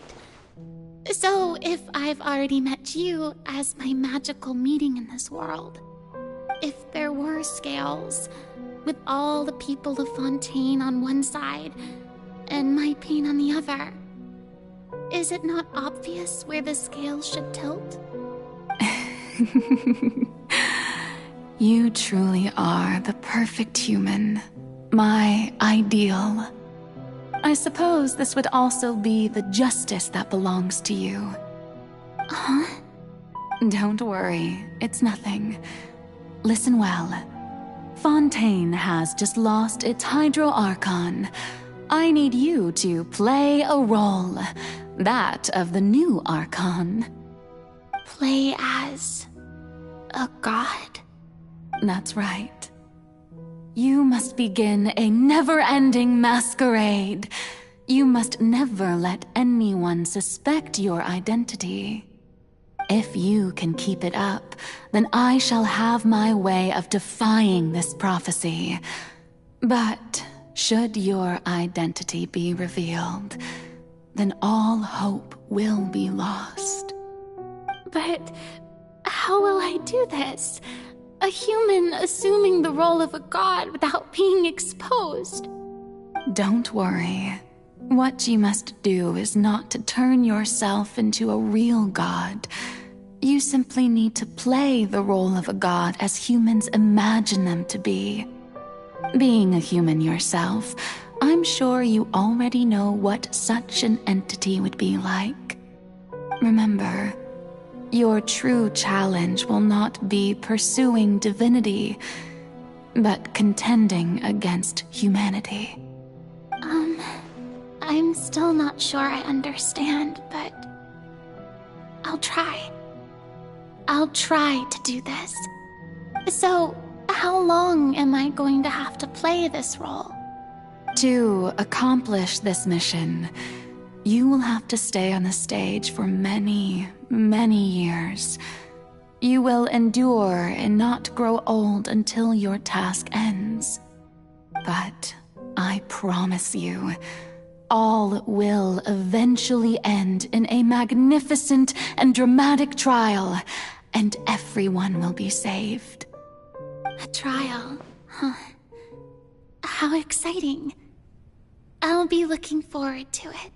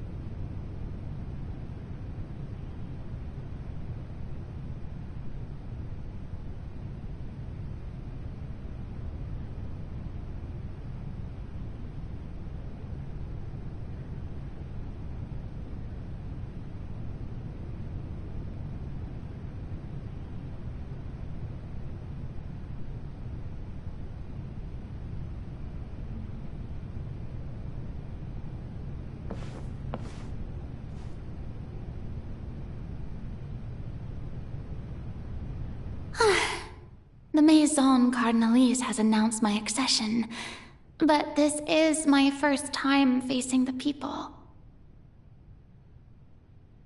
What should I say to most appear like a god? To be honest, I still don't know. Perhaps I should first try to act natural.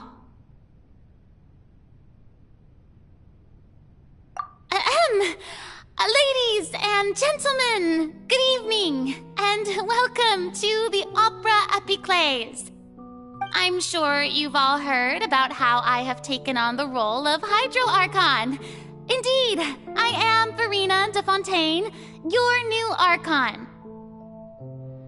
In truth, I know little about becoming a nation's new god, but it will be my honor to guide you all. As the god Focalor, the god of justice, I shall do all within my power to lead you into an age of fairness and justice. Once again, thank you all for coming. If you should have any questions or suggestions, please send them to the Maison Cardinalise. The future of Fontaine will require us to work together, after all. This should do it. I thought I might stammer, but thankfully, I was able to convey my thoughts just fine. Okay, and next. That's the new Hydro Archon. Is this some kind of joke by the Maison? I would have thought that a being that surpasses humanity would be a bit more assertive. Hey, did you hear that? She even told us to send her suggestions there at the end. Shouldn't gods be all-powerful? She's being so modest. What's the difference between her and an ordinary person, then? If you ask me, perhaps the succession didn't actually happen. She might just be a Maison-backed puppet. Wait, what's going on? Why is everyone suspecting me of being a fake? Oh, this is bad. If I get exposed here, there'll be no saving the people from the prophecy. Right. Mirmi said that I just need to play the role of a god as humans imagine them to be. Calm down, Farina. Think. What do the people want? How would they imagine a god to speak and act?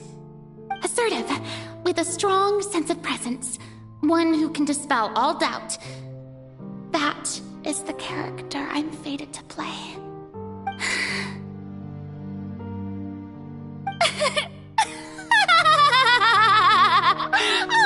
Oh, very good, my people. Only ones such as you are deserving of my rule. Now, I was wondering if some weak puppet were to one day come onto the stage and claim ownership of this opera house, would the children of Fontaine follow them?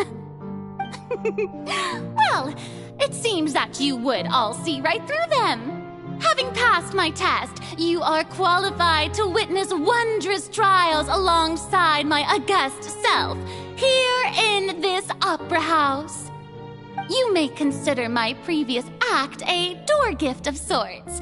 I thought it was a debut that suited the atmosphere.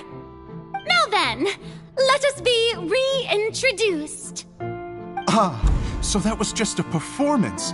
How could I have forgotten that we were inside an opera house? Her personality. It's quite shocking, to be honest, but I suppose it's a better look than before. Such a fascinating and bold deity. How wonderful. Our future may yet be bright after all. It seems I've turned them around. Best follow this flow and restart my accession speech. My dear people, whether you acknowledge me or not, whether you trust me or nay, I say to you, keep faith in your ardor for justice. We have heard it said that this nation's sins can no longer be washed away. Well, I say that justice is most fragrant when it blooms amid sin. The scales of justice should not weigh heavy in the hands of its God. On one side, it must carry fairness and justice. And on the other, praise and applause. May law be the prayer on our lips. May judgment be our worship. Let us light the fires and drink to the future of Fontaine. There is no trouble in this world that justice cannot solve. All that is needed is for you, my people, to believe in it, heart and soul. So long as I, the Archon Focalor, stand within the Opera Epiclese, so long as I stand before the Oratrice, I shall even judge the gods of this world!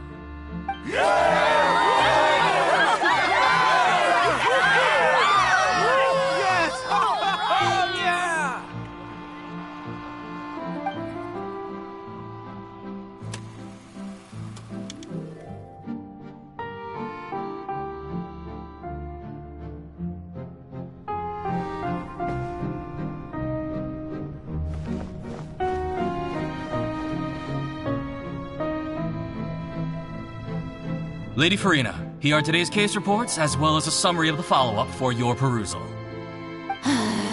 Come now, was I not just at the Opera House in person? Leave these kinds of things to Neuvillette. Besides, none of these trials were the one that I'm looking forward to the most. If I may be so impertinent, what kind of trial are you truly looking forward to? A magnificent, dramatic, and wondrous trial. A trial to end all things. How could you hope to understand? That's true. I fear I lack the ability to grasp your divine thought, Lady Archon. No need for fright, and do not take what I said before too seriously. Go now, do your duties. The The trial I await. It will come one day.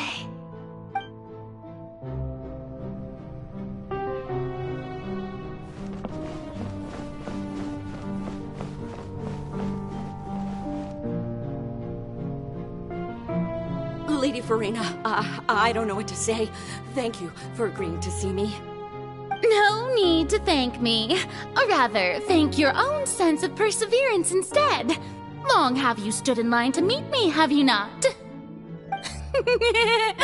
Oh, I'm afraid that's just an inevitable consequence of my divine charm. All right. Deuteria, is it? How is your son's illness? You remembered me, and you knew of my family, too. He is doing much better now. In fact, he is far more of an ardent believer than I. He was the one who forced me to seek an audience with you, and to bring your words back to him.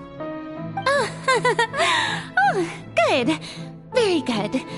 If this should happen again in the future, please do not hesitate to come and tell me. Going down to citizens' homes every so often, while not usual practice, should serve as a fine change of pace.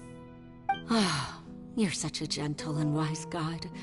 Thank you once again, on behalf of my son.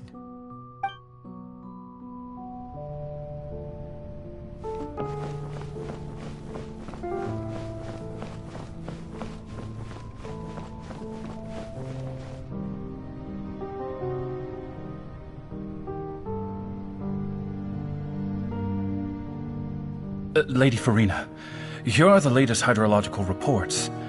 As for the specific parameters you asked to take note of, I'm afraid things still don't look good. I see. It's as I thought, then. As your god, I did already expect this, but I wanted to see how far your human wisdom would allow you to analyze it. All manner of signs indicate that the prophecy will still come to pass. Forget it. That's not something you need to worry about right now. Well, as I understand it, the Fontaine Research Institute is also trying to find a way to counter the rising water levels. Really? Have they found anything? I'm afraid that they haven't found any effective solution thus far. Oh, is that so? Well, no wonder. This issue has reached the realm of the gods, after all. Still, their spirit is praiseworthy.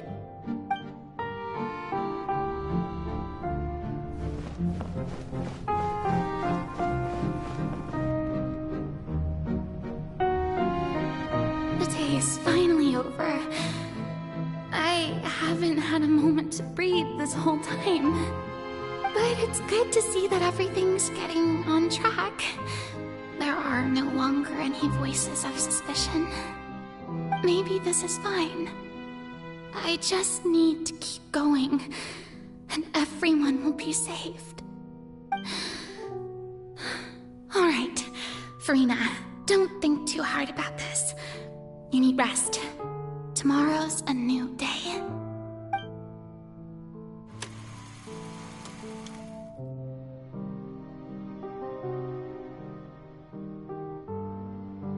Lady Farina, here are the new trial reports for the latest cases, as well as a summary of the follow-up.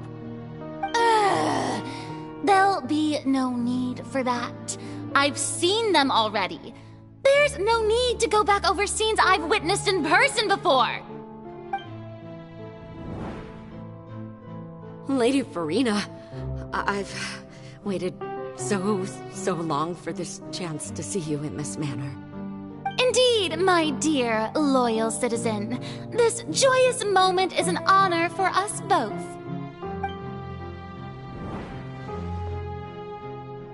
Lady Farina, we're detecting significant hydrological anomalies near Poisson. Understood. Keep monitoring. Keep me informed should anything come up at the Institute.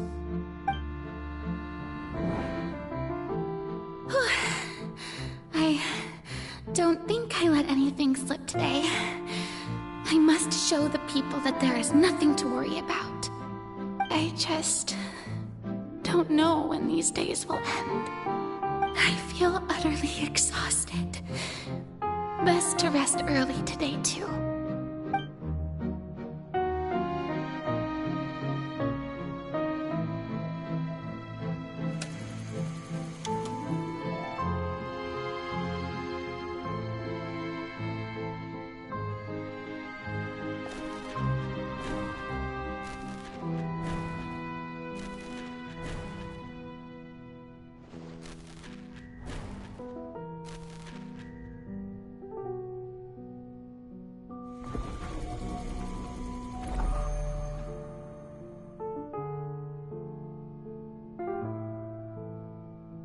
Lady Farina, it's like a dream being able to speak with you up close like this. I've heard that the first member of our family who was honored to receive an audience with you was Madame Deoteria, almost 20 generations ago. And what a fine family yours is indeed. It brings me great joy to meet such a faithful believer. A descendant of a line most ardent. Surely you exaggerate, Lady Farina. My lady? What is it, good citizen? Oh, are you crying?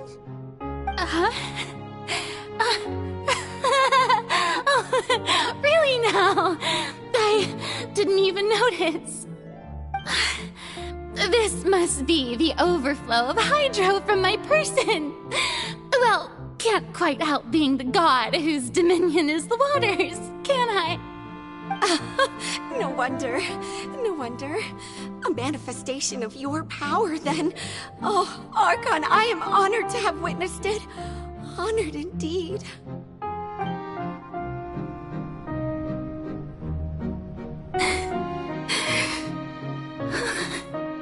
So interminable. So lonely. Just how much longer? Hundreds of years must have passed by now. Perhaps the show must go on for hundreds more. I never imagined that it would hurt so much. Have I reached my limit? No. Perhaps I reached it long ago. Today I didn't even notice my own tears. I want to tell someone, anyone, about this. But would that not destroy all I've done so far? I've conducted so many investigations across the centuries, but there's not even a sliver of hope that we might break the prophecy. All I can do is keep heart. I must maintain this act. It is the only way to save Fontaine. Please, mirror me. You have to succeed.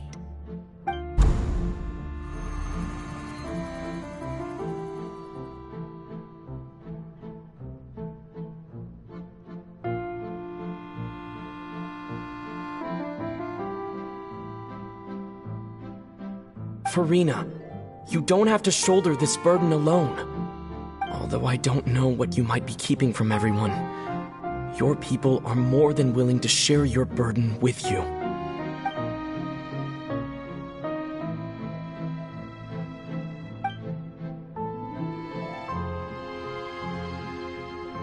Share my burden. That's impossible. It was fated right from the start that this would be my duty alone. But even if your burden doesn't need to be shared, you can still choose to confide in someone. Just share it with me. I'm what you'd call a witness. A witness? Yes, I've heard that you came to Tevat from beyond the stars, yes. In other words, you never belonged here. And if Tevat is, in its entirety, a show on a stage, then you're just a spectator, aren't you? If that's the case... He's right. I could confide in him, couldn't I? But if things don't play out as expected, the people of Fontaine will be the ones to pay the price. No, Farina. You shouldn't be selfish. But what if it's really alright? Farina, you've worked so hard for so long. Surely it would be okay to put yourself first for once. Just this once. Is it such an outrageous thing to do anyway? To find someone in whom you can confide your frustrations and sorrows? Surely it could not hurt. If you let this opportunity slip through your fingers, it might never come by again. Think about it long and hard.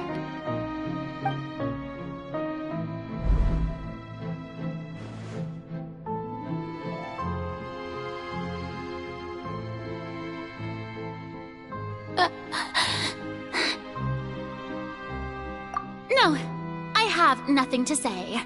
I am Farina, the Archon of Fontaine. Everything will surely get better. All you need to do, dear spectator, is to witness my performance until the curtains fall.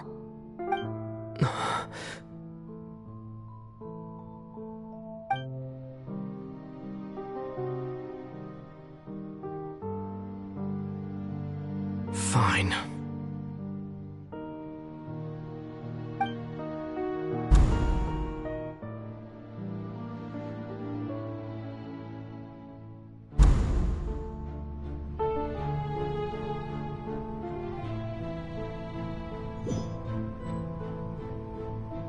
So even Farina doesn't know the truth?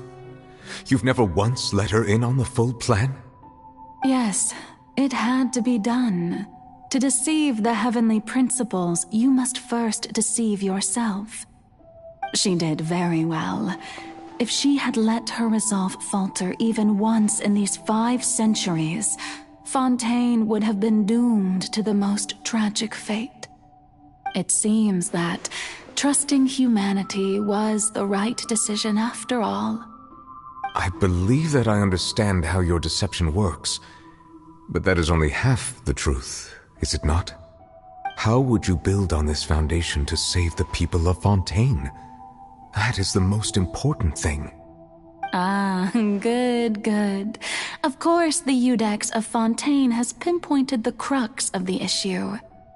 I'm sure you've long sensed that the Oratrice is no simple machine, yes?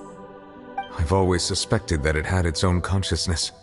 And Lenny did mention that he heard a human voice within the core chamber.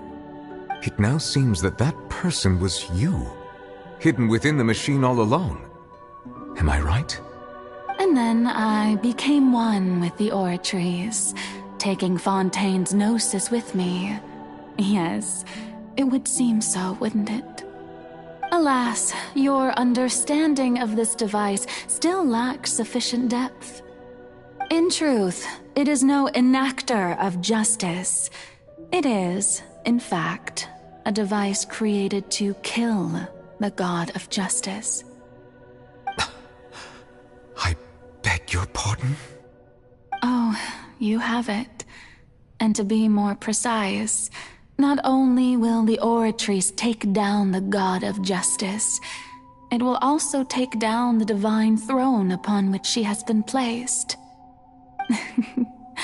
I mean, did you think I would be the sort to enjoy peaceful repose while Farina suffered? My work over these last 500 years has been to constantly accumulate indemnitium within the Oratrice.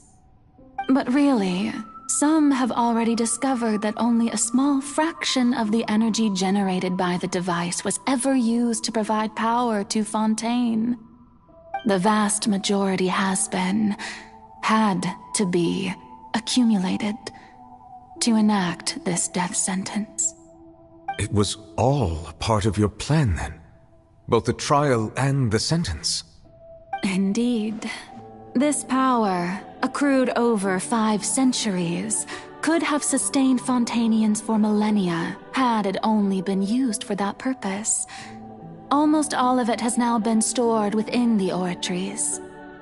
But only power of this magnitude could hope to destroy the Hydro Archon's divine throne, shaking the rules established by Celestia and breaking through the institution that is the Seven. So the Oratrice's call for death was for neither Farina nor Focalor, but for the Hydro Archon. The destruction of that divine throne. If I do not misunderstand your intent, you must be...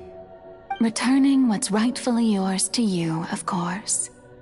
In other words, this was all done to return the authority of the Hydro Archon to the Hydro Dragon of this planet.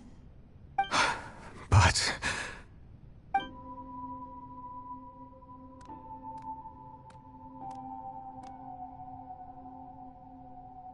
Oh, what? Getting sad again, are we? The authority of the ancient dragons shall soon be yours once more, O Hydro Dragon Sovereign. And this is the face you make. all you've done throughout the years is just so you can sacrifice yourself at the very end. I've never quite seen it that way, you know. Even now, I'm quite pleased at how well my deception worked.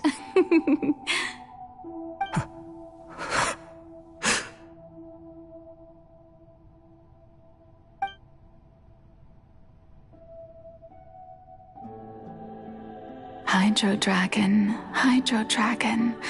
don't cry.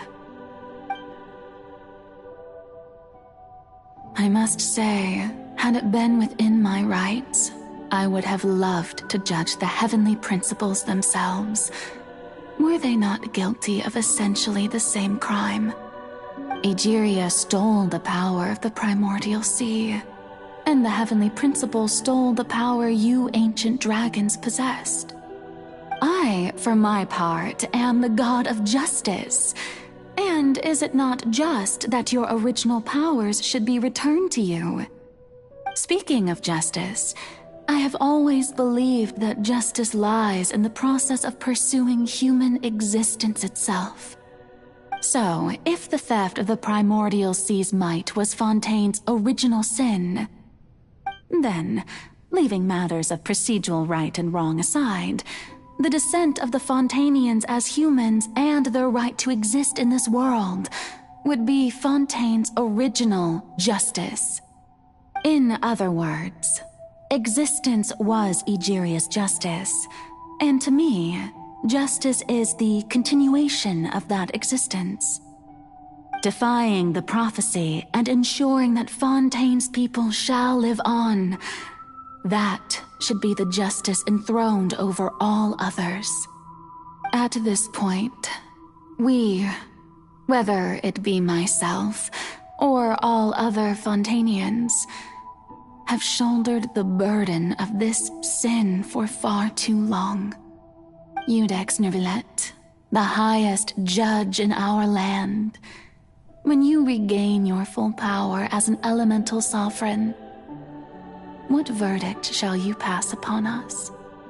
So when I was invited to the court of Fontaine to serve as Iudex, I see now that that was your idea too. At last, I now understand the true purpose behind this position. In the beginning, I was uninterested in human existence. But these 5 centuries of living alongside them have gradually brought about mutual understanding between us. And I have even attempted to feel as they feel. You are a devious one, Focalor. Things being as they are, surely you know that I could never declare them to be guilty.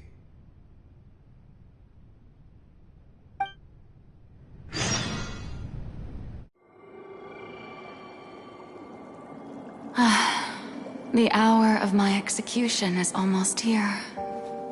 For the sinner, the curtain call has come. I know I may not sound it, but faced with death, I find myself a little afraid. Perhaps this is one thing both gods and humans have in common.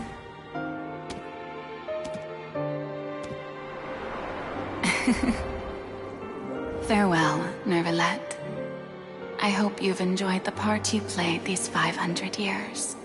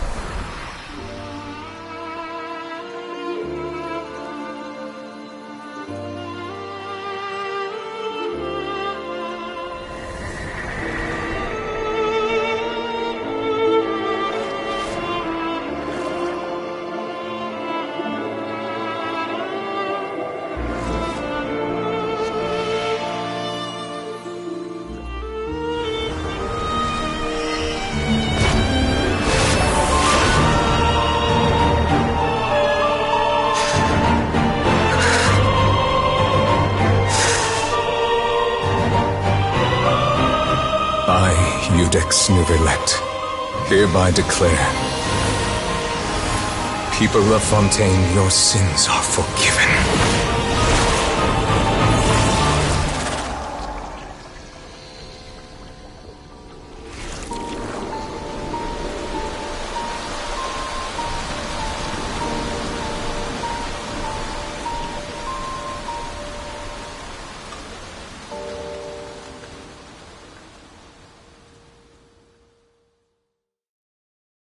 Have you ever seen these stickers?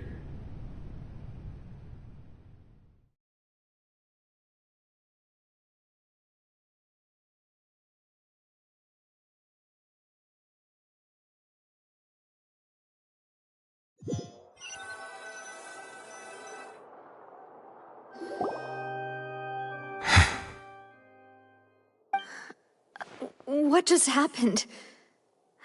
Has the death sentence been carried out? Was that bright light some sort of misdirection? I have a feeling that something huge just happened. But since we're all still alive and haven't been dissolved, I assume whatever happened was good for us. It's time to end this. We must mete out punishment to that beast. Didn't you say just a moment ago that it can't be defeated? I have gained the strength sufficient to deal with it. Through certain means, I now have the ability to separate the power of the Primordial Sea from that creature. We should seize the opportunity to pursue our quarry. Traveler, now that the oratories can no longer function, I require an executor to help me mete out justice. The root of the calamities befalling Fontaine, the beast that enacts the prophecy, its name is the all-devouring narwhal. Come with me, traveler. The hour of execution has come.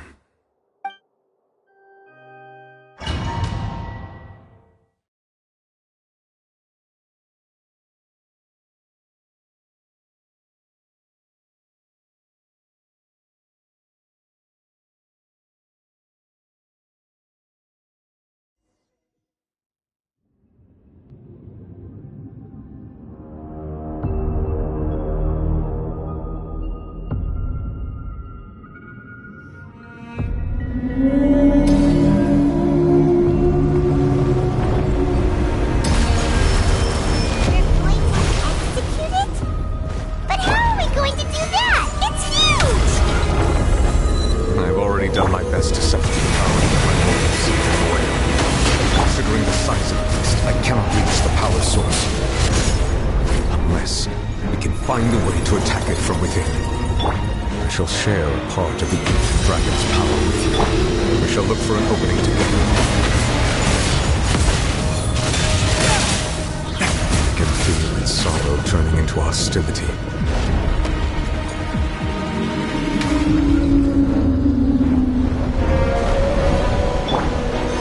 Who wants some of this? Man!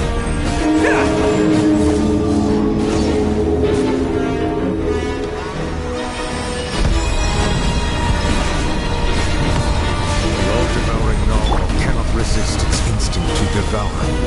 Continue to trigger its hostility. Chance will present itself.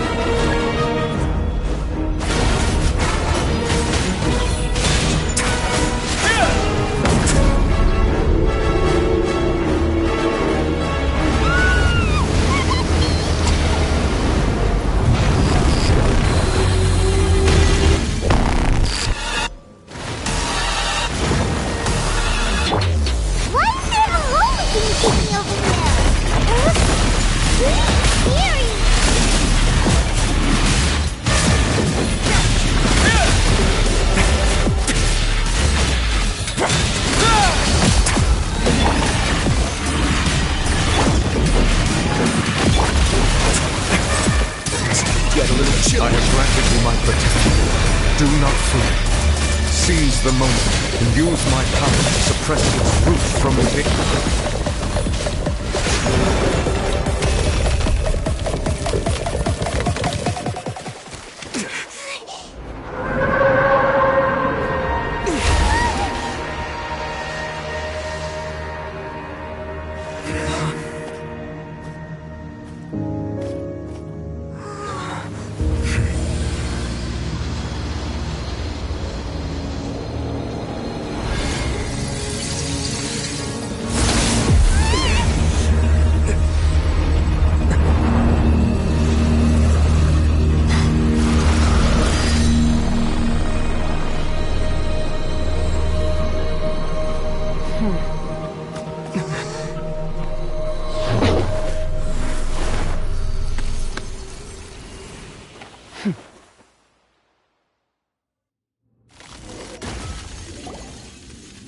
Thanks for helping with the cleanup.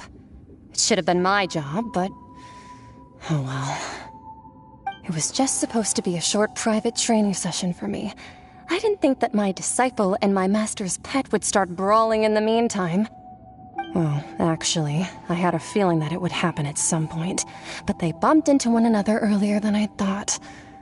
What a blunder. I suppose I'll have to swing my sword 3 million times as penance. That power. Who are you exactly? Paimon has an idea. From what she said earlier, she must be Child's master. Skirk, right? It's just that he gave us the impression that she was the less talkative person. I simply did not have anything to say to the weak. But you, on the other hand, managed to defeat the all-devouring narwhal without using power from beyond this world. So you may speak to me as equals. I have to agree. It's a strange use of a planet's primordial waters just to raise an all-devouring narwhal. That kind of power is wasted on it. It's not cooperative. It eats too much. And I have more important things to do with my time than pet sitting. The only thing that creature has going for it is its looks. All in all, it fails as a pet. Miss Skirk? I think you might have missed the point. The point being? Well, being that this pet almost destroyed an entire nation. So what sort of person is your master? Well, Child's master's master. Wait, is that right? Oh, right. So you don't know him. Sorry, I assumed you did. His name is Sertologi. Huh? I am unfamiliar with that name. Huh. So Master isn't sufficiently famous. How should I describe him then? Have you heard of the name The Fowl? The fowl? Still nothing? Well, how about the visionary? Vetterfulnir, then? Or Gold Rhindaughter? Ooh, that one we've heard! Rhindaughter's part of the Hexen Circle. She's Albedo's mom, right? Oh, so you do know that name. To be honest, I also heard all of those names and titles from my master. I don't actually know them either. But I suppose you understand now, yes? My master is likely a similar sort to Rhindaughter. They are both pursuing some form of perfection. Wait! Didn't you also mention a visionary person? Paimon didn't quite catch their name. Actually, never mind that. I believe it expedient to inform you that the all-devouring narwhal used up nearly all its strength fighting you. Such roiling hydro energies will prove difficult for the planet's deep seas to digest. As such, the Fontaine back on the surface has most likely been thrown into chaos. In other words, the prophecy that you've been fretting over should now be in full swing. What?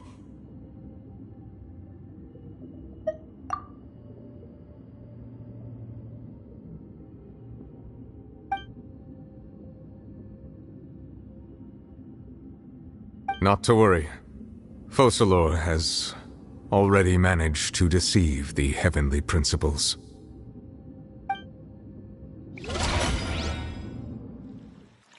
In the end, the people will all be dissolved into the waters, and only Farina will remain, weeping on her throne.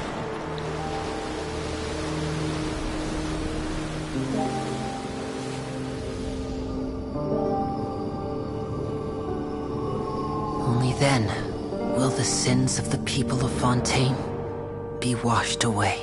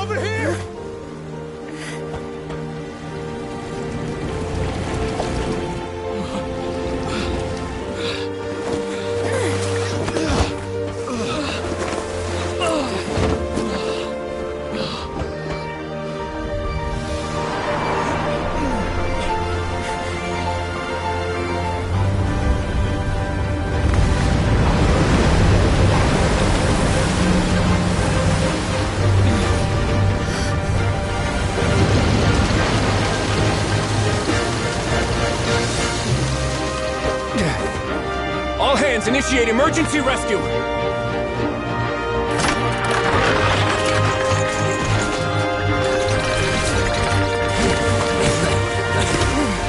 Hurry!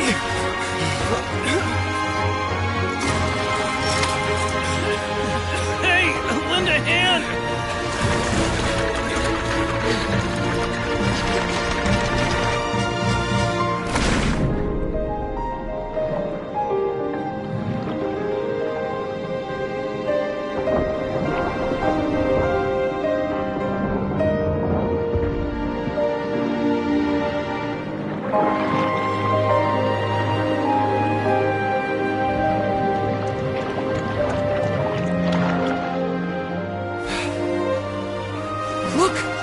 Receding!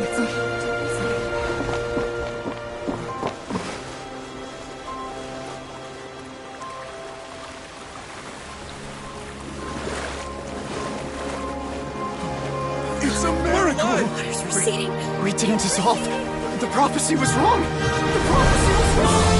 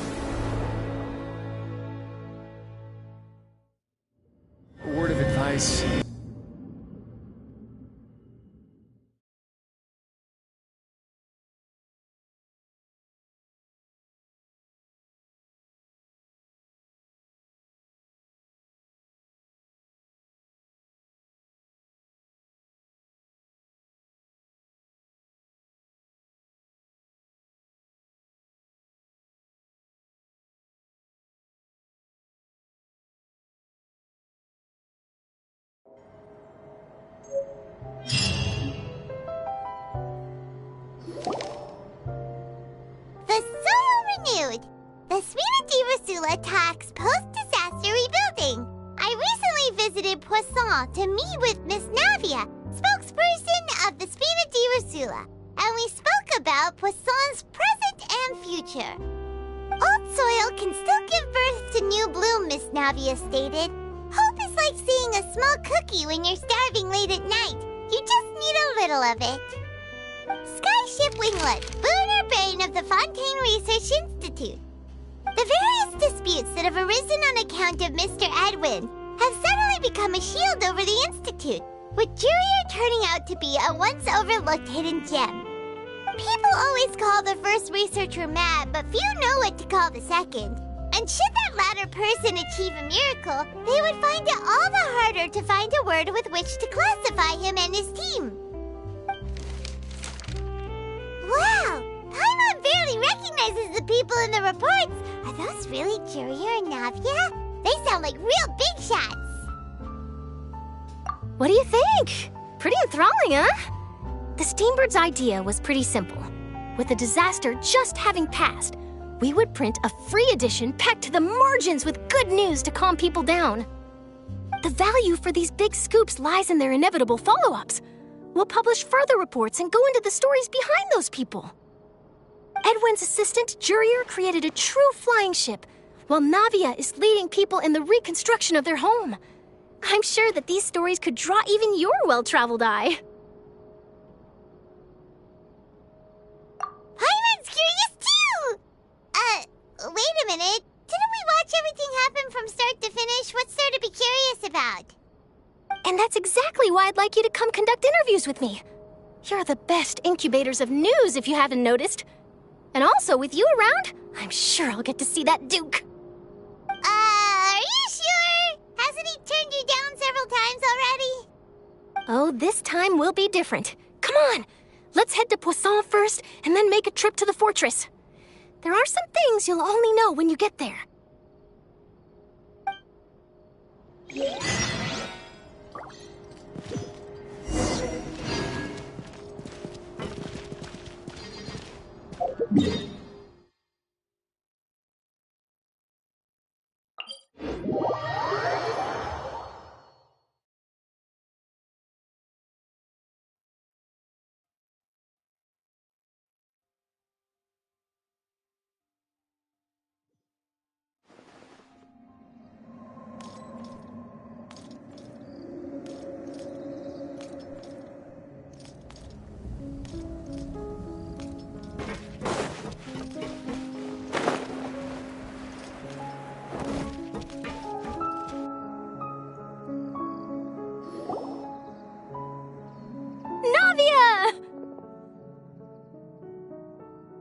Oh, it's you.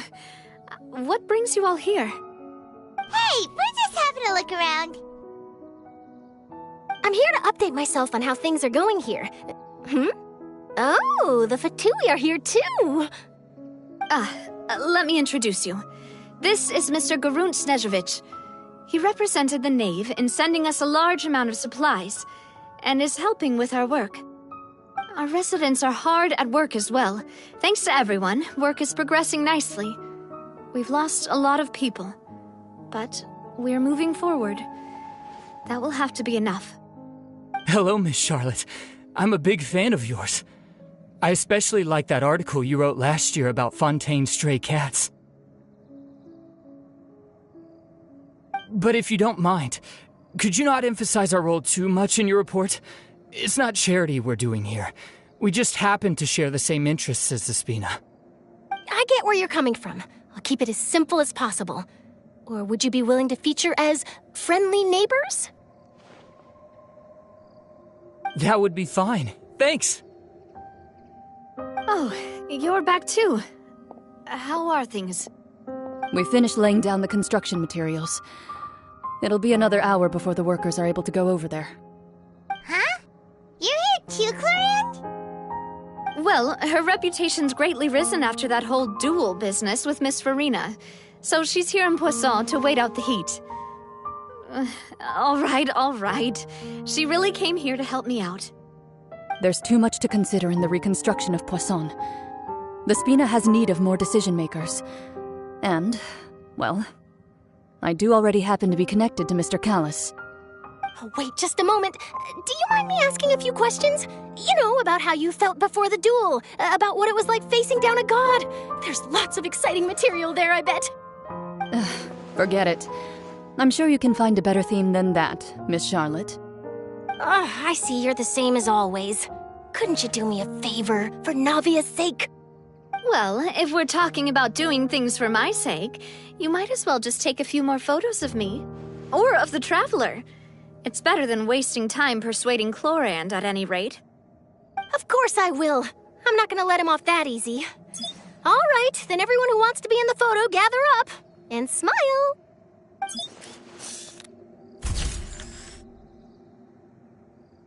How did it go? Was it a good shot? Did Paimon look cute in it?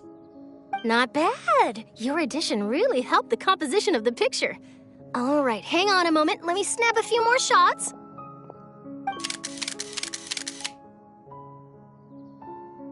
All right, that should do it. I'll be back here later anyway, so let's call it a day.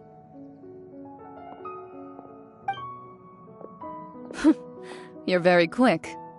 Speed is of the essence when it comes to the news, and freshness is the key. Also, not to brag, but I'm pretty good at building connections. Who knows? I might eventually get that interview with you after all, Miss Chlorand. Wow, you really do have that never say die spirit. I'm impressed. I'll hazard a guess that this is how you got that interview at the Fortress of Meripede. Whoa, you're well informed. Let me make a guess, too. I asked Sijuin, who told Monsieur Nervillette, and he told you, right? That's a very complete information chain. In truth, all Monsieur Nervillette asked me was, when did the fortress become so friendly towards the media? I told him that it was best not to speak too soon. There's no guarantee that Ridesley will make a personal appearance. You're right. I've got to treasure every moment I have with them. In which case, I'll be making a move first. Stay safe now. And tell me if you hear anything interesting. I'll treat you to afternoon tea in exchange.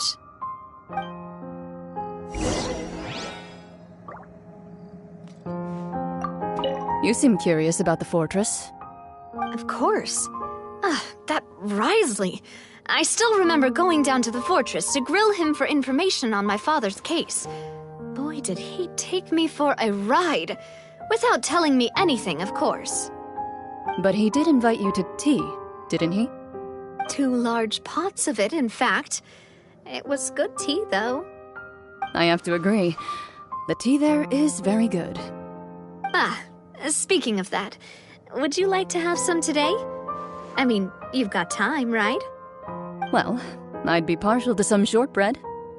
Wow, it's like we've got a menu or something. Sure. Good. What flavor of biscuits would you like, Mr. Snezhevich? Me? I'm fine with anything. But I would prefer chocolate, should you have it. All right. Leave it to me. I'll go over the newly arrived supplies with you later, Mr. Snezhevich. We should be able to finish the preparatory work today. That works great for me. Is it just me, or did you get a new lipstick? I did. It was a gift from Sijuin. Want to give it a try? I think the color would suit you, too.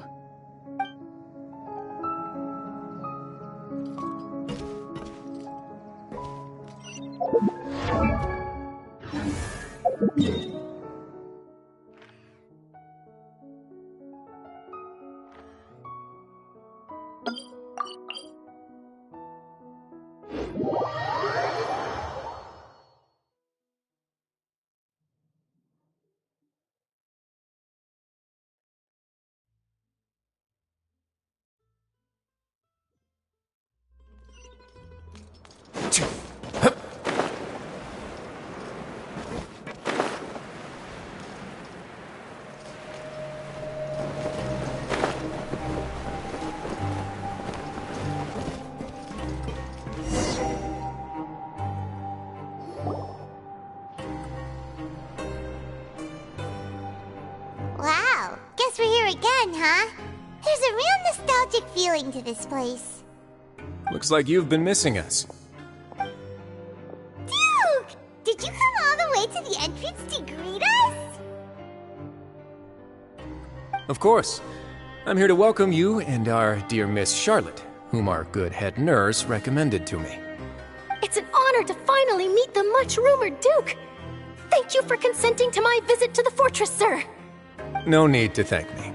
But that said, I shouldn't be the focus of your interview. I trust you recall our agreement? Of course, of course. All right then, this way.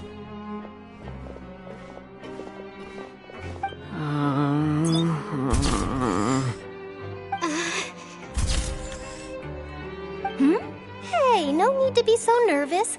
I've already taken all the photos we need. Miss Charlotte, do these pictures really need to be published on the cover of the Steambird? It would seem that Miss Lorvine doesn't want her face to appear beside that of Mr. Jurier, Sir, please don't say things like that. But it looks like dear Mr. Jurier denies it.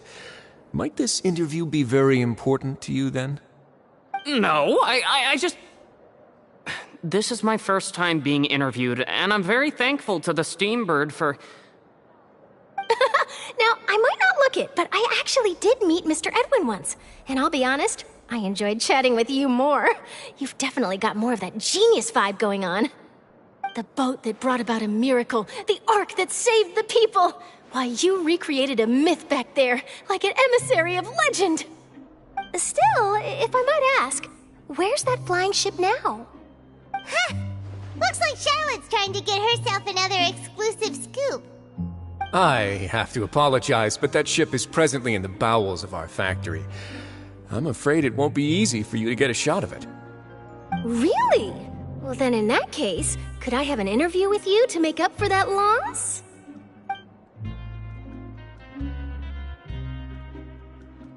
You already know my answer, I'm afraid. Best you interview our head nurse instead. Or perhaps you'd like to take another photo of this couple of researchers? Did you really have to use the word couple?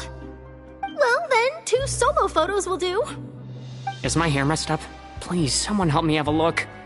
Things sure are getting pretty lively here. We've seen this kind of thing before. Oh, seems like everyone's here. Would any of you like to try this new drink I came up with? Ah, Siegeween.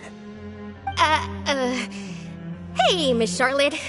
Why don't you, take some pretty photos of our head nurse?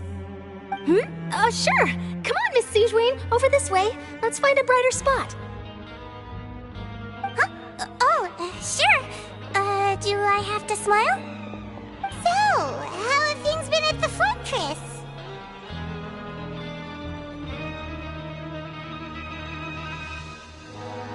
Same old, as you can see.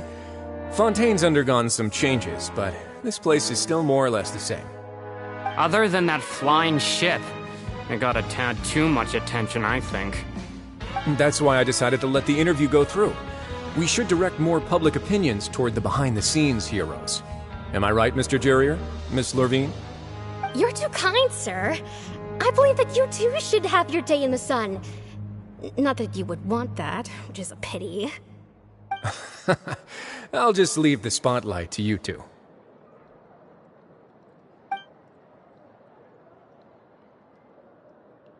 I see.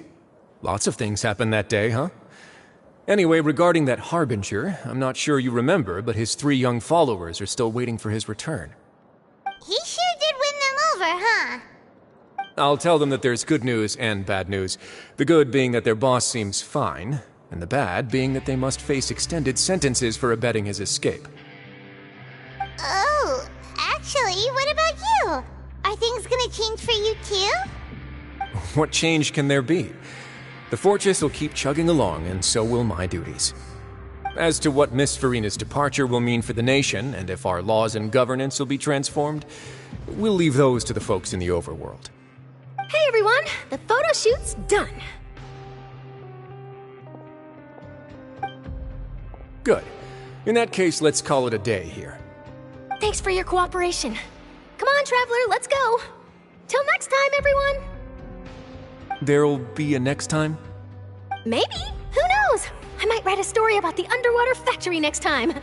Until then. All right, last stop, the docks.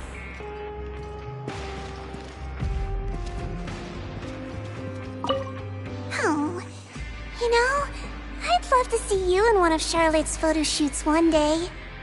Is that really necessary? Our line of work doesn't really require much photographing. It's precisely because we don't need the picture that they'll have value as keepsakes. You don't really look all that opposed to the idea, you know. Maybe I'm just happy that I managed to once again avoid the spotlight. I think this interview went well either way. Yes, you successfully kept prying eyes away by using Mr. Jurier and Miss Lorvine as shields. Very good. You should be happy for them. They have a bright future ahead of them.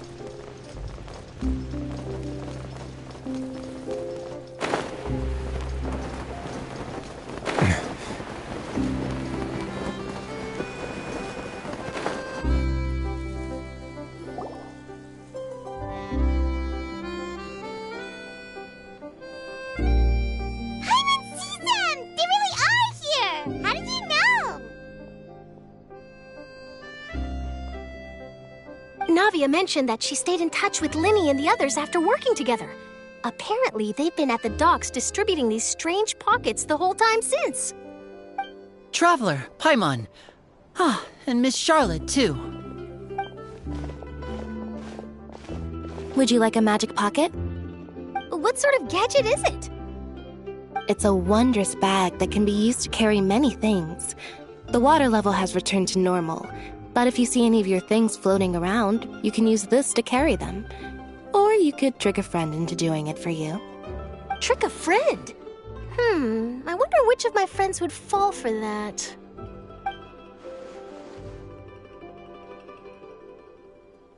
You could just make a friend like Fremine here. Isn't that right, Fremine?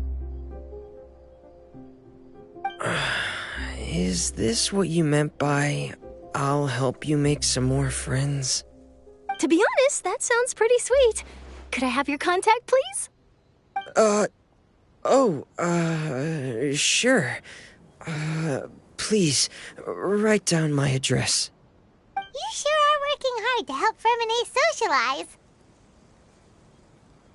He was the one who proposed doing this. He even wants to assist in our magic shows. Yes, I was planning to first introduce Pear as an assistant, and later Fremine himself. In the future, I think we can leave underwater escape magic to him too. That said, would anyone want to see a diver escape underwater? Oh, it'll work out. Every journey begins with the first step. He'll become a part of our show eventually. Lynette, could you come over? Miss Charlotte says she wants to take a picture of us. Got it. My, that Charlotte is rather perceptive. She got rid of everyone the moment she realized I had something to say to you. So, how have things been, Traveler? Father says that you did a great deal during the latest events. She's very grateful for your contributions to Fontaine. That's all right. We were more than happy to help. So, what's she doing now? Oh, I guess you haven't heard. Well, after Lady Farina left, Father and Monsieur Neuvillette opened negotiations, during which he gave Fontaine's gnosis to her as a diplomatic gift. A diplomatic gift? Yes, I was quite surprised at first myself.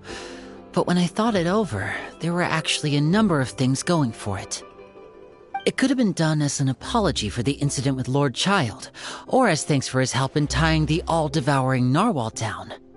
Furthermore, Father did also lend significant aid to Fontaine and Poisson.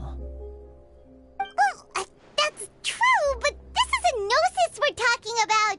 Doesn't this seem a bit irresponsible? I would agree, but I've also heard that it seems that Monsieur Neuvillette has had a significant change of heart regarding the matter. So there's some reason for this that only Neuvillette knows about? I suspect you'll have to ask him about that yourself. Ah, yes, speaking of which, I did see him strolling around the entrance to the fortress of Meripede a while back. Isn't he real busy and stuff? Paimon didn't think he'd have the time for that. But back to the topic. The gnosis was given to the knave, right? What about Child? They say that he's returned to Snezhnaya to recover from his wounds. I hear that the recent disaster really did a number on his health. That's true. When you think about it, we've had loads of run-ins with the Fatui. To think we'd be allied with them this time. So shocked by such a simple switching of sides?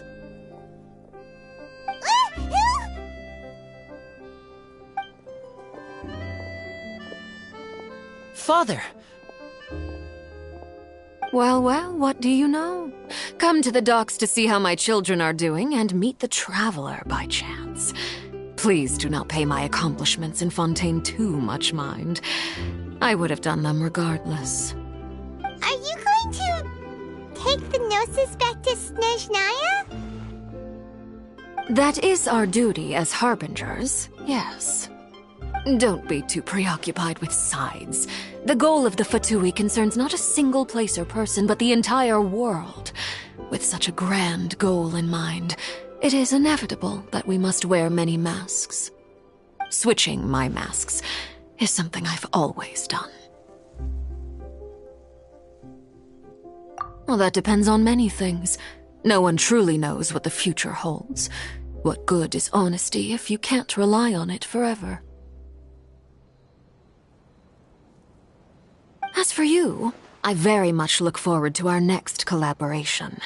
Good things cannot be achieved alone, and you've proved yourselves to be great partners.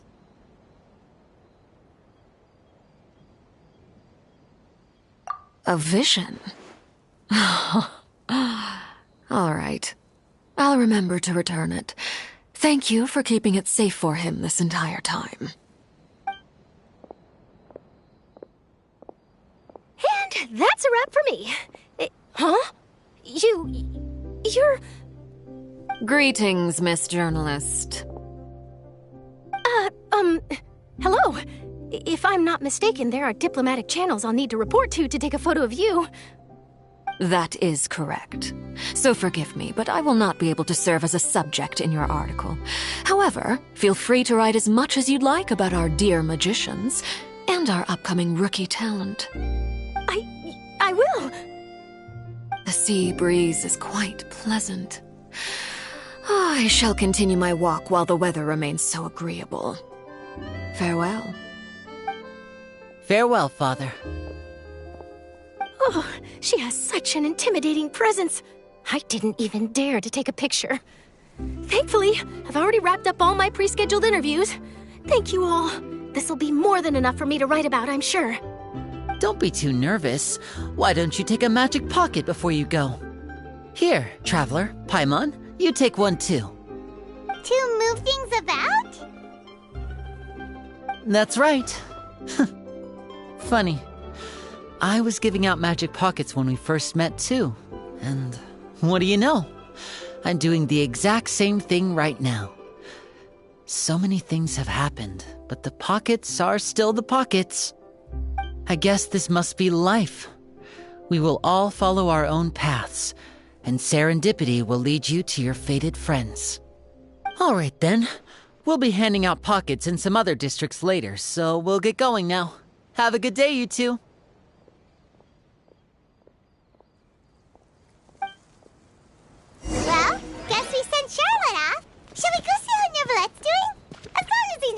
busy that he doesn't have time to chat anyway. One more story to add to my collection.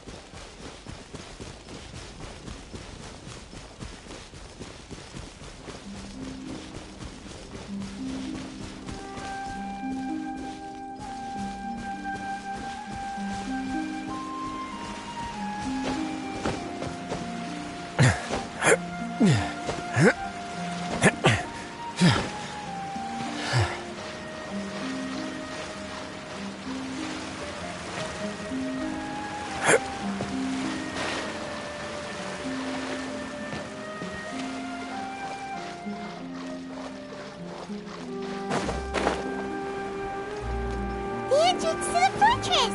Ooh, he really is there!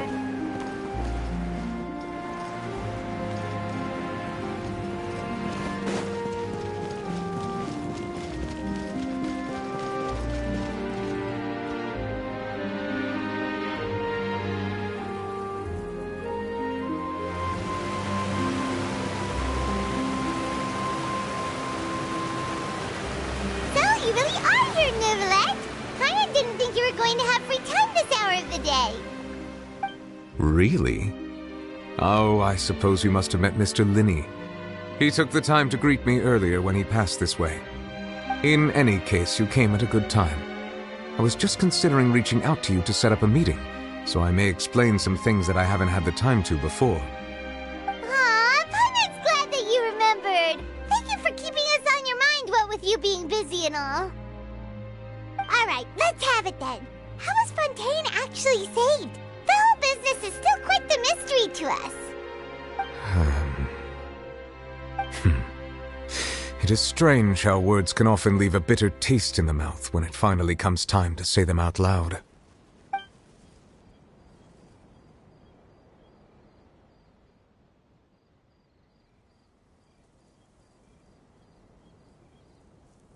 Whoa. So that's what happened? Focalor destroyed the divine throne of the Hydro Archon and restored your power to you, transforming you into a fully fledged elemental dragon sovereign. But Paimon still doesn't quite get what you did to save the Fontainians from dissolving.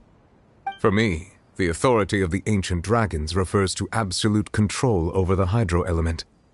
Fontainians were incomplete humans born of Egeria's use of the power of the primordial sea, with constitutions similar to that of mimics. But so long as those primordial energies remain within them, I could use the ancient dragon's authority to grant them true blood, after the fashion in which life was first brought into being on this planet. In other words, when I gave my verdict, Fontainians became true humans, and thus would naturally no longer be dissolved by water from the primordial sea. Focalor must have counted on you to make that decision as well. Your verdict was the key to making the prophecy appear to have come true while saving everyone. Yeah, and in a manner of speaking, Focalor finally managed to fulfill the original Hydro Archon's wish to turn Oceanids into real people too!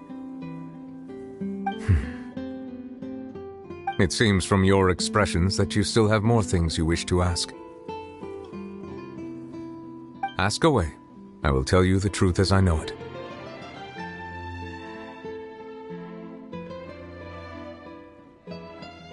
I have investigated his case along many avenues, and I have learned that he once fell into an unknown chasm when he was young. There, by chance, he awakened the all-devouring narwhal. But whether it be by sentiment or reason, that should not have been enough to consider him the root cause of the disaster. At most, he would have had tangential liability. As for the judgment passed by the oratrice during the trial, whether it was due to that liability by association or Focalors deliberately using him to buy time for us on the assumption that he would be able to hold the creature off, I cannot say. Guess Focalors had Fontainians in mind the whole time. In the end, it was thanks to her that they finally became real humans. Hang on a second. Paimon suddenly got another question. Back when Fontainians hadn't yet become real humans, were the children they had also transformed Oceanids? Life has always flowed like water. Do you recall how Fontainians would often come to the Fountain of Lucine to pray for children? Yeah! Lynette said the fountain is where all the waters in Fontaine converge. In truth, even those couples did not know that such prayers were no mere custom, but instead a form of ritual. Those Oceanids who were blessed within the spring water would later descend as new humans in the coming months. Paimon sorta gets it now. Either way, seems like this ritual won't be of any further use, but it'll probably live on as a local custom. Ask away. I will tell you the truth as I know it. Yeah, about that. Risley said Farina has already left. What's that all about? Ah, Lady Farina. The people are only aware that her death sentence has not been carried out. She abdicated the post of Hydro Archon and left affairs related to that title to me, before leaving the Opera House. I related Focalors' words to her faithfully and completely. After hearing them, she seemed neither saddened nor comforted. She simply said that she was tired and needed to rest. Having said that, she then packed her things and moved out of the Opera House, not unlike how an ordinary person might. But she's still got a place to stay, right?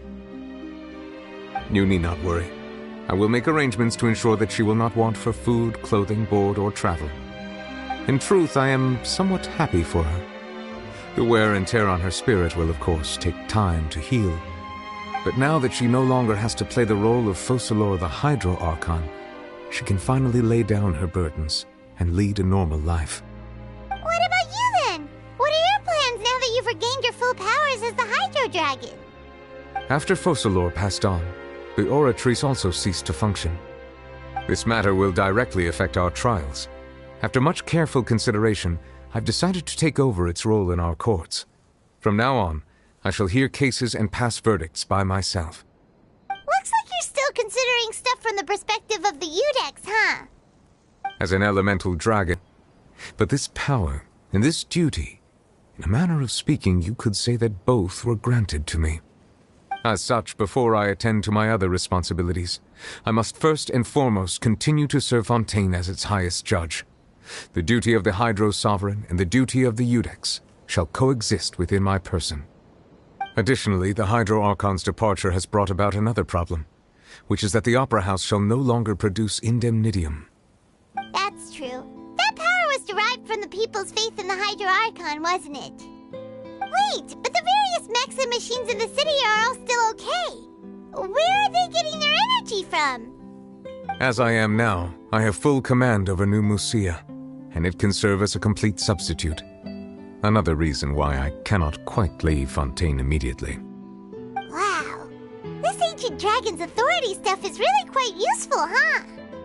Ask away. I will tell you the truth as I know it. Oh, that's right! They say you've given it to the knave as a diplomatic gift or something! Leaving aside their intentionality, the two Fatui Harbingers have indeed done much for us during this crisis. Their sole remaining goal in Fontaine, at least at this point, would seem to be the Gnosis. The Oratrice has ceased to function. The Hydro Archon's divine throne is now no more, and I do not need the Gnosis's power. As such, it has lost all meaning for Fontaine. If the Fatui have impure designs, we might as well accede to their request now, and avoid unnecessary conflict. What complicated considerations! Paimon thought you were just giving it to them out of gratitude to the knave and as an apology to Child. Ask away. I will tell you the truth as I know it. You will soon be heading to Natlan, I presume? I'm afraid that I have little talent as a travel guide, so all I can do is tell you what I know about that land. As far as I'm aware, Natlan can be said to be a nation of dragons. A nation of dragons? You mean like you? No, I suspect that I would not find myself welcome there. Unlike ancient dragons such as myself, the dragons of Natlan have undergone long years of development and evolution. Large numbers of them have entered a form of coexistence with humanity. Natlan is also the nation of war. War ravages those lands like an undying flame. There is one other piece of information I got incidentally from my negotiations with the Knave that I believe may be useful to you. The Harbinger known as the Captain has thrown his hat into the endless ring of war. The Captain. Sounds like a real tough customer. Seriously, everywhere you look, there's a Fatui Harbinger doing their thing. I suggest that you fully prepare yourself before going to Natlan. In the meantime, Fontaine's doors will always be open to you. Ask away. I will tell you the truth as I know it. Hang on a sec. Paimon's still got a question about the Gnosis. When we spoke to Linny earlier, he mentioned that your attitude towards giving away the Gnosis had clearly changed. We guessed that there might be some reason for it that only you were aware of. No wonder the House of the Hearth is the Fatui's intelligence division. They are certainly sharp. So regarding this specific issue, I was just getting ready to share something with you. What is it? In truth, I exchanged some further words with that lady named Skirk after sending you two back to the surface. It went something like this.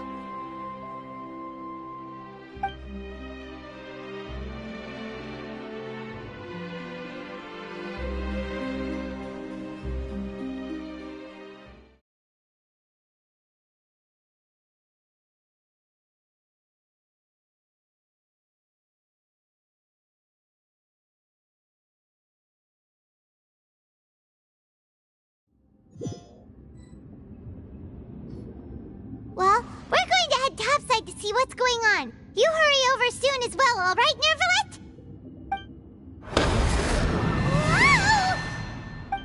What next? The all-devouring narwhal isn't here, so I'm no longer getting any interference. I can finally catch the scent of your power, what it's made of. It is the authority of the planet's primordial dragons, but with something very similar to a god's curse mixed in. It's quite a novel blend. I'm sure I've encountered something like this before. What was it again?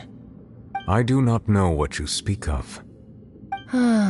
Of course. How could I forget?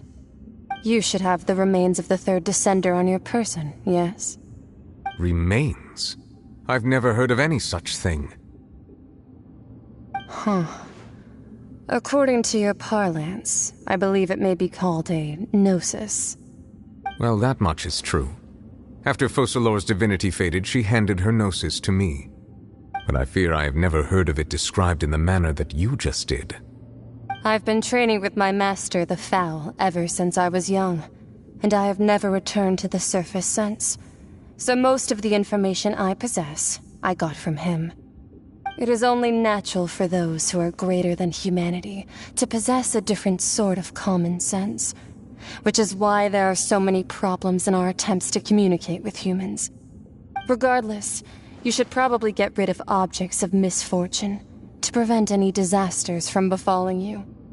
To live in itself is a blessing, but once a person dies, the bonds he once had with this world shall all turn to curses.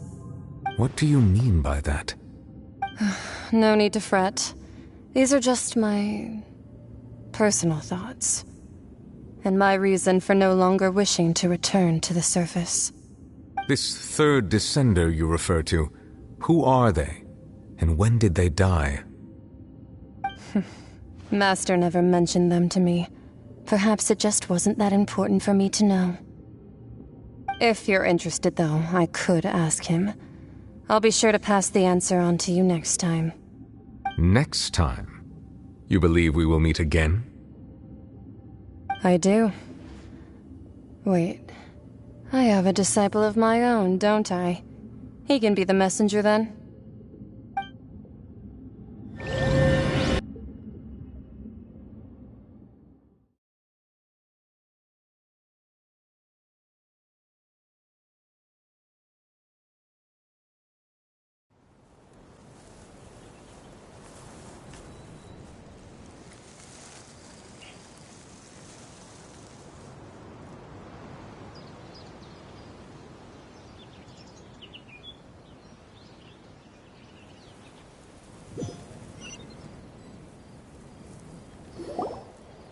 That's what she told me. Whether it would prove useful or not, I wanted to pass that information on to you. The remains of the third descender? So that's what the no-sees actually are. Paimon just thought they looked like chess pieces. How could they be a person's remains? All the same, assuming that there was no misunderstanding or special metaphor at play, that is what she meant to say. And she said that it would bring misfortune and that you should check it, which is why you gave it to the Fatui. If she speaks the truth, then I would simply be putting Fontaine at unnecessary risk by keeping it here.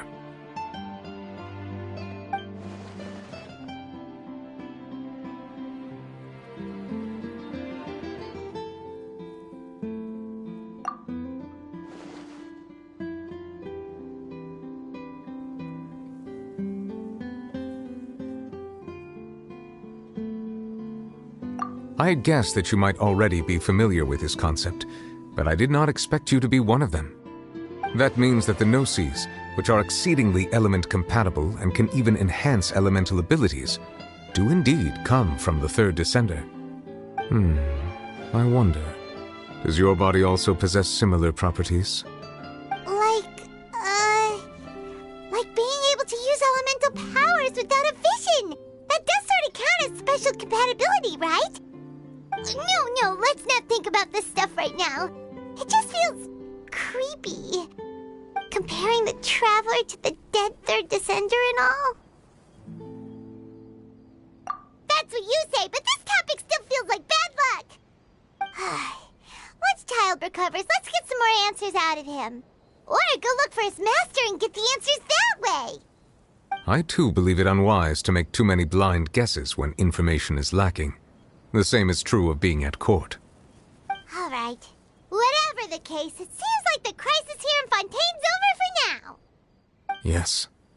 All of Focalor's efforts were for this moment as well. But she sacrificed herself in the end as a god, and she suffered through all those years as a human. Was that really what she wanted? I suppose that would be the mystery of a god's will. I suspect not. But once in a while I too would guess that if wishes were like the clouds in the sky, they will one day return to the earth as raindrops. Life flows like water, and rain is the final answer.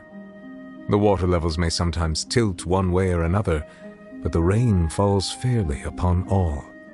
And what, ultimately, is the difference between the rains that fall upon all of us?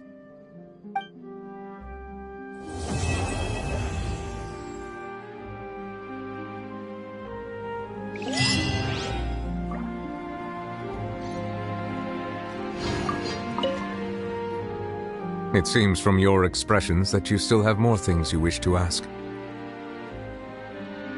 Ask away. I will tell you the truth as I know it. I suggest that you fully prepare yourself before going to Natlan. In the meantime, Fontaine's doors will always be open to you.